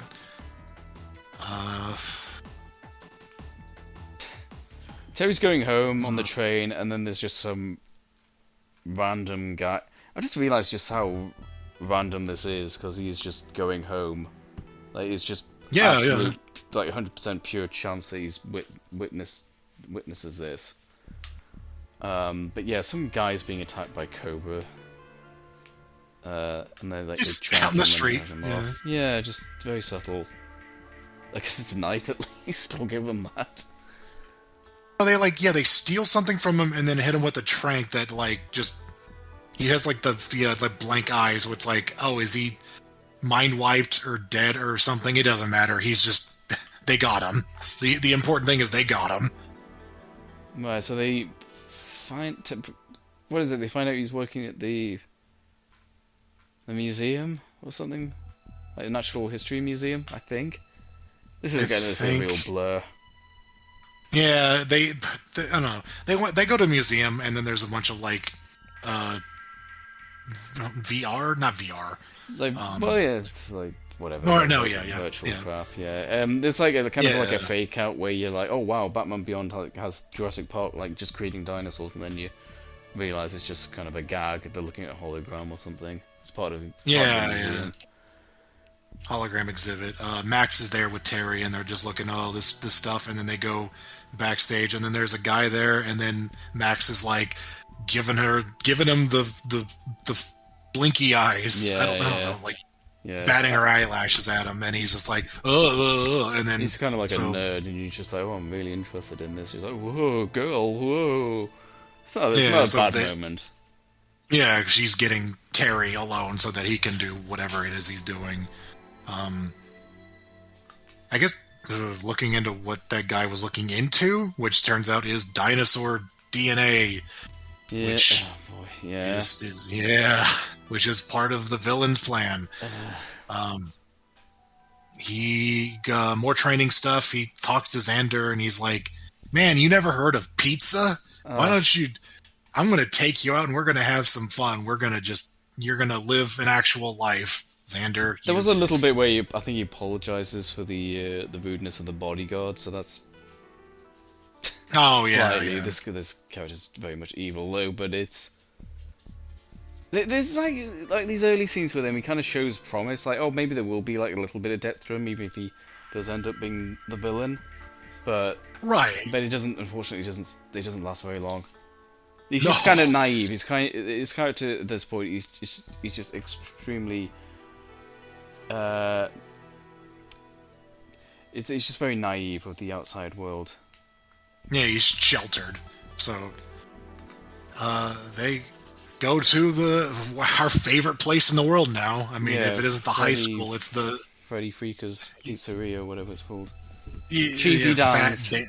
Cheesy Dan's. Dan's. Fat Dan's, I don't know. So they go and they play our favorite game, Sentinels of the Last Crusade, or whatever the fuck it's called. Yeah. Xander's like, isn't Jar Jar lame?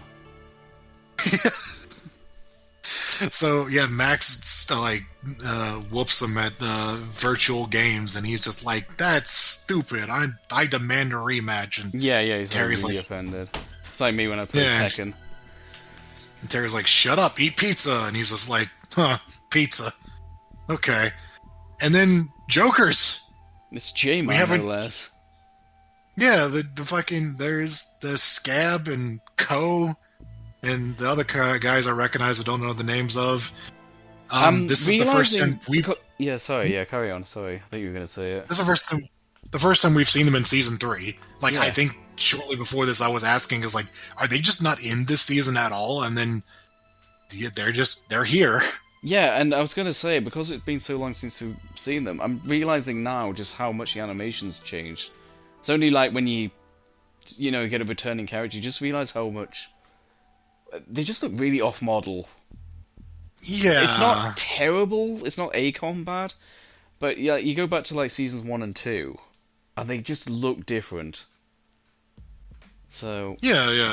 It's not we awful, had basically an entire episode about them, especially Scab, who was like the main villain of that episode. Yeah. And it just looks off. It's weird. But speaking of looking off, I'm just gonna send an image to you. Oh You're boy. gonna have to edit it. Yeah. Oh Jesus Christ! Oh no! What the hell happened? Bruce Timm's looking kind of unwell. He's shrieking. Yeah. He's shrieking out of existence.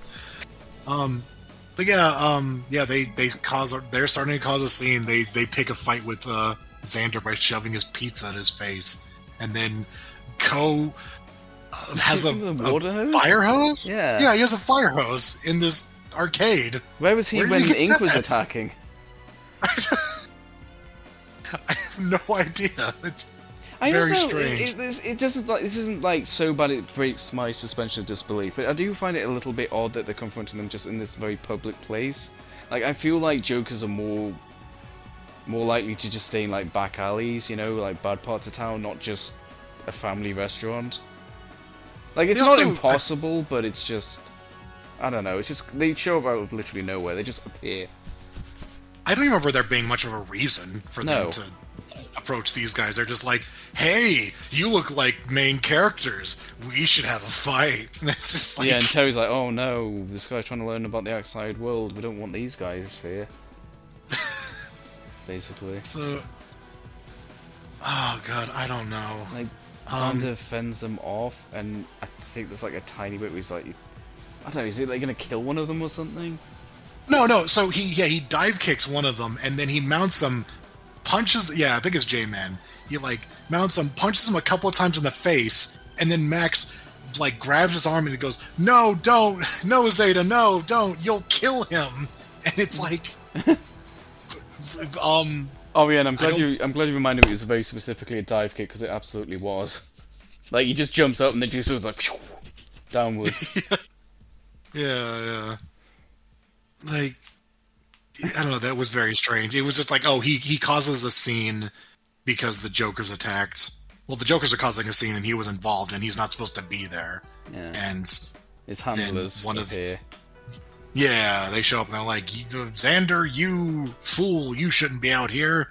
We forbade you from going outside." And he's like, "I get to do whatever I want. I do whatever I want. I'm the leader." That's how he talks, by the way. He does sound like Clarion. Yeah, how dare you speak before me? No, it's just like Kobra. Yeah, and then I do not remember what happens in the scene with Terry talking to Kyrie. Kyrie's just like, Xander's a dick. And she's like, yeah, I know. Doesn't she like kick him out or something? It's just, oh no, doesn't he leave or something? I can't remember if he kicks out or leaves. She's like, I knew he was trouble when I took him on, but you know, I thought she says I thought I could like steer him in a good direction, but obviously I failed. No. So. Anyway. Yeah. So, cut to the Kobra facility where they've got this thing and they're putting it in the machine, and then it gives like they've weaponized Batman's various gases. So yeah, into splicer gas. Yeah, it's splicer gas, and these guys in tubes are getting gassed, and then they're turning into green stuff. Here.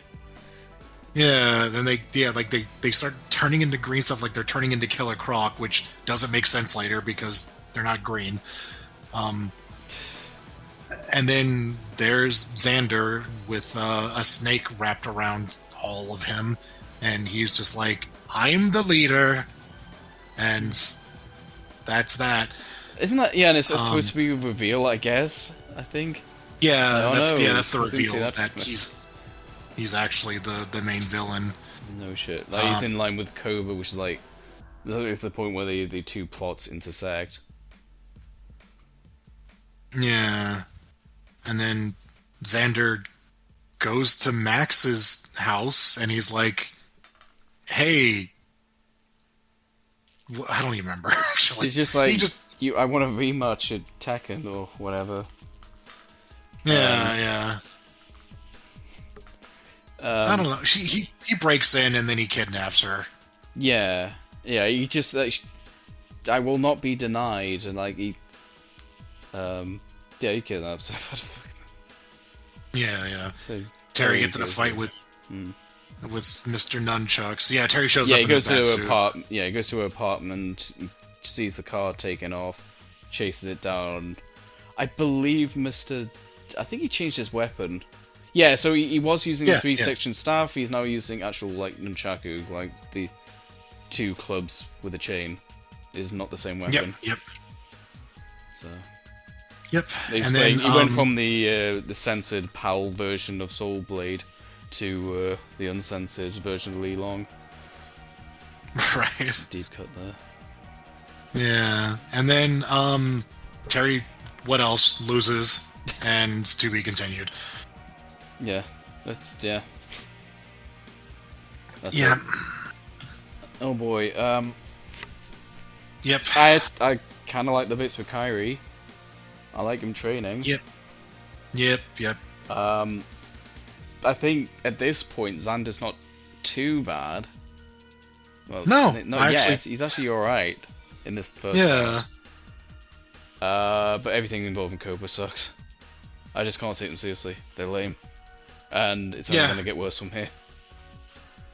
They haven't done anything like egregiously like stupid yet, apart from we sort of saw it, but we haven't really fully explained what they're doing. But they're just boring. They're lame. Like they're like, I think one of the best things about these Batman shows is the interesting villains and the way that Batman interacts with them and deals with them and deals with the things that they say about him and society. And Kobra is just a bunch of dorks who want to destroy the world because they're evil and they're snake themed or reptile themed, I guess. And thankfully they're not like, there's enough of an episode outside of them to kind of make this not too bad. I like, Xander's naivete like kind of suggests we might have a somewhat decent character. It doesn't end up being that way, but so far he's not too bad. And I like Kyrie, so yeah. Max isn't bad in this episode either. I haven't really elaborated much on the negatives. I don't like the scene in Cheesy Dan's. I think it just feels very arbitrary. Like, the Jokers. Like, okay. So we put B. Yeah. I think the stuff with Kyrie's interesting enough to carry it into B. Just put it next to Speak No Evil. It's kind of the Sure. same thing where it starts out with promise and then ends with. I think Whatever. See No Evil ended about as interestingly as it ends. To be fair, it's just an ape on the loose, and then the conclusions kind of justifies that. I don't think there's a big disconnect with Speak No Evil with a certain end, but this one, it's all right. It's the part two. We'll get to part two. Is the problem? Yeah, let's talk about part 2. Let's talk about where this goes. So I don't even know if I need to even pretend like it's fucking Kobra. They suck. So Yeah, the bit where it's just- we opened the last review saying that, but it wasn't too bad Yeah, because they weren't that prominent. But now they're prominent. Now we're like full blown Kobra episode. yeah. Oh boy! So Thank God for the image site because I would not be able to do this from memory. They were like, I guess we didn't really say what they were just like stealing shit for this like mutagen crap. There was like Well, yeah, two they parts. haven't There was like a revealed- bomb. Yeah, well, I haven't revealed it yet. I should shut up. yeah. They got a bomb and they have some sort of DNA dinosaur thing, and they keep talking about like I don't know what they're up to. Like we don't know what exactly they're planning to do with these things, but obviously it's not good. There's two because they're yeah, Kobra. Yeah, it's like the bomb and the DNA, and like how are they connected? Yeah, they're trying to find the connection and they just can't. So, Terry got really fucked up in that last fight. He's broken several ribs, I believe. Oh right, I forgot that was like plot relevant. Yeah, it wasn't just Yeah, a cliffhanger thing. There's some fun jokes about it too, where he's just like breathing's overrated or something because it like hurts to breathe. Yeah. So he's like, I think I'll try not to breathe. Yeah. Like, yeah. So he's in a bad way.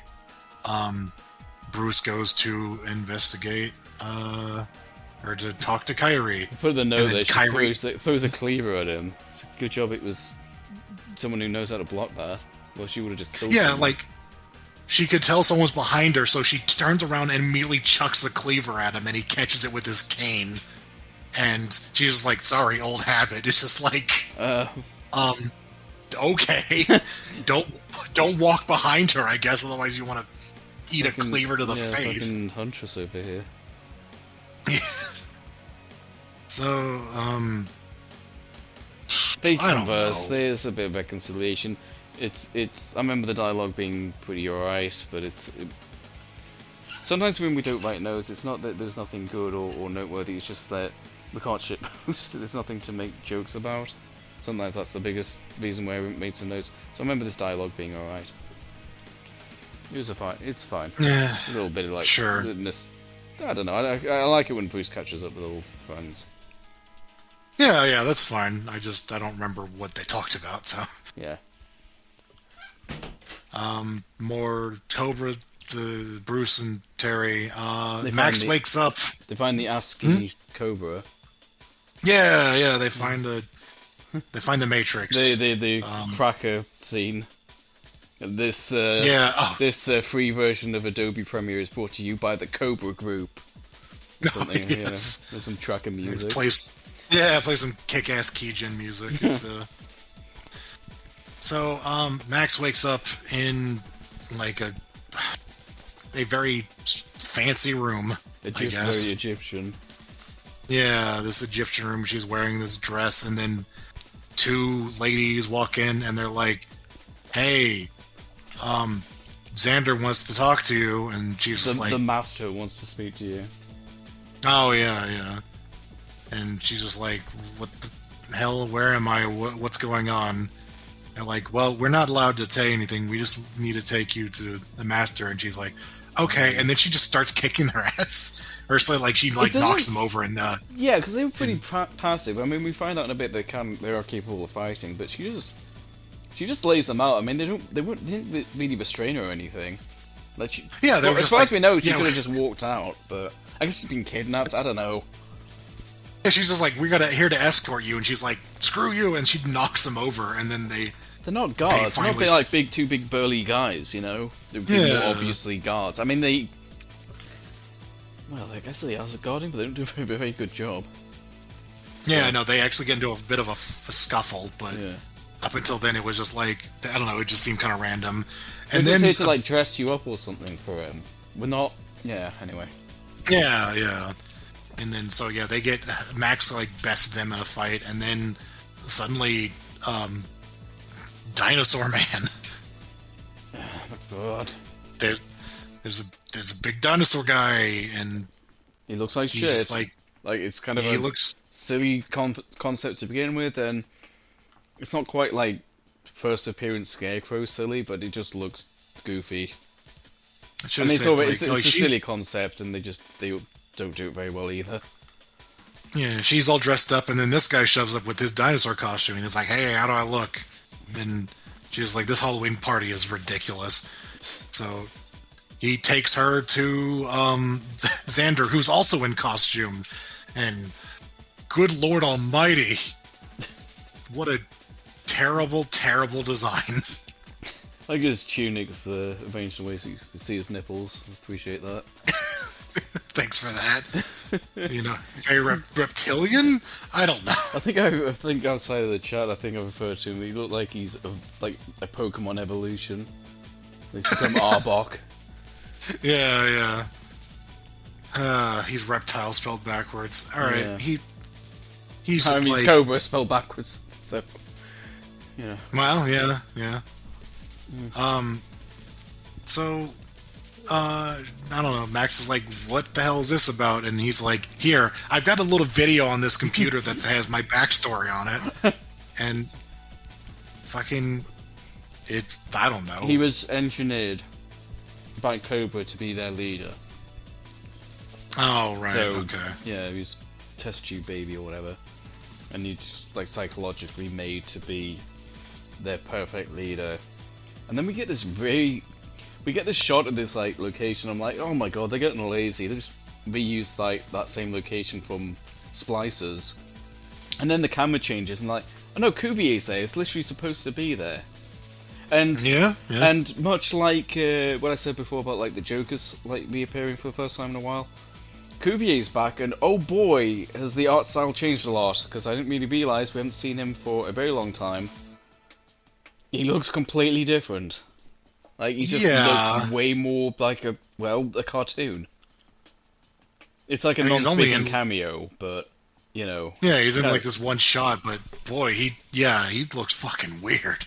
Yeah, he looks really anemic. Yeah. Oh, and there's something I didn't notice. He's doing, like, training with holograms.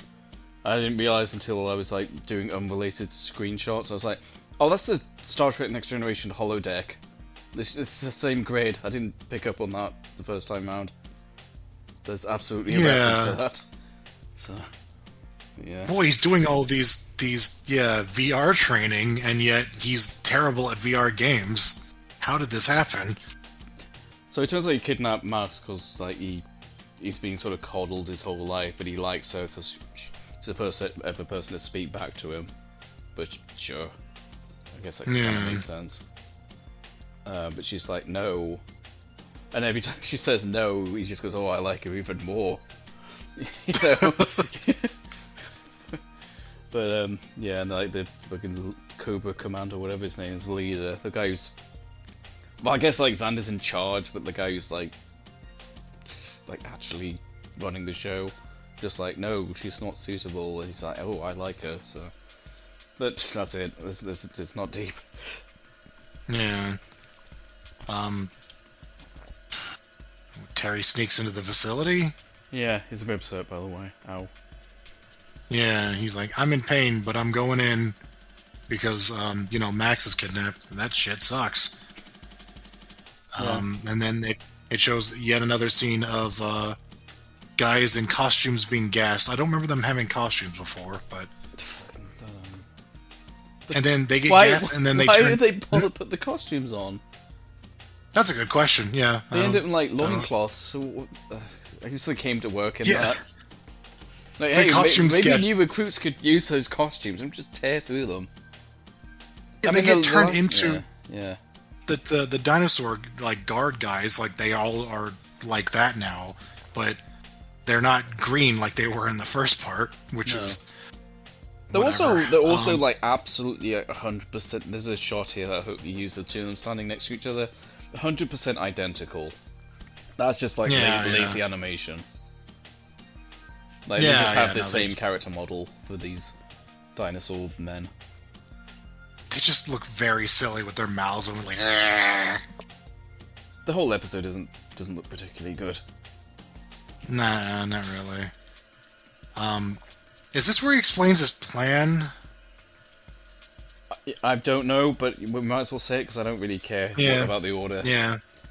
Yeah. So, his grand scheme is that he's going to nuke the world and then turn everybody into dinosaurs because dinosaurs are the best. And also something heat up everything, like superheat the world because dinosaurs are cold-blooded and they need heat to survive. Yeah, that is kind of important as well. Yeah, so it's two parts. They're gonna splice the world and no, they're not splicing the world. No, they're nuking the world. Yeah, so they're the ones they make will just have a nice environment to live in, and humans will die off. Yeah. Yeah. They're not turning everyone into dinosaurs. It's just them. Yeah. That's it. It is real dumb. Like Yeah. Like I said, this was one of the few episodes I didn't watch as a kid.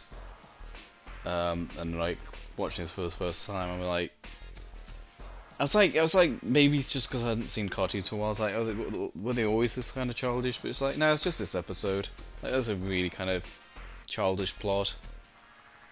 Yeah. Just the whole turn making dinosaurs. Also, like, dinosaurs aren't snakes. Does it say that? Well, yeah. Also, Reptiles. since this episode was made, we're now aware that dinosaurs were actually more bird-like, but I'm not going to hold that against this episode. Yeah. There's not really any explanation for. There's no real motivation behind it other than just they're reptile themed, so they want everybody to be spliced with reptiles. Everybody do the dinosaur. Yeah, everybody be a dinosaur. I don't know. It is so thin and so silly. Yeah. They're definitely living up to that G.I. Joe thing. The visuals they've got. Yeah. I guess the base is like actually an airship.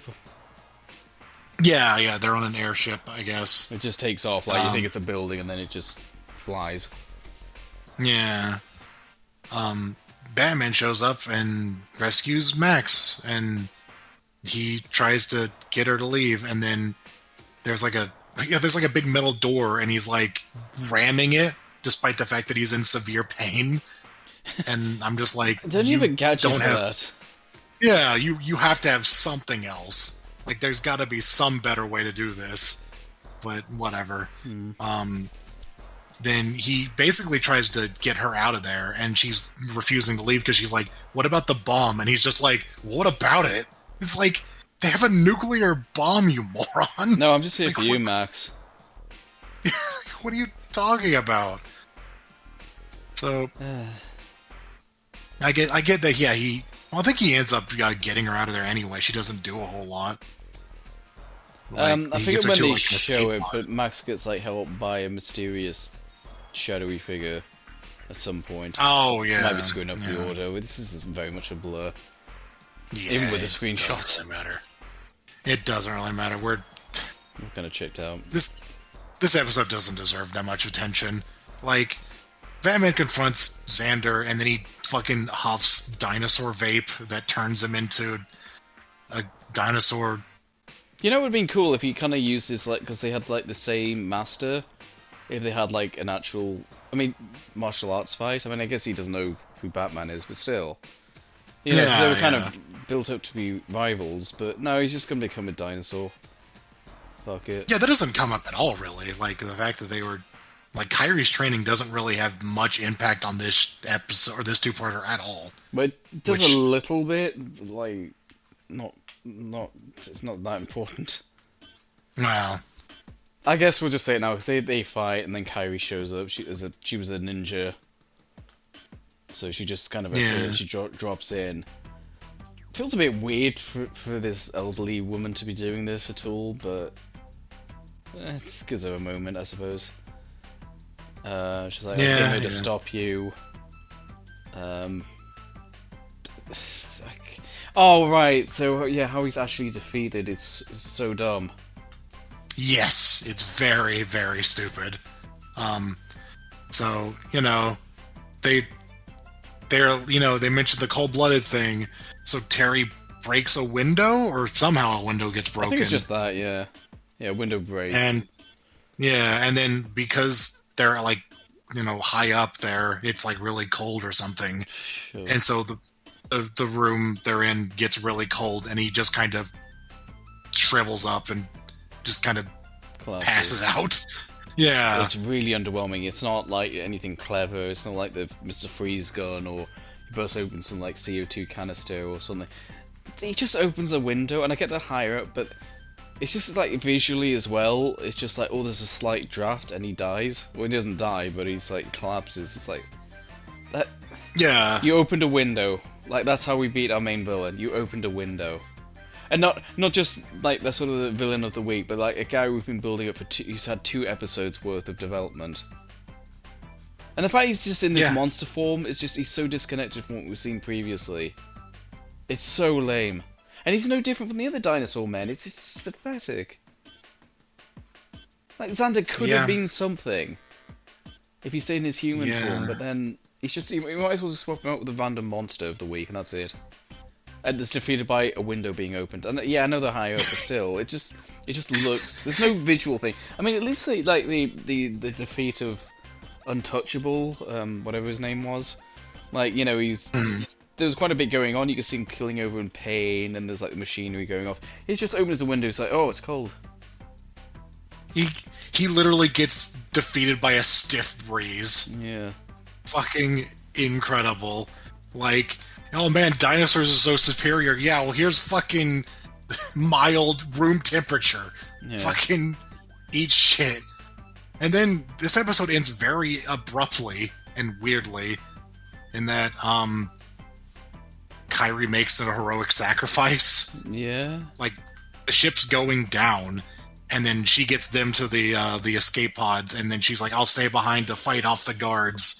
And then it fucking explodes, and it's just like, I guess she's dead. And then she says to Batman, she says, "Oh, keep up your guard on the left or whatever." And it's like, oh yeah. Like I mean, I assume she already knew, but I guess Terry didn't know that because that was a reveal. So yeah. And then the last scene is them acknowledging her. I guess they're nice little somber ending for a very stupid episode. Yeah. So that was ass. Yeah, it was. I remember that being my least favorite episode. Granted, like, we've done the review since, but I remember way back in the day, that was my absolute least favorite episode. Yeah, I think you teased at some point that there was one more episode that might end up in the bottom of our tier list, and it was this one. I don't know if that's true now, though.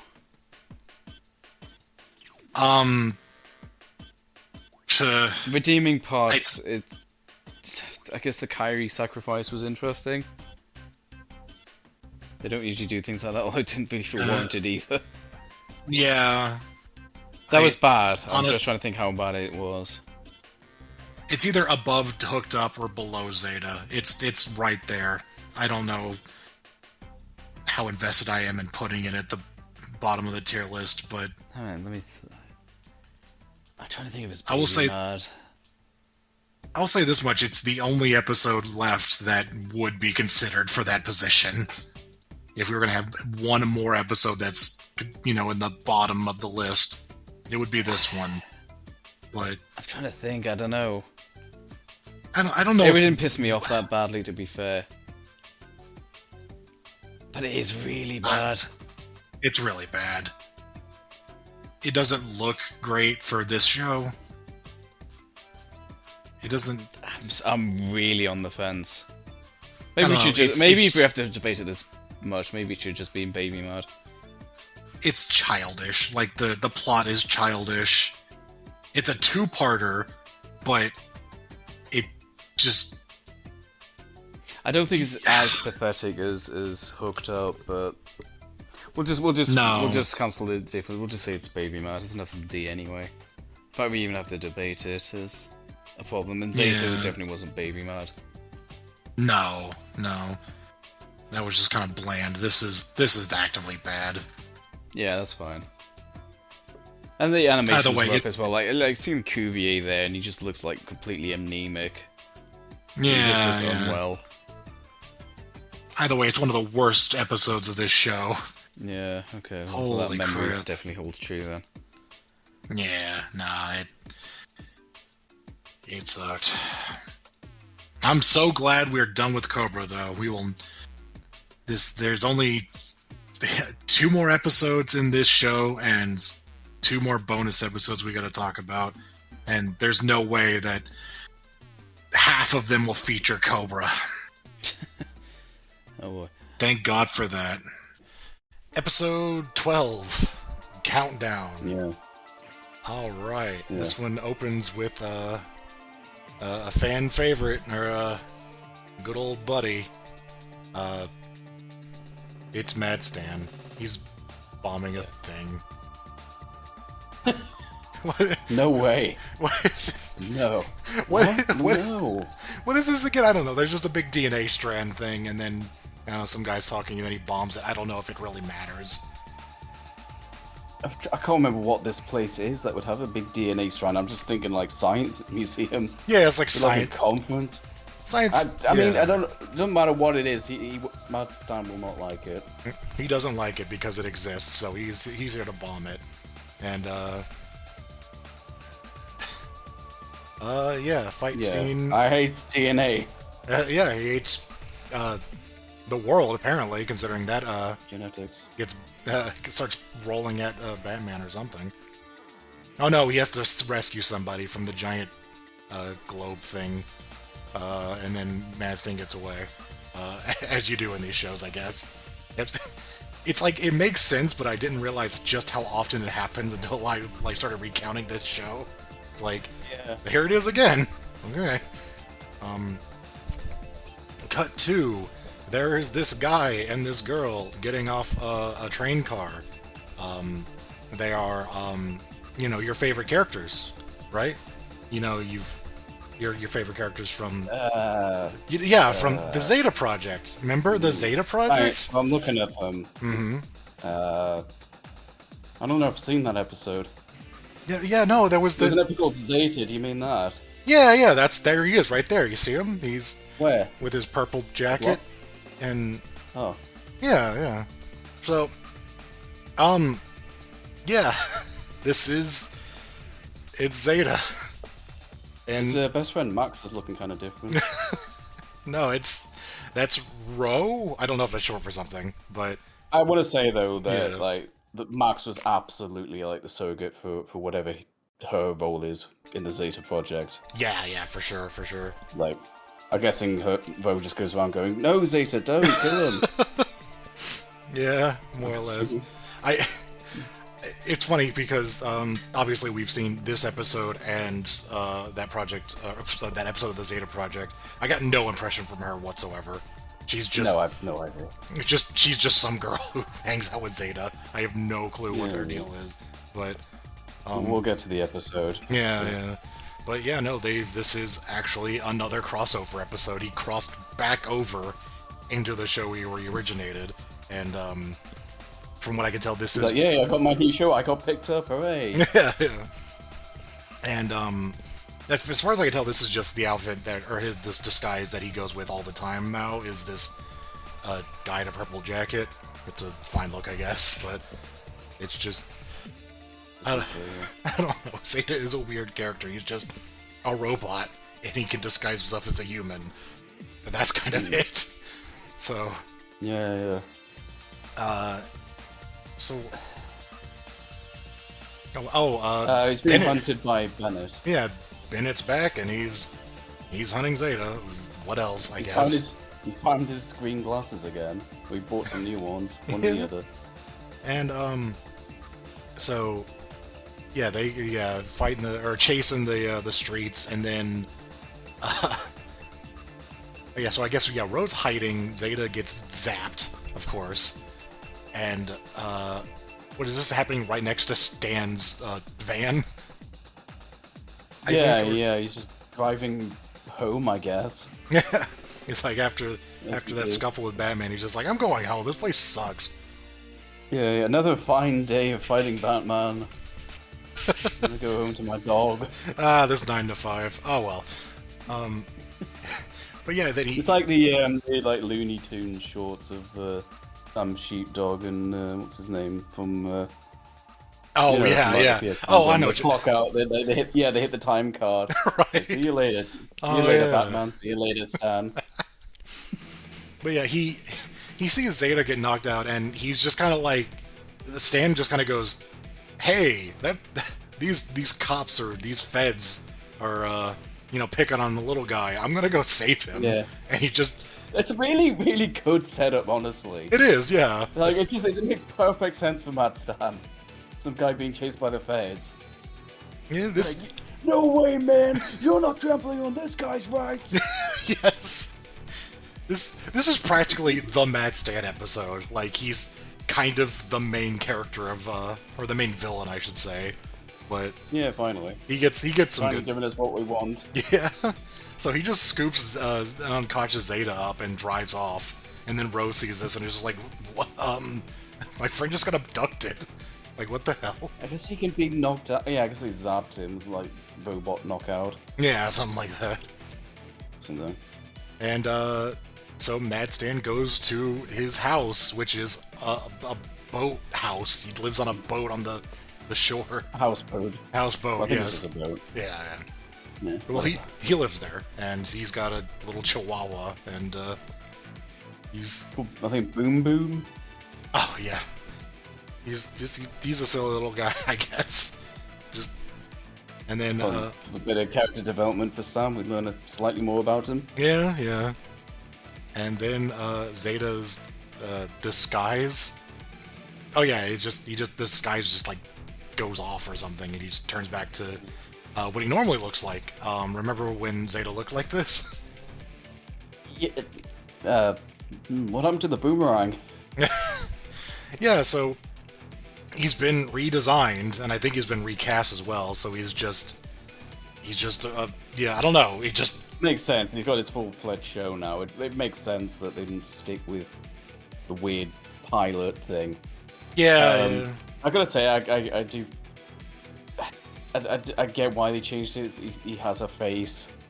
I get it. It's a kid show. You kind of need him to be a bit more relatable. You can't have the weird boomerang head, but I miss that the older design. It was kind of so inhuman. I don't know. I just feel like they dumbed down the design. I'm like, yeah. I don't feel very strongly, but I know I'm what you not mean. that strong about it, but I'm kind of like, you could have fight it, yeah. It is kind of funny though, just like, oh, remember Zeta? It's like, oh, he looks completely different. Like what? Like he just At least changed. it's a robot. I guess, yeah. Any bullshit. Yeah. Sure, whatever. It's his I'm disguise gonna on top of assume his that he looked like disguise. that. Yeah, I'm gonna assume he looked like that when he just thought the entirety of his show, though. He didn't at any point have the boomerang head. Yeah, I'm pretty All I'm sure. saying is I miss the boomerang head. I hope one day in the distant future we might see it again, but who knows? I don't know, it was way too funny when they dramatic zoomed in on the boomerang head, and it was just like, oh. I guess that's what I really miss. But, yeah, so Matt's. So, yeah, Matt Stan sees it's a robot, and he's like, "No way, man! It's a robot." That's my Matt Stan. That's what he said. He's just like, no way, man, and then just moved on with his day. No, I think he's suspicious that it's a government robot or something, like, Yeah. which I guess it is, but he's like, oh, they're spying on me or something. So he's like, I'm gonna get my revenge. So, Ro, our good buddy Ro, is phoning the police, Yeah. which is... hey, police, the federal government, what is it, like, the government? Mm-hmm. They're chasing my friend? Oh no, it's not that, it's... I mean, okay, so she saw her friend, a robot friend, get kidnapped by Mad Stan, so she's phoning the... No, now I remember, she wants Batman, she's phoning the police. Oh, that's right. Yeah, she's like, I want to talk to Batman. so, They're just like, what? Like, we don't... No, like, don't you keep an on hand or something? And then, coincidentally, Bruce is listening in. I don't know if he has like a thing where whenever someone asks for Batman, he can listen in. I don't know. That's kind of weird. He's like, my ears are burning. Yeah, that's probably what the software's called. Ears burning software. And he mentioned a Batman, he gets told. Either way, yeah, It's as good of a reason as any, because obviously she's not actually going to be able to contact him. So yeah, whatever. He's on his way. Yeah. I think she mentioned Zeta, so Bruce is like, "Oh, this isn't just some crank call." Oh yeah, You have like Batman in a can, and then you better let him out or something. I don't know. I'm not good at crank calls. Anyway, Jokers, remember them? They're not in the season much. Yeah, but so yeah, a bunch of very weird. A bunch of Jokers show up, and they look slightly off model. I'm noticing on the screenshot site they look a little more normal. When we were watching it, they for some reason were very yellow. I don't like the color grade. It's the face. It's the face paint because the face paint's like it's white, right? Like it's supposed to be, I imagine, but it's yellow. They look like fucking The Simpsons. Yeah, I don't know. And to hammer that home, they then spray Ro with yellow paint. Like, now you're a Simpson too. The Jokers are dead. We are now the Simpsons with a Z. You know. Yeah, I don't know. Take inspiration from our leader, Burton and Omar. Yeah. So what? They get into a fight. Well, I don't know. They just antagonize her, and then Batman shows up. Yeah. I can't get over how weird they look. They just look really off-model. Like they've definitely. We kind of said this when we started halfway through season 2, but at this point, the animation's distractingly different from Batman Beyond season 1. It is. Massively shifted. So. I just don't know why they're so yellow looking. It's very strange. Well, there's another shot where they look more white, so I don't know. I just would put it down to shoddy animation. Yeah. And their faces as well. Like just that one with looks like he's wearing like a wrestling singlet and a top hat. He's just like, duh. I don't know, but Batman shows up and saves her, and then she's like, "Hey, you gotta rescue Zeta," and he's like, "Oh my God, Zeta? That guy? He's back!" That idiot. Wow. Is he killing people finally? I told him not to do that. Too bad his actual best friend Max isn't around. So, our good friend, the random civilian who looks like Clock King, gets run off the road by. I want to make a montage just every time this guy shows up. Like it's terrible day in Gotham. So imply they're all happening one after the other. I want to do that. 24 hours. The worst 24 hours of his life. That'll be a good episode, like kind of. Sometimes you'll do an episode of a show or something where you see it from the perspective of just some rando. Oh, right. You could just do it with him and how he intersects with all these plots. So what, like going to work, anyway. He gets attacked by Terminal, and then on his lunch break, he gets scared off by the talking ape, and then on the way home, run off the road by Mad Stan. Yes. Although that would definitely highlight the animation shifting. Anyway, so Zeta's asleep, deactivated, something like that, and then Mad Stan knows to put this cassette in him to wake him up. I guess. Yeah, I don't know. No clue. But yeah, I love he's just strapped in, like they're just having a nice casual drive. And Yeah, yeah. Actually, yeah, I didn't really notice that. That is definitely like a kids show kind of thing where they would have to be wearing a seatbelt. Just kind of funny you very carefully put it on this robot. right. I mean, kids, buckle up, kids. But it's kind of funny put it on the robot. I don't remember the conversation too much, other than they took a gag from the first Zeta episode and just did it again, where somebody where somebody is like pretending to know things, and like in this one Zeta is asking, like, I think he was asking about Ro, maybe. Yeah, it's like, where's Ro? And he goes, Ro, yeah, he's fine. He's like, Ro's a girl. Yeah, that Zeta did the exact same thing in his episode where he was pretending to be Max, and some random person Dana knows got misgendered, and it's like, oh, that means that they're lying, and it just, I don't know, it was weird. They did the same thing twice. Doesn't change the plot or anything, though. Oh, yeah, it has no impact on anything. It was just kind of weird, but... Anyway. And then, I don't know, Stan just kind of lets him out, and it's just like, hey, here you go.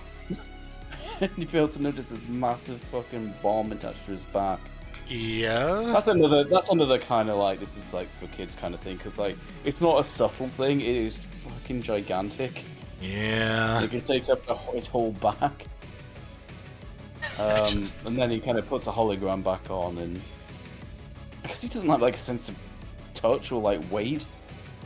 It's just like, I guess. I'm really heavy now. Like the Ink episode of the Batmobile is like, it's heavier than normal.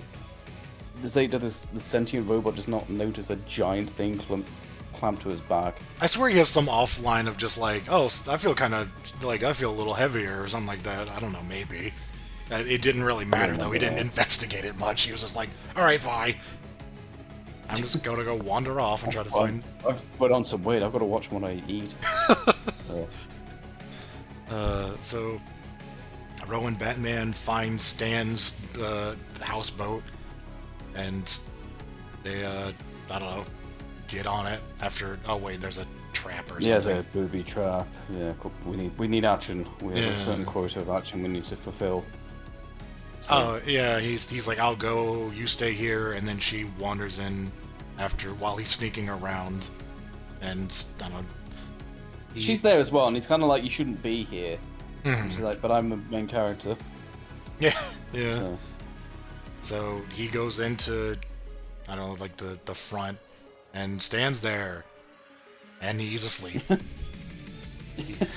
then it turns out like he basically knocked himself out, like he gave himself like a bunch of sedatives to just stay asleep, and then the dog runs in with a little CD and is like, "Hey, play this." He says the dog, because talks to him. I don't know.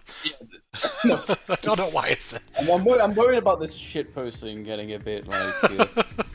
Maybe you get a bit carried away. But the dog... YouTube has that dumb new feature where it like analyzes what we're saying, and then it misconstrues every shit post we make. That's fact. And then Barbara says maybe you should join the Majestic 12 in a body bag. It's like, yeah, go on, yeah, pull that data from the video. So yeah, the talking dog gets ignored, and then Batman puts the CD in just like a player, and then it shows a video and stands there, and he's like, "Hey, I put a bomb on your friends because I'm suspicious that it was an attack by you. If you want to deal with it, you gotta go find him. But you're not gonna get anything from me because I put myself to sleep, and I'm not gonna wake up for like 24 hours." And there's it's so surreal, but it's definitely the highlight of the episode. Yeah, and it's like, oh, you got what, 12 hours, 12 minutes, I don't know. But there's a timer showing. There's a countdown, as it were, to when this bomb's gonna go off. I don't know how big a bomb it is, because I guess it's just threatening Zeta. It doesn't seem like it's not like a nuke or anything. It's just there's a bomb. See, prior to this, I thought this episode was named after the classic British daytime quiz show Countdown, but turns out it's not. I thought he was just gonna throw a bunch of word games at him, but no, apparently it's about a bomb. The only word game is boom. So, they have to go find Zeta. It's not a bad obviously to a plan, yeah. Kind of reminds Yeah. me a bit of like the stupid shit with False Face, but it's more interesting than that. Especially, and also False Face is like another guy who could look like anyone. Right, So- yeah. And then Bo sticks the thing to her head. It's supposed to be catching it, but it's just a very interesting shot. This is how you carry it. I guess the difference here One is of that those Kano eyes. Zeta is also looking for them. They just have to find each other first. Like, Yes. yeah, like False Face is trying to hide himself, and Zeta's just like, I need to find my I friends. want to be found. Yeah, But he also has to hide from the Fed, so he's got like the. the different He disguise. probably has a helmet, yeah. Yeah, It's a fun dynamic, yeah. yeah, sure. Oh God, this bit. So what? Bennett flags him down, or he sees Bennett or something, but Doesn't he contact Bennett? maybe. And like Rose, like, you shouldn't have done that, idiot. I don't know. I just remember that they're on like just a highway, and then they're like he's got his truck and the Batman lands the Batmobile there, and they just I guess it's Batman going to him then. yeah. So Batman's I guess just asking like I don't know, get some help trying to find Zeta because he's got a bomb, and while that's happening, a guy just kind of walks up to the Batmobile. Yeah. It just Like, happens. fucking Jimmy Olsen looking Yeah, motherfucker. Like, he just walks up to it. yeah. It's, like, it's really noticeable as well. I'm like, he's up to something. What's he doing? Batman's just like, hey, don't touch my car. It wasn't like they didn't show it or something, and then they talk about it later. It's like, no, they literally show the guy walking up to it, and then it's like, oh, okay. I guess Batman just Yeah, isn't... it's not like, I mean, what's happened, like, Ink, like, got in the Batmobile secretly. Yeah. We know Terry was, like, distracted at the time. Ian Peake attached a camera to it when Terry was fighting someone. And this time Terry just watches it happen. Yeah. Like, oh, what's he doing? It happened right behind him, and he's just like, Bennett, help me find the robot. And Bennett's just like, I'm trying to find him too, what do you want from me? I was trying anyway. Even though I was gonna bomb. Well, now I'm gonna... Yeah, doesn't Bennett say, like, well, that's my problem solved? Or something. Oh, yeah, probably. But he's like, you'll take out half the city or something. Just like, yeah, whatever, my mission's complete. So... That's the thing is, I remember them saying, like, making the bomb to be a big deal, but whenever it does go off, because spoilers, it does, he just toss it out a window, and it's just like, oh, it's fine. Yeah. But, oh, okay, so, I don't know, I Zeta... guess Matt Stan expects him to actually go in the government facility or something. But anyway, yeah. I don't know, I have no idea. Whatever. It's, so what, Zeta gets attacked by some jokers? Yeah, and they put a truck on the car, by the way. Oh, yeah, of course, yeah. That's... Yeah. Spoilers, the reason that the guy walked up to it is because he actually planted a tracker and, right under Batman's Batman nose. just watched it happen, yeah. Yeah, like an idiot. But yeah, some jokers attack Zeta, and then I just remember the The guy... same ones, no less. Yeah, same Weird guys. looking designs. Yeah, same They're yellowed... that day. some grotty piss-stained jokers. You can tell I've seen another funny picture when I just started laughing yeah. out of nowhere.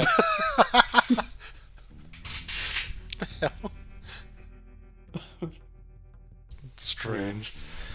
So, I just remember the guy hits him over the head with a fucking pipe. It's like a lead pipe, and then it, like, bends, and his response to seeing that happen is, he can't do that! Yeah. I was like, well, he did. That's not funny. So... God, You can't do that. How dare you? that's against the rules! The rules of physics. And it violates physics and biology. What the hell? I'm trying to figure out what's happening from these shots, and as far as I can tell, Zeta throws him into a dumpster, and then Batman just lands on the ground, and I think he starts spinning. Like they sort of try to dogpile him. He's standing upright, and then his upper torso just starts spinning. Oh yeah, yeah, of course. It's some very robot stuff.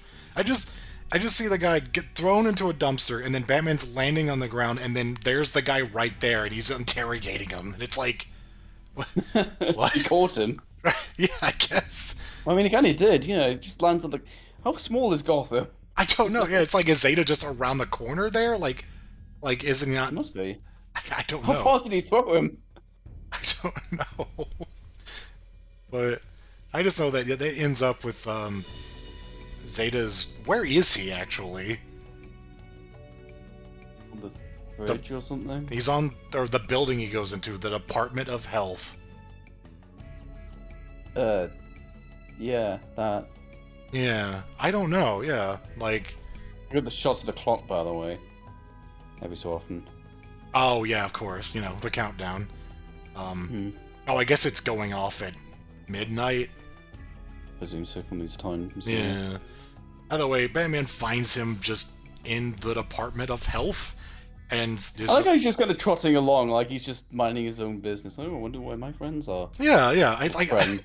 I don't know what's going on. Like he's just kind of wandering around, and Batman just finds him and tackles him. He's like Zeta, and then just flies at him because the thing is about to go off in a minute. Oh, hang on. Did Mad San tell him to go to the Department of Health to bomb it? Is that what it was? Like, oh, your friend's going to meet you here. I can't remember.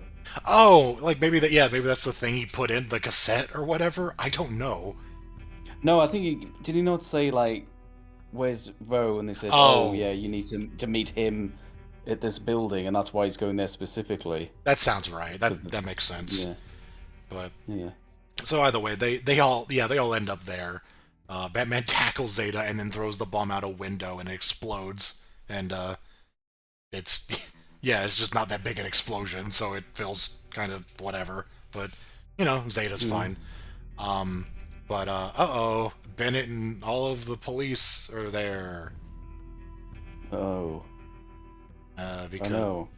and Batman's like, how did he find me? Oh, maybe there's a tracker on the Batmobile that I watched the guy put on there like a fucking idiot. Yeah. The fact it wasn't even like a particularly sneaky, like just this kid who kind of looks like an intern or something. Yeah, yeah. And then I don't know. There's just like it's not even a fight scene. It's just they break in. They see Terry, who's like dressed up like the janitor, I think. Like he's just. Well, yeah, there's like this very obvious shot of like, oh, there goes Batman, he's leaving. Oh yeah, Very yeah. clear shot. He's like, he practically waves at Bennett, like, hey, look at me, I'm Batman, I'm leaving. Yeah. I'm not the one you want. And Yeah, I mean, we kind of knew where this was going, but it's still kind of fun. yeah, sure, yeah. They go in there and then they see this janitor guy, and it's obviously Terry, and they scan him with the "Are you a robot?" Visor, and it's like, oh nope, he's normal. And then turns out, because I guess Zeta and Batman are the only two people in this building right now. It's midnight, I guess, whatever. But Sure, they're whatever. just like, well, it's not Zeta, so Well, they didn't presume Zeta's the only one in the building, so... yeah, I guess. Either way, Zeta and Batman. yeah, it shows Zeta piloting the Batmobile. Like, it shows Batman, and then suddenly it's the hologram thing, and it's actually Zeta, and his hands are clipping through the controls because Yeah, oops. they have a layering error when he swaps character models. yeah, it's very Oops. oopsie. So Maybe the handle was part of the hologram for some reason. I don't- think it was. I don't. And then Ro and Zeta and Batman all meet up in a park and exchange pleasantries, and then I don't know, they fuck off. I don't know why. Zeta's like, there's a track on the Batmobile, by the way. You dumbass. Yeah. How did that get on there? What's important is you're safe. Yeah. I don't remember why they were there. They said they were looking for somebody. I don't know if it was relevant to their show. It just Oh, it was just kind of we want them to be in Gotham, so they are. and then they get into Sure. some shenanigans with Mad Stan, some Mad Stanigans, and the end. Yeah. So, That felt inconsequential, but I'd be like, it wasn't bad, honestly. no, Although I really don't care about this kind of Zeta kiddie stuff, and it's even more kiddie now. Now he's got his own kiddie show. But you know, anything with Mad Stan in it can't be that bad. I don't really have any problem with the Zeta Project stuff. Like, it's fine, but whenever It's not for us. Yeah. I think the problem, though, is, like, you bring it into this show, you have to bring something more than just Zeta's there, and then Mad Stan, and then that gets kind of resolved. Bennett kind of, when he put a track on the Batmobile, but then they outsmarted him. It's just... Yeah, the animation's pretty rotten in this episode. Yeah. Not the worst we've seen, but everything's just getting increasingly off model. Again, this is around about the time the movie came out. I think that probably, if I had to guess, I'd say they kind of spread thin. I almost suspect that I'm just making shit up, but I almost wonder if this was just made by, like, animated by the Zeta Project team, because it kind of looks more like, it looks like that show trying to pass as Batman Beyond, like Maybe. especially with quite the bold colors. I don't know. That might seem like the weird jokers, but I don't know. I'm not an expert in animation. We're just watching some cartoons, so. Yeah. We wrote C, good and bad and balance out to be just mediocre, I think. C's fine. Mad Stan definitely elevates it. Yeah. It's got some fun bits. It's got Mad Stan, and he's just always entertaining. And The bit with him falling asleep is pretty weird and enjoyable. Yeah, I like it. Yeah. Where does it go? Somewhere middle. Hang on. Next to this Let's other have a look at it. Mad Stan episode. I mean, it's definitely the lower end. Maybe between the Ink and Golem. Well, that's fine. Actually, yeah, okay. Yeah, I like this here. Well, I just want to emphasize, I like the Mad Stan stuff. I think he makes it entertaining enough. So I do like this switcheroo at the end, even though it was a little bit predictable as well. yeah, it is kind of funny that Bennett couldn't figure that out. It's just like, oh wait, this robot's no, he doesn't do disguising. What do you mean? Yeah. How? Alright. So the Finally final made it. The final episode. of Batman Beyond. Yeah, I guess. And it's, yeah. Yeah. Let's talk about it. If we're kind of expecting some sort of like big spectacular finale, spoilers, this isn't that.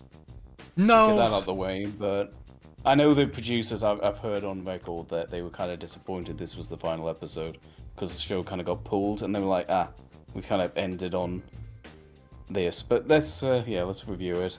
Been ahead of myself there. Yeah.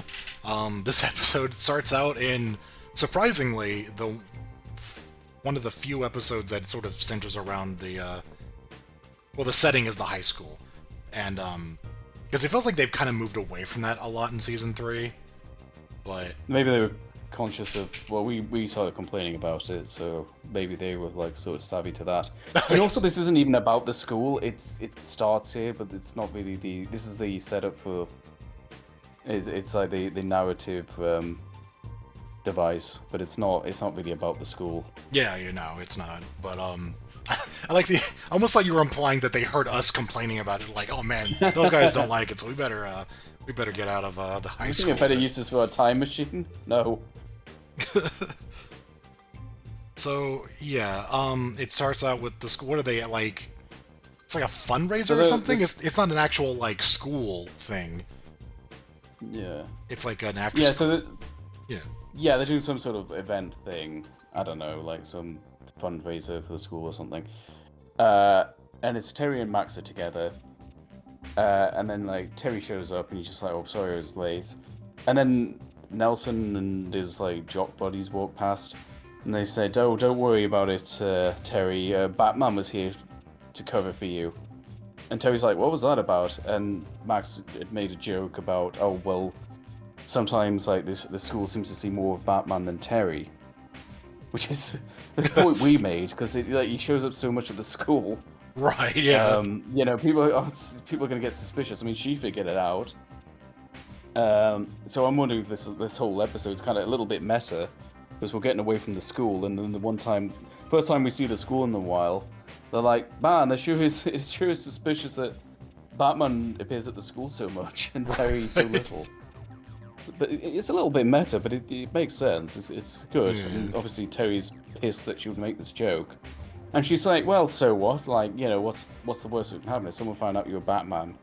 Like, why is that a big deal?" So we're kind of impressive. We're at the literal last episode. We're still kind of touching on something like not just Batman related, but like superhero related in general.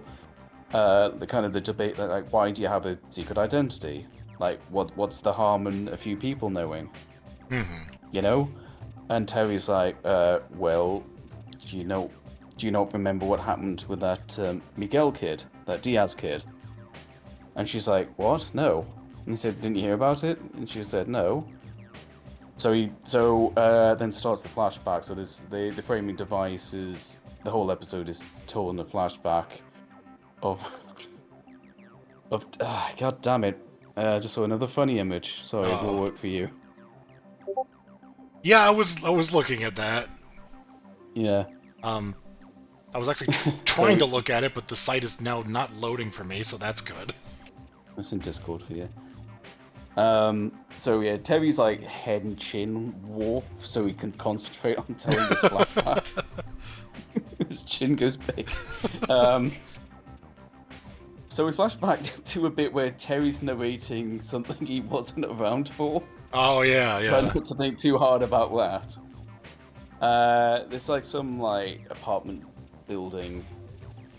There's like some social gathering outside. This kid, Miguel, is playing with his action figures, and he's enjoying himself, but his mother's like, hey, you should play with the other kids. And he's like, I don't want to.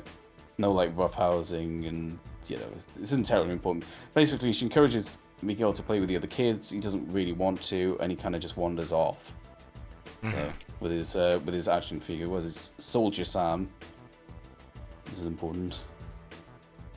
Cut to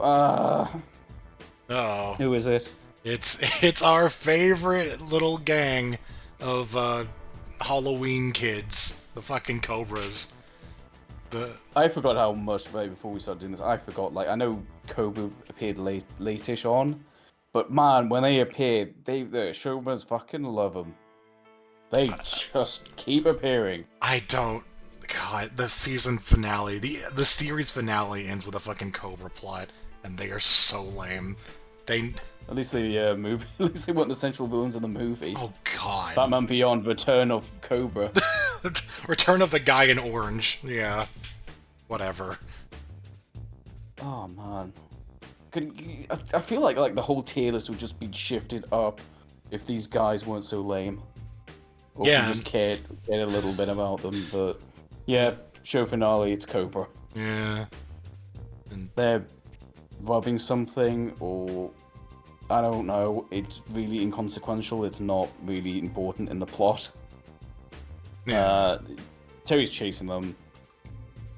They go past the building, the complex Miguel is in.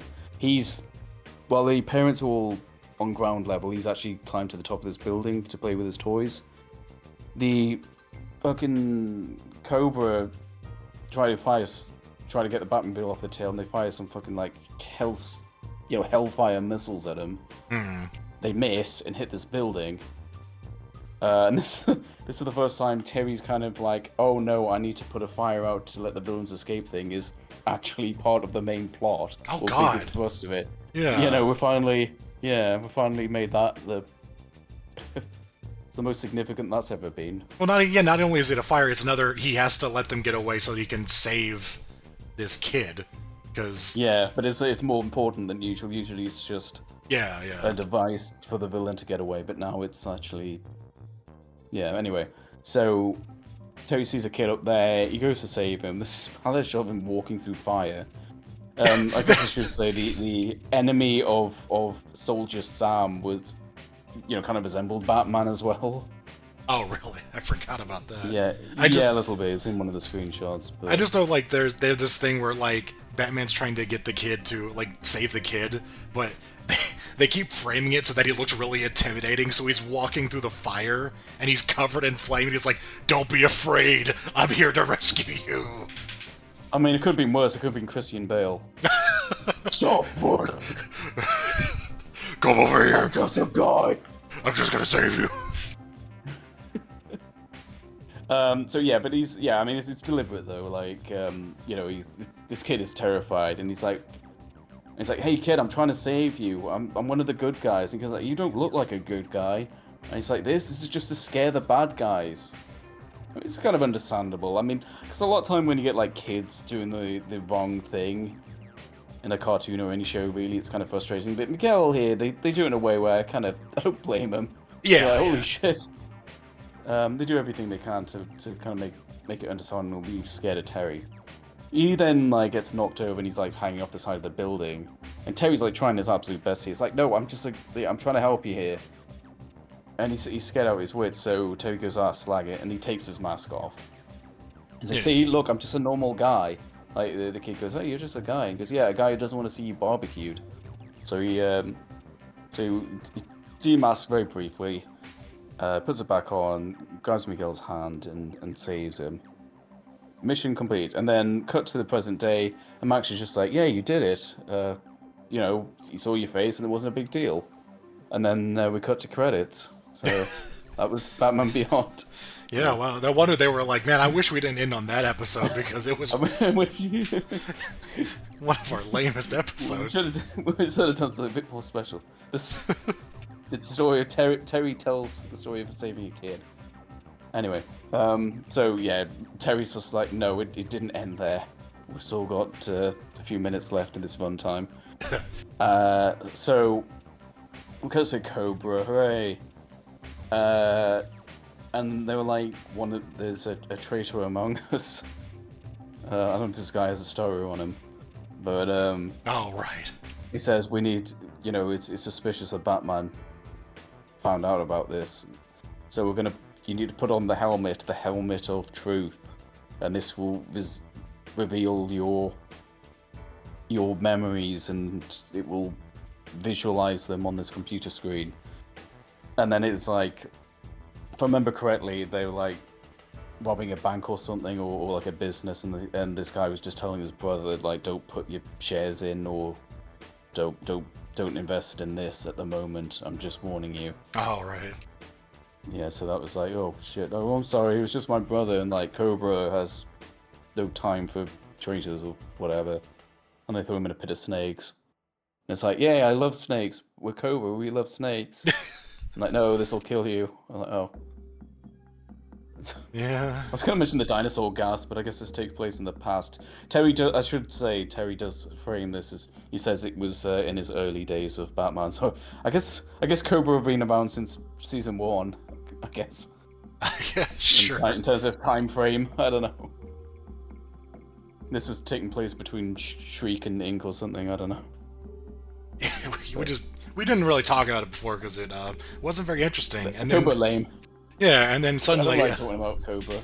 Suddenly we had to make 26 episodes. So fuck it. Here's Kobra now. Yeah. Anyway, so they turn on the TV. Miguel's talking about like how he got saved from the rooftop, and he goes, "Oh, Batman's actually a really good guy. He's not scary at all. Not when you realize he's just a guy under the mask." I'm like, "Oh." And Cobra Commander, I don't know what his name. That's his name now, Cobra Commander. Yeah. Orange. He's like, interesting. Because it's not the same guy, right? Like, it's just like the orange is just the. Well, I mean, it's definitely not this guy if he appeared later on in the Right. chronology. Yeah, exactly. So- Like, it's just some guy who happens to be in the commander role.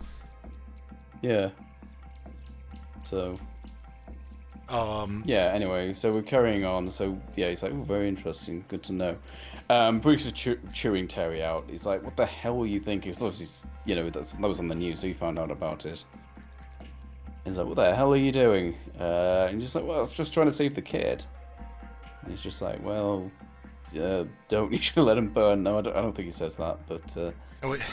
He's just like, well, now you made things worse, because now everybody wants to go after the kid. Yeah, he's a target now. So Terry has to go on watch, just like follow the kid around and make sure that he gets home safely. Or even, I don't even know if he does more than that, but yeah, he's just kind of watching the kid walk home, because I guess somebody just left him unattended as he's walking home. Yes, so yeah. And then he sees a doll, like his toy, in the street or on the sidewalk, and goes to investigate it. And then there's Kobra. A bunch of dorks fly in on some flying bikes, and they're like, hey kid, come with us. Want some candy? It's snake themed. And Terry's like, oh, you assholes. So he gets in a fight with him. Fight scene. And then... Bracelet Kobra, that's his name. What? Yeah, the guy with the claw. Okay. Like, this claw is dipped in the most venomous poison known to snake kind. And then Terry just says, good to know, and then he just jabs him with the fucking claws, and he passes out. Yeah. I was just kind of stumbled across this very randomly, but the guy who voices this very random, ineffective member of Kobra is the guy the Joker beat the shit out of in the Dark Knight. The one who was supposed to watch the door, and he's just like, you're not going to intimidate me. Do you want to know which of your friends were cowards? And then the next time we see him, he's like, Joker's got a knife to his throat, and he's like, I guess this guy's like specializes in playing Batman characters that are horribly inept. Brilliant. Yeah. So what? Oh my god. Oh. Yeah, so he beats them, and then hooray, the cops are here. You know, because Terry said, you know, so Terry said like a moment ago, like, oh, to Bruce, we need to get, I'll contact Barbara and I'll get Diaz taken into protective custody, and then that's when this scene happens. So they're beaten, and the cops show up, and he's like, oh, good, some relief. Maybe I can actually get some rest now. So they take the kid away, and they drive off, and Terry's just like, oh, thanks for getting Barbara to send the cops. And Bruce's like, I haven't contacted her yet. And he's like, oh. He was just... I want to see how this plays out. I'll wait and see if I need to contact her. I don't know what he was doing, but... Well, I mean, I don't know how much time had passed. He's like, I haven't gone down to that yet. I'm busy. But... he's just like, I haven't contacted her yet. And she's like, oh. It's just kind of this good shot. Just Terry like, oh. It really zooms in on him. Oh, there's a tiny bit where the quote cop,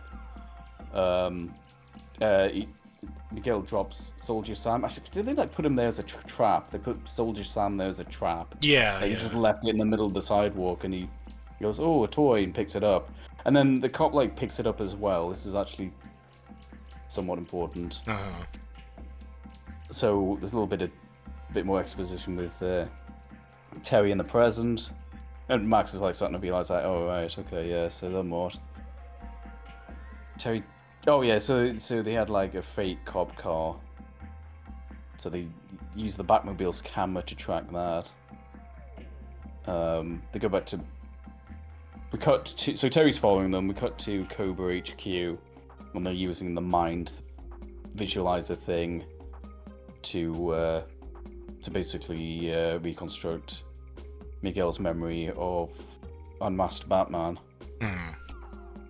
Goes a bit back and forth. It's not too bad for as long as Kobra are. It's, he's trying to, pretend to be nice to him just so he doesn't resist. There's a bit where they hand the toy to him to get him to calm down, because he kind of yells at it at one point when the image starts to break up. They do say it's more erratic. They've never used it on the mind of a child. There's a really good shot of like sort of the face kind of coming into focus that you used with the title card. I quite like that bit. Terry comes in, there's a fight, it's Kobra, who cares? Which should be worth noting that they do eventually see the face, like it does come into focus, but you don't see what they're seeing. Yeah, it's out of shot. Yeah. And then, so the fight's happening. Terry's too late. Yeah, Terry's too late. And, it culminates in what? The guy getting... So, people getting thrown into the pit, I think. I don't know. Yeah. But... It's an action scene. Yeah. Kobra. And the guy's like, I've seen your face. Like, he gets subdued. He gets, like, it looks like a bola tied around him. He's like, yeah, but I've seen your face. You won't be able to... I've uploaded it to the Kobra servers. Oh, yeah. So now every single branch of Kobra knows what you look like behind that mask. So... And then Terry... he goes like, my job is complete. Yeah. And he just kind of runs into the pit himself. Oh, right. I don't know. Going by these screenshots, it looks like he's just running away. He's like, bye! Bye. No, he jumps into the pit. Yeah. And then, kind of a badass way to go out, I suppose, when you flame as Kobra. As good as you're gonna get with these guys, yeah. But yeah, Terry's like, oh no, and he turns around and he sees the monitor and is the image of him in the fire, and he's got the doll's face, like the Soldier Sam's head instead of his Serious own. Sam. Yeah, Serious Sam. It's all fun and games until somebody loses an eye. Yeah. And it's like, oh yeah, because they were trying to calm him down with the toy, and he was focusing on that. About. Yeah. And I think Terry said he kind of substituted in his mind. He was like a hero, so he just kind of substituted. Like in his mind, he just like Soldier Sam kind of came up to save him, kind of. Like that's just the way he's kind of imagined it. There's a few explanations. Yeah. Terry also says, I don't even think he got a good look at my face. He probably just, imagined, he put in a familiar face. Yeah. So, yeah, it's not bad. I quite like it. It's a good little twist. I like it. It was set up well without being too distractingly obvious. Like the toy is always there, and obviously we have to mention it in our recount. But it's not like hitting you over the head that it's that important. Right. But it's there enough to be noticeable. Yep.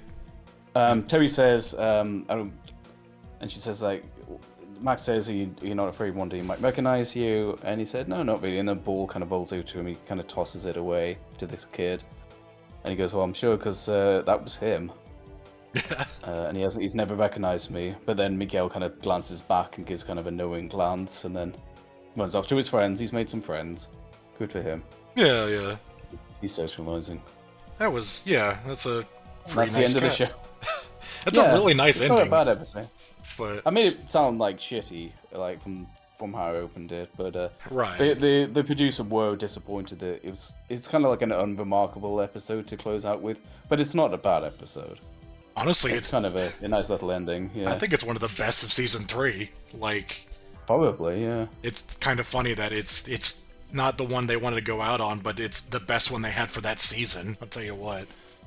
Holy shit. Yeah, honestly, yeah. So, yeah, no, that was pretty good. I think that's a B, honestly. It's good, even though it's Kobra. It's actually getting into. We put B, yeah, B. We did. Yeah. I just think I'm kind of impressed that this late on they've managed to find something to tap into for Terry's Batman they haven't covered yet. This being the purpose of his secret identity. Mm-hmm. So. Yeah, it feels way more meaningful than most episodes of the last 2 seasons. Like, I like the narrative device as well, like him explaining to Max why it's important. Yeah, that he has yeah. a secret identity. Honestly, it's really good, other than just the fact that it's Kobra and Kobra are lame. Just Yeah. they kind of drag it Yeah. down by just kind of being stupid, because they're not It'd intimidating. they'd be fine if it was just it wasn't their silly costumes. They'd be a lot better, that's for sure. Anyway, Oh, but shit. yeah, that's it. That's the show. That's a show. Oh, I put it here. I don't know if it matters that much, but Let me see. So just multiple monitors. hey. Fine. Yeah. Yeah. Why not? That's fine. So Guess that's it. That's the show done. that's the show proper. The bonus episodes are not the show. Hmm. So we've got 2 crossovers. Yep, there were. At least that's what Wikipedia points out as crossovers. Although I've since discovered that like Joker and other characters appeared in Static Shock, but fuck it, we've moved on from regular ass new Batman adventures, so screw it. We're just gonna focus on Batman Beyond still. Right, yeah. I'm not going back to that. We'll we've already done a lot. But yeah, so we're just gonna focus on Batman Beyond, who didn't really get many crossovers in any capacity. Who didn't get many, I should say. So There were. forget I mentioned Joker and Static Shock. Fair enough. So yeah, like Terry as Batman appears in a episode of the Zeta Project, which is fitting because Zeta started in Batman Beyond, and in a Static Shock episode. Did he appear in Justice League or? Yes, Okay. but I thought we'll just leave that because we're planning on just watching that show. Right. So we'll just watch that as is. Yeah, I just felt like mentioning that. Because Batman's part of Justice League. That's the justification for doing Justice League next. Right. Yeah, so we watched these 2 episodes to add on to our little tier list of Batman Beyond. And I guess first we will talk about Zeta Project Season 1, Episode 8, Shadows. Yeah. I Right. love how huge whoever wrote this synopsis for the Wikipedia page, how huge Yeah. they managed to make this, despite the fact that I can summarize this episode in 2 short sentences. Zeta fights a robot that's like him. Batman shows up and makes an ass out of himself. It's Basically, yeah. it Alright, so Static Shock. The Static Shock crossover was good. No. This is good. This is kind of just for laughs, honestly. Static, we can kind of review. So the problem with the Zeta Project is, first of all, like, I know bits about Static Shock. I really don't know a damn thing about the Zeta Project. I know about the pilot episode. I know about... Well, basically, I know what we've seen of him in Batman Beyond, but as for the actual show itself, I know very little. The one thing I do know, and I've said it enough times, is that it was more for kids than Batman Beyond is. You know, it's like a younger demographic of kids, and it's... Yeah, actually seeing this episode of the show, it definitely validated in that belief. After seeing this episode, I would say that I guess the justification for that is just having less plot, like not being as was it like I think it's just more kid friendly. I think it's really just that. It's more slightly more comedic. It's not as dark. It's sure. I can't review. I've got to say, we cannot review an entire show from one episode. No, of course. So. That's fair. But it's my impression of this show is it certainly was a thing that got made, I guess. It was certainly a Saturday morning cartoon. Maybe not literally, but Right, certainly right. a kid show I didn't grow up watching. I don't know. So I'm like, I can't imagine anybody actually calling this one of their favorite shows. no, there'll be someone out there. I don't know. It There feels always is. it feels just sort of random. Like there's no hook to this. It's just there's a robot, and he can disguise himself. And Yeah, then... he's running away from the government. Yeah. I don't know, and then there's this girl. I don't know, I don't know anything about her origin or anything. I just tell you that she doesn't do a lot. She's just his friend, you know? So this, yeah. So- She's just, the companion. Yeah. That. The episode itself, I mean, Alright, so we got a bit of a problem here, because I did not anticipate this. Mhm. The episode opens with a very heavy previously on segment, and we're like, oh shit, this has a lot of continuity. Oops. kinda, but there's not really... Well, more so than I expected. Right, sure. It kind of starts off it leans on what happened previously, is the thing. Yeah. We're not introduced to the antagonist in this episode. He's already around. Like, he was Yeah. already set up, so we're kind of just watching this and like, this But it is... may not be ideal. It is funny, though, because I don't get the impression that there's a lot to know. Like... No, I'm not saying it's deep. I'm not saying it, But I think it's funny that they even bothered. It's like, oh, there's continuity. It's like, yeah, there's a robot that, doesn't like Zeta. there's an evil one. Yeah, there's an evil one. I mean, but the point I'm trying to make is when we watch something in isolation, we'll say, oh, this is the origin of Ink, and this is how they introduce it. Like, I mean, we're not taking this seriously. I mean, we're just doing this for laughs. But, like the evil robot, I guess it's in the description, that really long description. Infiltration Unit 7, that's a catchy name. Yeah, I think they just call it 7, or at least yeah. the subtitles do. So Yeah, so 7 is, we can't review, like, oh, how well established this character was. I don't fucking know. Because it wasn't in this episode. At least if it was the Static Shock episode, we can kind of review more. But this is just stuff happening. So. Well, what's funny is that this is, it's a crossover episode. Like, you feel like this episode should try to appeal to fans of both camps. And also, I feel like it would be very strange to throw Batman into the center of a plot line, you know what I mean? Yeah, that's the thing, they've got something going on. Yeah. So he just kind of shows up and leaves, because he can't have a lengthy, he can't be there. He's not going to be there for long term. They know that, so he has to just show up and then go away again. Yeah, and it's like quickly. Yeah, like Countdown was about Mad Stan, who's a guy who doesn't really have a backstory. You kind of get what he's about right there and then, and they show like kind of what he is before the two characters interact. So, that works. This is like very strange choice on their part. Anyway, basically, if I kind of predicted this, maybe I wouldn't have bothered with this at all. Let's say, but we've done it now, so.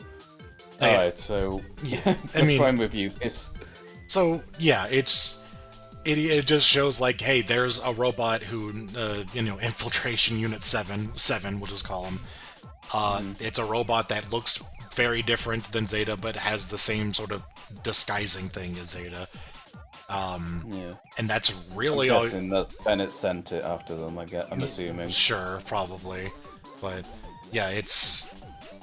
Or maybe it was Bennett's creation, or because they made Zeta, right? So it's maybe like the refinement of the one that went. Yeah, the one that went right. Yeah. But either way, the whole thing is just this robot finds Zeta at a mall and tries to kill him, and that's the first half of the entire episode. That is basically it. Like it disguises itself as Zeta's purple coat guy disguise. And then Ro starts following him around. There's a one gag where Ro's like, "Hey, pay for this pizza," and he tries to kill the guy with a big buzzsaw, and she's like, "Yo, what are you doing? Just pay him." And he's like, "Oh, okay." It's very strange. And also Zeta disguised himself as a kid to learn fun. That's the theme for today, I guess. Yeah. What is fun? I don't know. Yeah, he tries to go in VR crap. It opens with this Donkey Kong knockoff. Yeah. where they're firing bananas at each other, and he's playing this in VR. Thankfully, I don't think it's a Spellbinders VR. Sorry, it's not her. Sorry, she's playing it, but he's like, "Oh, this is what fun is." He's like, "I do not compute what fun is." And then I think he gives it a try because that if you can't tell from the title card that I picked, that actually comes back. So, but yeah, like he at one point disguises himself as a kid and goes into this like anti-gravity thing. It's the hockey. Yeah, Where they teach kids how to play future hockey. Yeah, right, yeah. I just remember, like, so it's unbearable is one of the kids uses, like, that's his slang for how cool it is unbearable. Yeah, this is unbearable. You really enjoy it? No, I hate it! Me and Zeta both had the same reaction, like, unbearable. Alright? But yeah, like, it turns into, like, a big fight that causes a bunch of wreckage at the mall. And that's, like, 10 minutes of this episode. Like, it's the first half. Is just they're messing around in the mall, the robot impersonates Zeta, and then suddenly Zeta finds it out, and then they have a fight. It's not that complicated, and leading up to this, funny thing is though, leading up to this, funny thing is, we kept asking ourselves, like, did we get the wrong episode? This doesn't look like it's going to turn into a crossover because it's been so much time on this, and I mean, for one thing, like, is this Gotham? No, it's actually no, it is. It says it is. No way, really? Sure shit doesn't look like Gotham. No, it doesn't. I didn't. The synopsis says it is. I don't. It's the only reason why Batman would be there, but certainly doesn't look like it. I don't even believe that. That's so fucked up. That is not Gotham. Like, what the hell? Okay. The least gothic I've ever seen Gotham. I thought the entire point was what that... it says in the synopsis. I can't Yeah. really think of the reason why Terry would be around. Well, he like investigates it, or like he hears that it's Zeta, and then I don't think you would go to a different city though. Like Zeta is kind of his responsibility. He's the one that let him get away. So, but that's why I assumed it was in a different city, especially because Countdown. No, I mean it doesn't. I didn't think that either because we were watching it, and then he's just kind of there, and then the only thing I'm kind of like, oh well, the synopsis is. I mean, granted, we've got a history of synopses being wrong, but especially because I believe it. I believe this is supposed to be Gotham. It's just fucking they didn't bother with the art style. And then also, like, Countdown is, it was them showing up back at Gotham. So, like, that's how, they get interacted with Batman again. So it's like, is it a really big place? I think that was in a bubble. I'm going to presume that was in a bubble. I'm going to presume that was out of this continuity. It seems weird, because I do know that... Because they just kind of... They mentioned a friend, though, didn't they? They were looking for someone. Yeah, they were looking for somebody. I have no idea. I don't know. Very strange. But, I do believe that this takes place after? No, this takes place after Countdown, because Ro doesn't know who Batman is in that episode, but in this one, I think they meet up at some point, and she's kind of like, hey, well, we'll get to it. What happens is that it finally cuts to the Batcave after, like, the commercial break, I think. And it's literally halfway through, and we're so it's like, did I get the wrong episode? We were so like confused. We spent so much time checking it. Yeah, we spent so much time during the first half just looking, being like, is this the right one? Because this doesn't seem like it's going to be a big crossover. It's like, oh, it's the same episode title, same number. The synopsis lines up. Oh, there's Batman. It only took him a while. It was jarring. It was whoa. Very weird. Cut back and whoa, Batman Beyond. And that's not even the end of the bizarreness of this crossover, because what happens is that Bruce and Terry are looking at like news reports or whatever and seeing the wreckage or the destruction of the mall, and they see shots of like at one point Zeta catches a pillar that's about to land on a civilian, and there's a shot of him holding the pillar and the civilian under it, and he's just like, oh my god, Zeta's gone rogue, he actually is a killer robot, and Bruce is like, God's sake. Yeah, I think Bruce like backs him up too. He's just like, well, he was programmed to kill, so it's like, yeah. So that's his involvement, is just that he just blindly assumes after meeting him twice that he's like, oh, Zeta's actually still evil. I better go kick his ass. And he really... Yeah, it's causing shit in my city. At least I think this is my city. Apparently. I really thought it was somewhere else, but whatever. Yeah. We both did. We both did. They may have, yeah. like, just very, like, quickly mentioned Gotham or something, but then just kind of looking at it, we're like, no. It's way too colorful. Like, because it's a different show, it looks like it's somewhere else. But... It can pass more for Gotham when it's night. Yeah, yeah. Like, when you get to the night scenes, but... Yeah. But, so yeah, Ro ends up in the hospital because of the fight. And it really just, like, Zeta goes there, he's in disguise, of course, and he's just looking after her. Seven finds out that they're at the hospital somehow, and goes to attack them. Meanwhile, Batman shows up and starts kicking Zeta's ass, and Ro eventually wakes up and is just like, why are you doing that? And he's... Batman, no! Stop, you'll kill him! Yeah, just like, why? He's your friend, and Batman's just like, no, he's evil, and then... He's a robot. He's a robot, he's evil, and then Seven shows up, and they have a fight. And it culminates with... Right. Yeah, it culminates with, like, at one point, when they were showing Ro in the hospital room, or, like, this operating room, I think, they mentioned something about, like, a magnetic field or something. That's why Ro couldn't go, or Zeta couldn't go in there, because it's, like, something magnets. It was a real life... I'm going completely blank. No, it's a CAT scan. That's why they can't go in there. Oh, sure, yeah. It doesn't look like it by the end of the episode, but like they do say earlier on, it's a CAT scan, and you know, no metal in there. But then they sort of end up in a big circular room. But I don't know. I just said it was a CAT scan, but I thought it had something to do with mag because it would, yeah. Yeah, it would yeah. be magnets. I don't know how that shit works. I just know that's how Seven's defeated, is that I don't know, he's in that room and then he just gets like sucked into it or something. I don't know. Oh, a CAT scan is like you cannot bring any metal anywhere near the thing. It will kill. You will die. It will fly into the machine and kill you. Gotcha. So yeah, that's sure. No metal. Yeah. So it basically just wrecks the shit out of him. Like that's really kind of it. I just want to bring up the. There's also the callback. Like, one explanation for the title card you chose.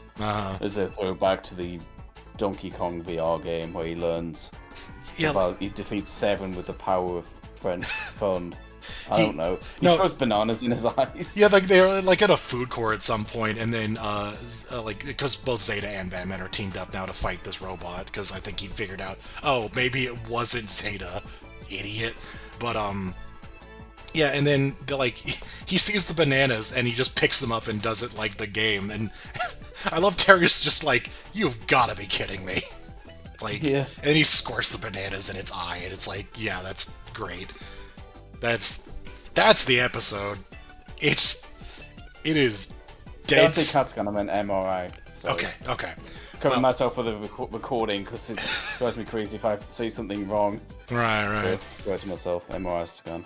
The important thing is that this episode was dead simple and pretty stupid. Not for us. By the way, do you know what this is? This is an egg timer. It's for timing eggs.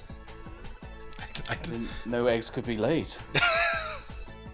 What did they say? It's some stupid joke. It was okay. So like, it fades to black, and we're like, okay, we're expecting credits, and then it shows a picture of an egg timer, and then Zeta and Ro have this it's like 30 seconds long, of just like back and forth about jokes about egg timers, and then it cuts to credits, and we're just like, what the fuck was that? It's like a gag set in the future, and this thing's like lost to time. So like back in the olden days, they used egg timers. Right. I can't even remember what the gag was. It's some stupid like, oh, I didn't realize such and such. It's like it is something like yeah. It's like, what are you timing? Yeah, like yeah. Until it hatches, and then yeah, that's it. Yeah. It was tell you when it will hatch. Yeah. It was. It was like their version of Sonic Says is just some stupid like gag about like machinery or just some sort of tool, I guess. Very. Yeah, that's weird, especially with it being like live action. Oh god, yeah. Or is it pre-rendered? I don't know. It looks. Well, I think it's just a photo. It's very strange either way. Anyway, it's really fun reviewing a show that from one episode. I'm just gonna review this episode as I saw it because I figured, this is again, it's a crossover thing. So you figured people who like Batman Beyond should have something that they get out of this, and what I got out of it, at the very least, is that they included Terry in an episode so he can make an ass of himself because he's in this episode to look stupid and do nothing. Yeah. I thought that was very weird. Yeah. So. We're gonna put this on the tier list, I guess. Yeah, we have it here, so... Weird. I mean, it's definitely a D. I don't know if it's like baby mad. It's harmless. Yeah, I don't dislike enough to say baby mad, but it is so... There's something very wrong about... us reviewing... I guess I was just watching it irrespective of like its wider context, whatever. I can't just make that a shit up. I would just put it at the end of D, appropriately next to Zeta's debut. Yeah. It was... Well, they definitely got the quality level right when they did the pilot. That's where it's ended up. Yeah, no kidding. Countdown was actually too good for Zeta. Damn. This show might be fine. I don't know. It's not for us. Watching in isolation, it's just dumb. All I know is that before we started this, I was like, oh, that Brain Trust group is also in an episode of this show, and I want to see it. And then I saw this episode and went, it's fine. We don't... Well, that's why I also, and also there's like this kind of snowball effect. It was like, since we did this, I found out, Batman, well, we'll talk about it in a minute, but like Batman knows Static, regular like Bruce Wayne Batman knows him. Just like they crossed over. But why didn't we do that when we were reviewing all the Batman episodes? And I'm like, let's just draw the line. Come on. It's like the Superman crossovers were like more substantial. So yeah, for sure. Yeah. But I guess we should acknowledge that because being Static Shock, it opens with Static just knowing Batman. So I guess that was that episode. Yeah. This is Season 4, Episode 1, Future Shock.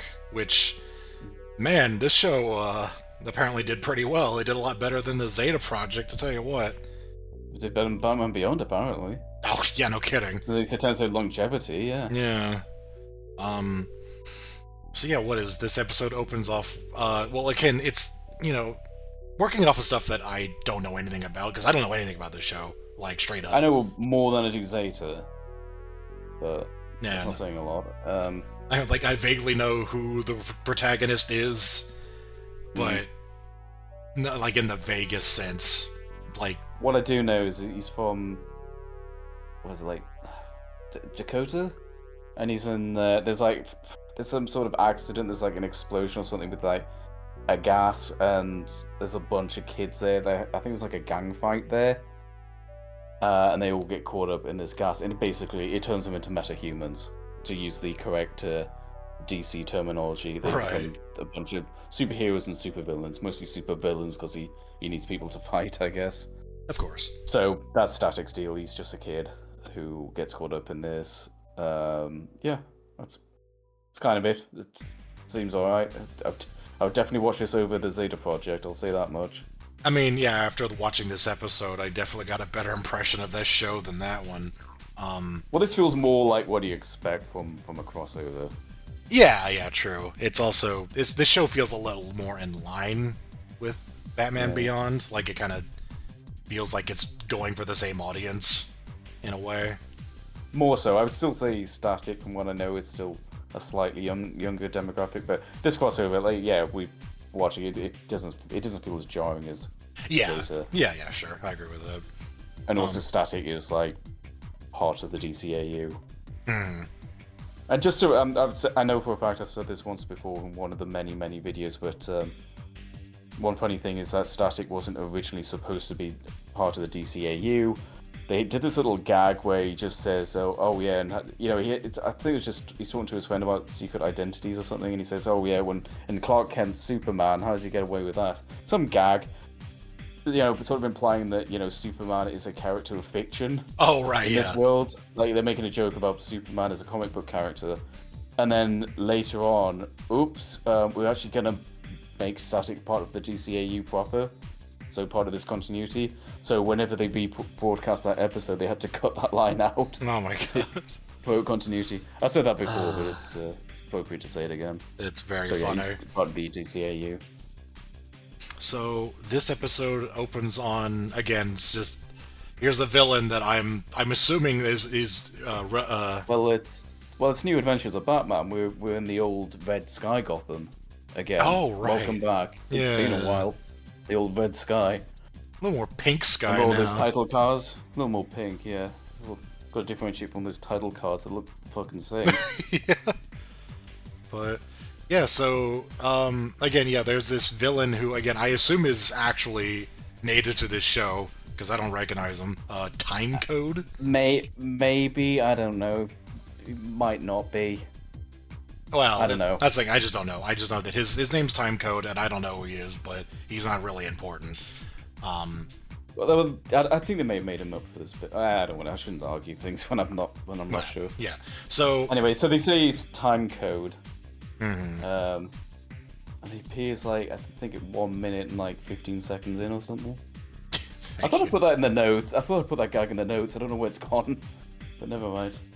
In the appearances. Oh, there it is. Yeah. Thank you. I'm proud of that. Yes. So they show him being defeated, like being captured, with Static and Batman and Tim Drake working side by side. It sounds different because I'm guessing the other actor hit puberty. Right, yeah.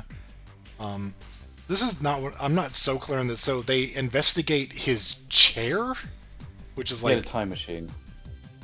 okay, is that what it is? Time Code was Time Code was going to do time crimes, and they stopped him. Okay, well, like it's a time traveling chair, I guess. Sure. I don't know. It just looks like a chair. So I was like, what are they doing with it? And then it goes through time. It's like, It's a throne. yeah, it's a throne of time travel. But yeah, the thing is, like, they're investigating it, and then something happens. Static needs to use his power to like charge it up or something, or I don't know if like they're investigating it or something, or they wouldn't be repairing it, but I think, anyway, Static's just lifting it. He's just using his power to lift it, and then Yeah. Batman's investigating it. It's like a time bubble. They're like, watch out! And then like, I think Static tries to push Batman up the way, and he gets zapped into the future, basically. he gets sucked into the chair, and it sends him through time. I was And- then like, then he starts walking around on the streets, and I got confused. I'm like, oh no, That's the opening. yeah, I did the He same just thing. fights a bunch of random people, and then it says Static Shock on the screen. So Static is walking around. He's like, "Where am I?" And then fucking Terry McGinnis in the bat suit walks in. He's like, "It's the Bat Cave." No, Doom. so yeah, he looks around and suddenly there's Batman Beyond of the future, and Yeah. he's just like, "Who the hell are you?" And they get into a fight. Of course, He says, He says Batman's gonna be mad when he sees you in here. He goes, well, I'm Batman. He goes, yeah, and I'm Beyonce. And he says, well, whoever you are, you don't belong here. all right, And then later on, he goes, his name is Beyonce. right, yeah. So dumb. Yeah, they get into a fight, and I remember this. I believe it was here. Their fight is, the score is a combination of their themes, which is Yeah, really so, cool. like, yeah, so it has like the show as a whole has a lot of like kind of hip hop, and then you've got Terry's kind of like new metal kind of thing. yeah, It's good, yeah. And I like it in there. Static uses the giant penny. He uses his powers are just like, I don't know, it's just electricity, I guess, but Yeah. it applies like electromagnetism. So Yeah. I assume that he is defeated by a cup of water being poured on him, if I had to guess. Like, I want to mention as well, he has to his power of flight is kind of like Magneto. He's just standing on a metal disc that he's levitating. Yeah, yeah. I like that. I always like when the flight it's got some sort of rationale behind it. Yeah, yeah. But yeah, they just have a fight, and eventually Static wins. he does. Fucking Terry. The crossover with other like heroes, he's still jobbing. Yeah. And then Bruce breaks it up. Yeah, old man Bruce walks in. He's just like, what is his name? The actual Bruce Wayne. no, It's Virgil. Virgil. Okay, I thought so. Virgil. He's just like, Virgil, stop that, and he's like, what? Don't kill him. Sorry, still got Zeta on the brain. Oh my god. So essentially, yeah, Bruce is just like, well, whenever I saw you go into the time machine chair, I knew this was going to happen. He's like, what, 40 years in the future? So yeah. Yeah. I really like that. It's very Bruce Wayne. Just like, I've just been waiting. Yeah, okay, it's that time. I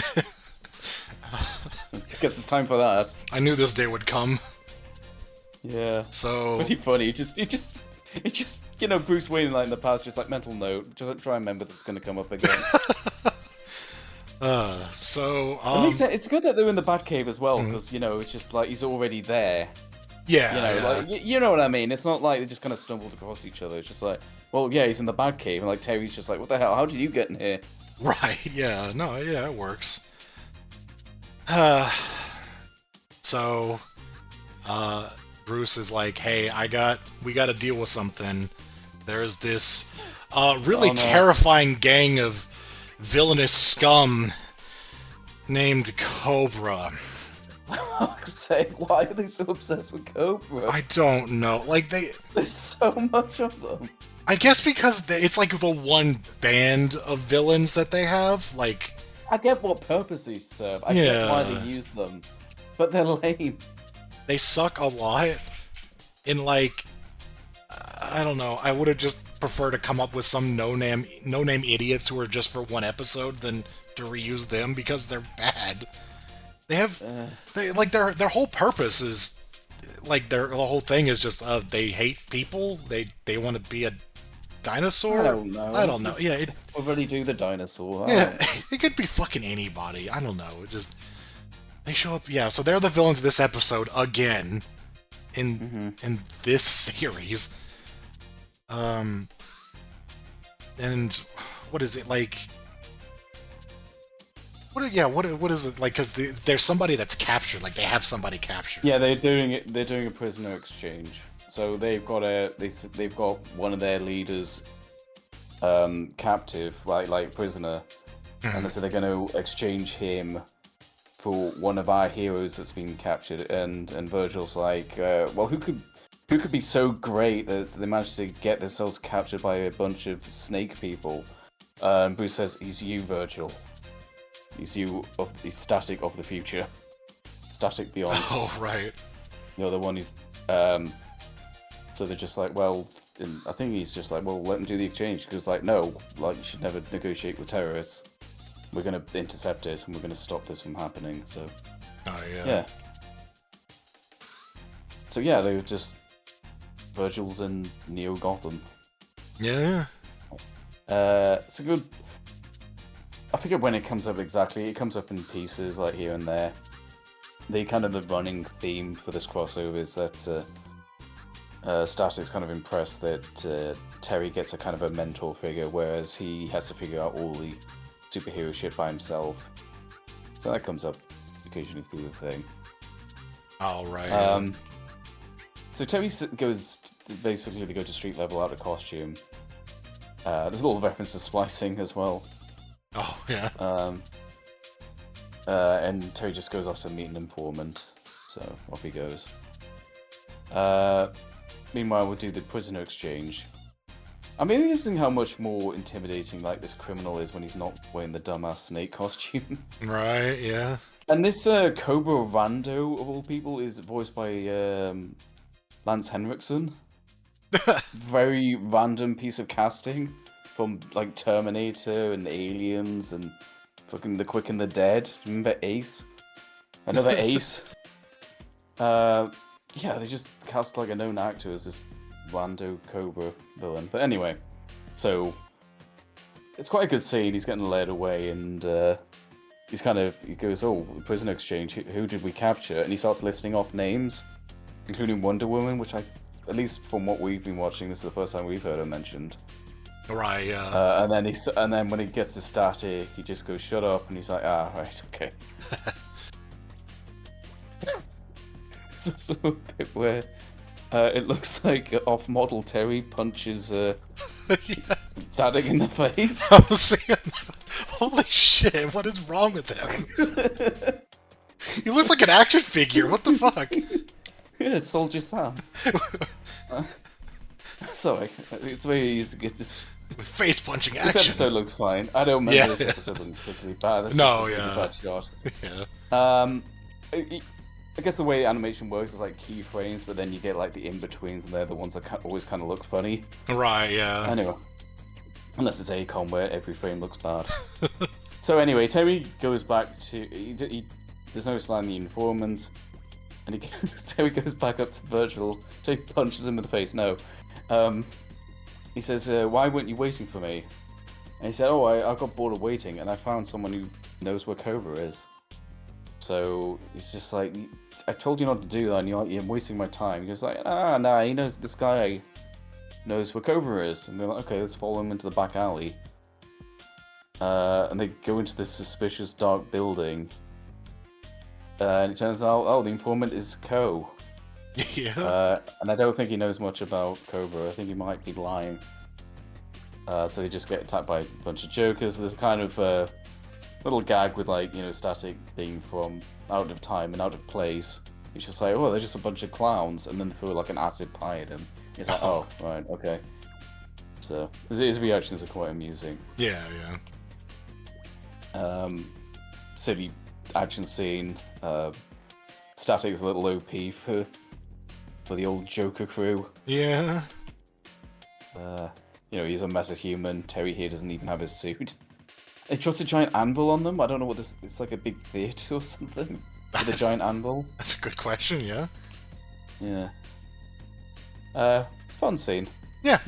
Terry's pissed off though. So. Yeah. It's always good to see the Jokers. I'd rather see Jokers and Kobra. Yeah. The prisoner gets away. Yeah, I'm a little blurry on. I wish he had a name. Oh yeah, one of the cops, like the prison guards, is secretly a Kobra member, which is pretty obvious because he looks like a snake person. I forget if he splices there and then, but Right. Yeah. so yeah, the prisoner gets away, so Yeah. exchange isn't gonna happen anyway. There's a bit where like Terry's talking to Bruce and Static uses his power to tap into the call. He's just. I love. He just pointing amazing. electricity at his head. And he's just like listening in. And it's Yeah, a very good bit. it's getting a bit of a blur now. Yeah. They just kind of go off on their leads. Just like a lot of back and forth with them being like, "Oh, it's nice to have a mentor," and things like that. Oh yeah, they get to like the hideout thing, and it's Static's retina, so obviously that would be consistent.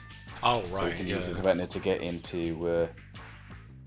They go to investigate his future lair. He sees his friend Richie, who's put on a little bit of weight.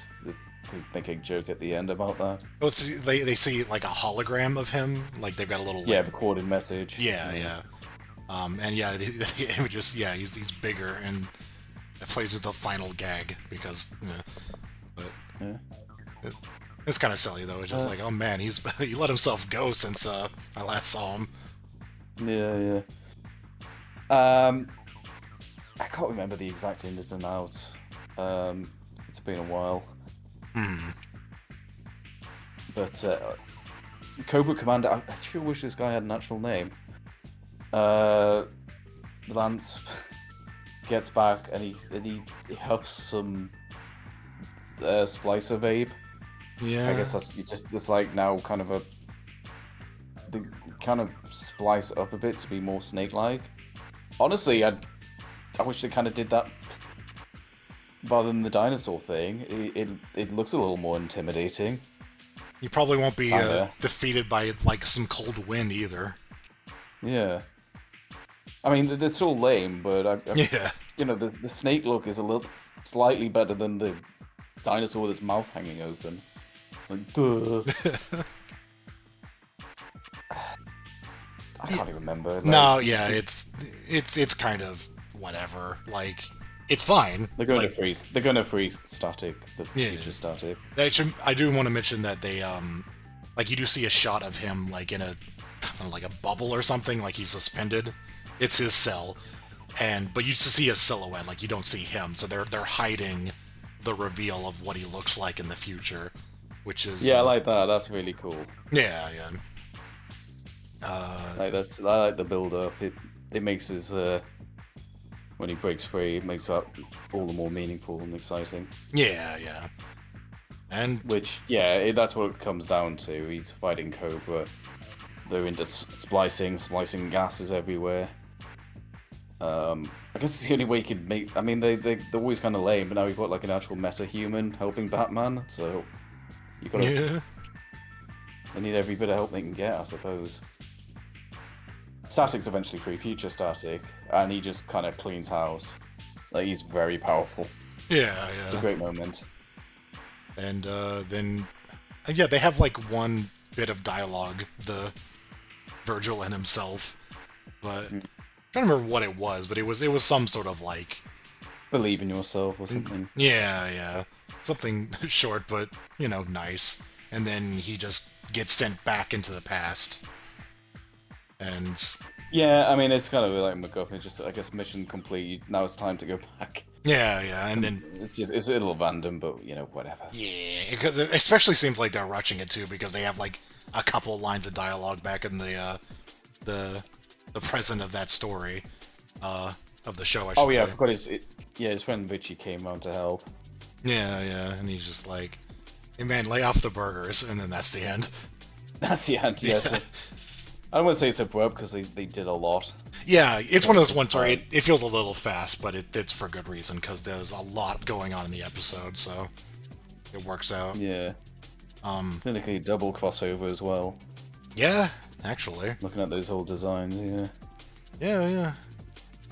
So, that's that. We liked that one. I enjoyed that, yeah. Yeah.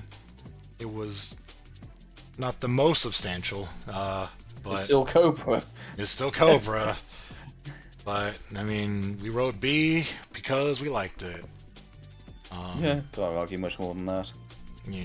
Where are we putting that? Probably a little higher. Maybe above Babel? Babel? I don't think it's that high, because it's still fucking Kobra. Yeah. And we kind of, I think it's quite telling. I mean, we enjoyed it, but the fact I'm really struggling to recall like a good third of it. Yeah, I think that looks good. Yeah, sure. It's still I remember very... it being entertaining, fan servicey. It was fine. Uh-huh. But I'm also like, it couldn't have been that good if I'm kind of blanking on a big chunk of it though. Well, like, yeah, because a lot of it is just, hey, we got to deal with Kobra. Well, there's really nothing interesting about them. So, no, you got a point. That's true. But no, I still liked yeah. it. I still... Alright, we both liked it. Yeah, I think it's yeah. still good. Yep. So, let's summarize. Yeah. We put one episode in A after season 1, and Oh my god. the tier list is very, very bleak if you look at the progression.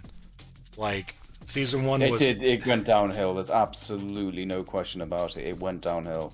Season 1 was actually phenomenal, and I believe that's, if I may say, probably why you remember the show so fondly.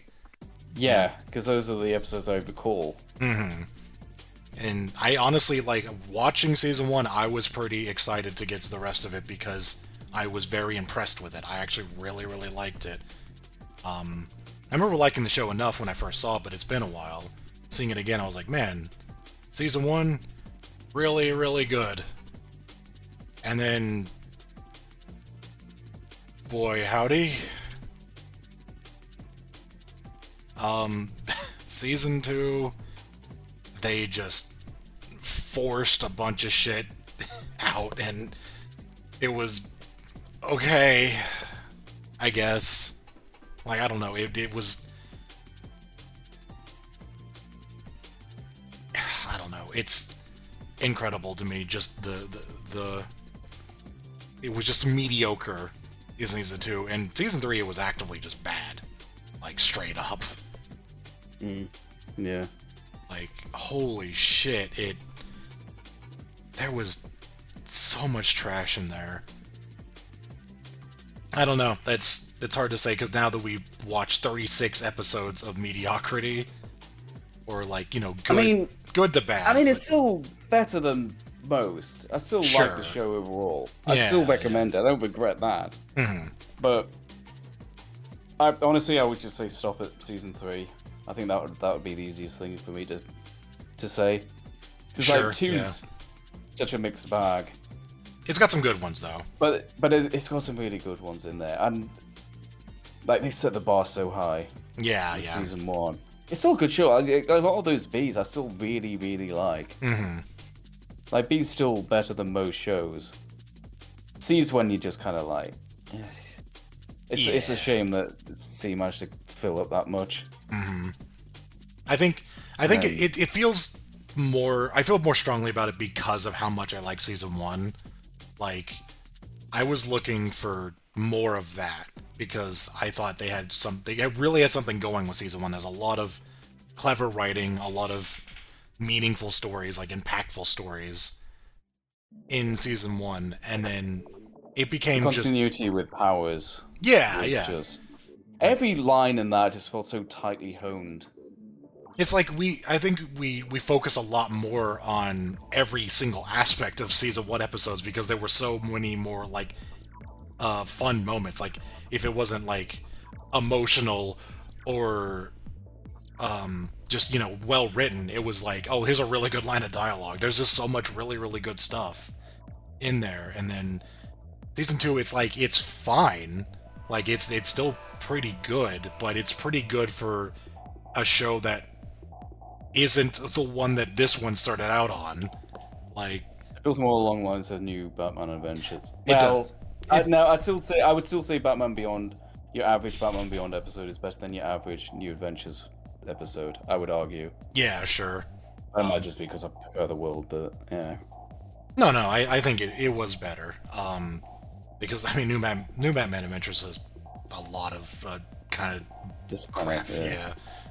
Just they didn't know what they were doing. This one feels a lot more confident, I would say. It feels like they know what to do. Even if sometimes these are bad episodes. Yeah. Sometimes it just kind of leads to just, here's just, you know, more of the same.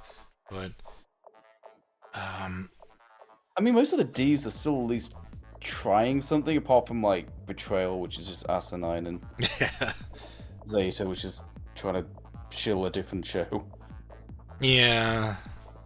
I don't know, it feels like they just ran out of ideas at some point. I blame two things. First of all, like season 2, too many fucking episodes.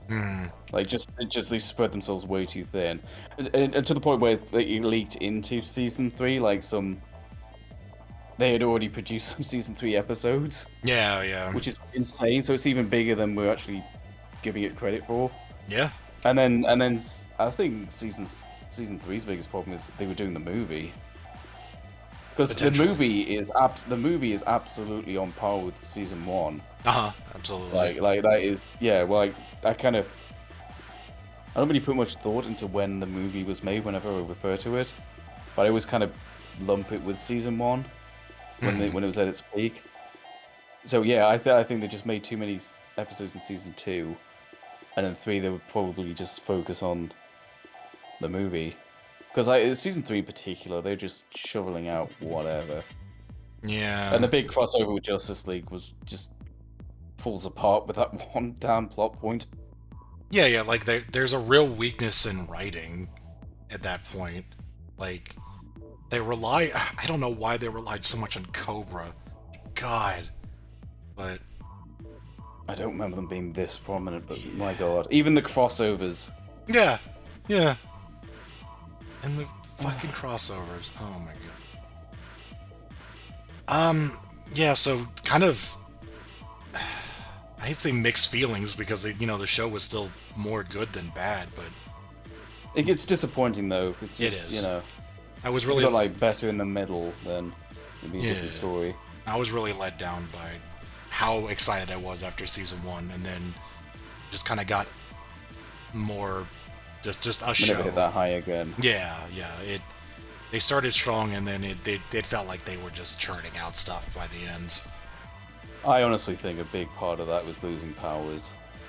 Like, he was the thread that brought it all together. Granted, he wasn't like a part of every single season 1 episode, but he was very prominent. And just Terry having like a personal... Like, okay, yeah, I just realized, so like Terry doesn't have like a... Blight was the flagship villain. Mm-hmm. Like, he was Terry's Joker. Because every show, everyone has like the most famous villain. And Batman's got a lot of great villains, but like Joker's the most prominent one. That's the one you think of first. And Terry's was Blight. Now imagine if they just like got rid of Joker after season 1 of Batman the Animated Series.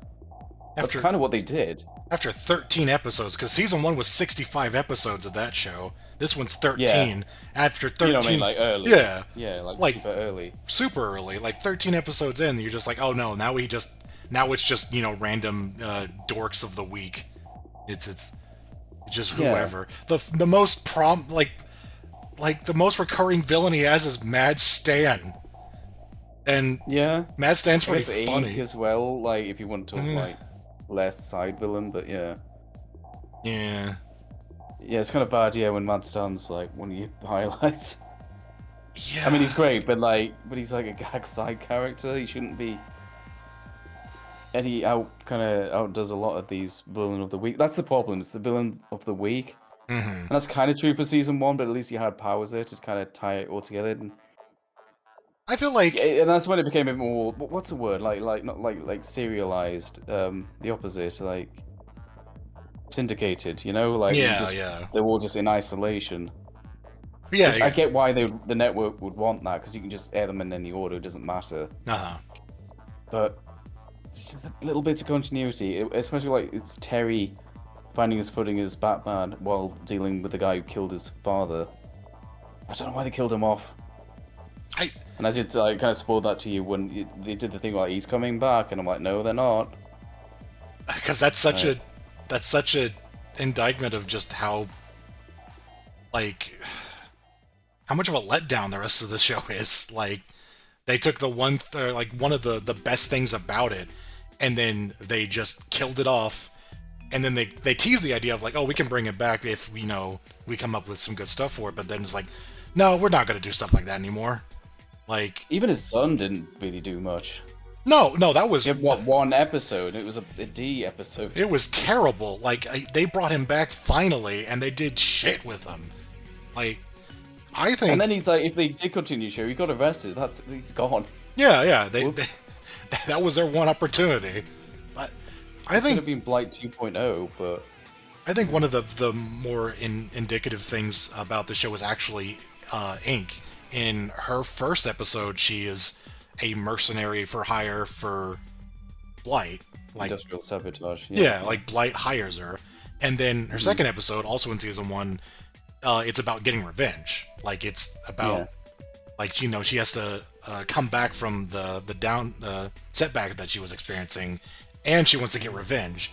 And there's a lot of, developing Bruce in that as well, and Terry gets some good moments. And then in her third episode, she's just there, and then someone else kills her, and it's like... And she's being all chatty with Batman? Yeah, That's weird. Yeah, like, it isn't just that they don't do those kind of storylines anymore. It's like they're actively, bucking against these ideas. Like, they just want it to be Villain of the Week stuff. Like, they don't... Like, continuity is... They're allergic to it. Well, that's what happens when you decide to go syndicated. Yeah. If I'm using that term correctly. Either way, yeah, I know what you mean, and I think that's what really hurt the show a whole lot, is it could have been something. I mean, it was something better, and then it just for 36 episodes, it wasn't. Maybe it's for the best they got canned, honestly. 39. It Yeah. got worse. Yeah. They're clearly kind of running on fumes towards the end there. From what I understand, they got rid of it because they had to focus on like Justice League. So, but you know what? Fair enough. Yeah, sure. So I still recommend the show though, Yeah, same.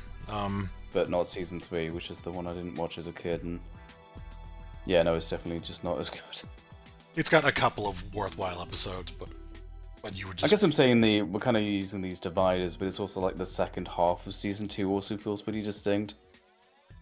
Yeah. But whatever. But yeah, Mm, so that's it. that's Batman Beyond. So time to move beyond On that into the league. into the. We should have Justice. Yeah. That this in was this league of shows. this was actually happening in the past, so this doesn't even work. I don't. We're gonna have we want Justice for the league of DCAU shows. You know, it's a lot easier to link towards like Batman Beyond, Batman of the Future. Yeah. Do you get any other stupid names for Justice League? Or did they just keep it as Justice League? They didn't call it Justice of the Present or something, right? I think the original incarnation was in the comics was like the Justice League of America, I believe. Oh. You want to use their formal full title? They simplified that. Oh, yeah. But yeah. Okay.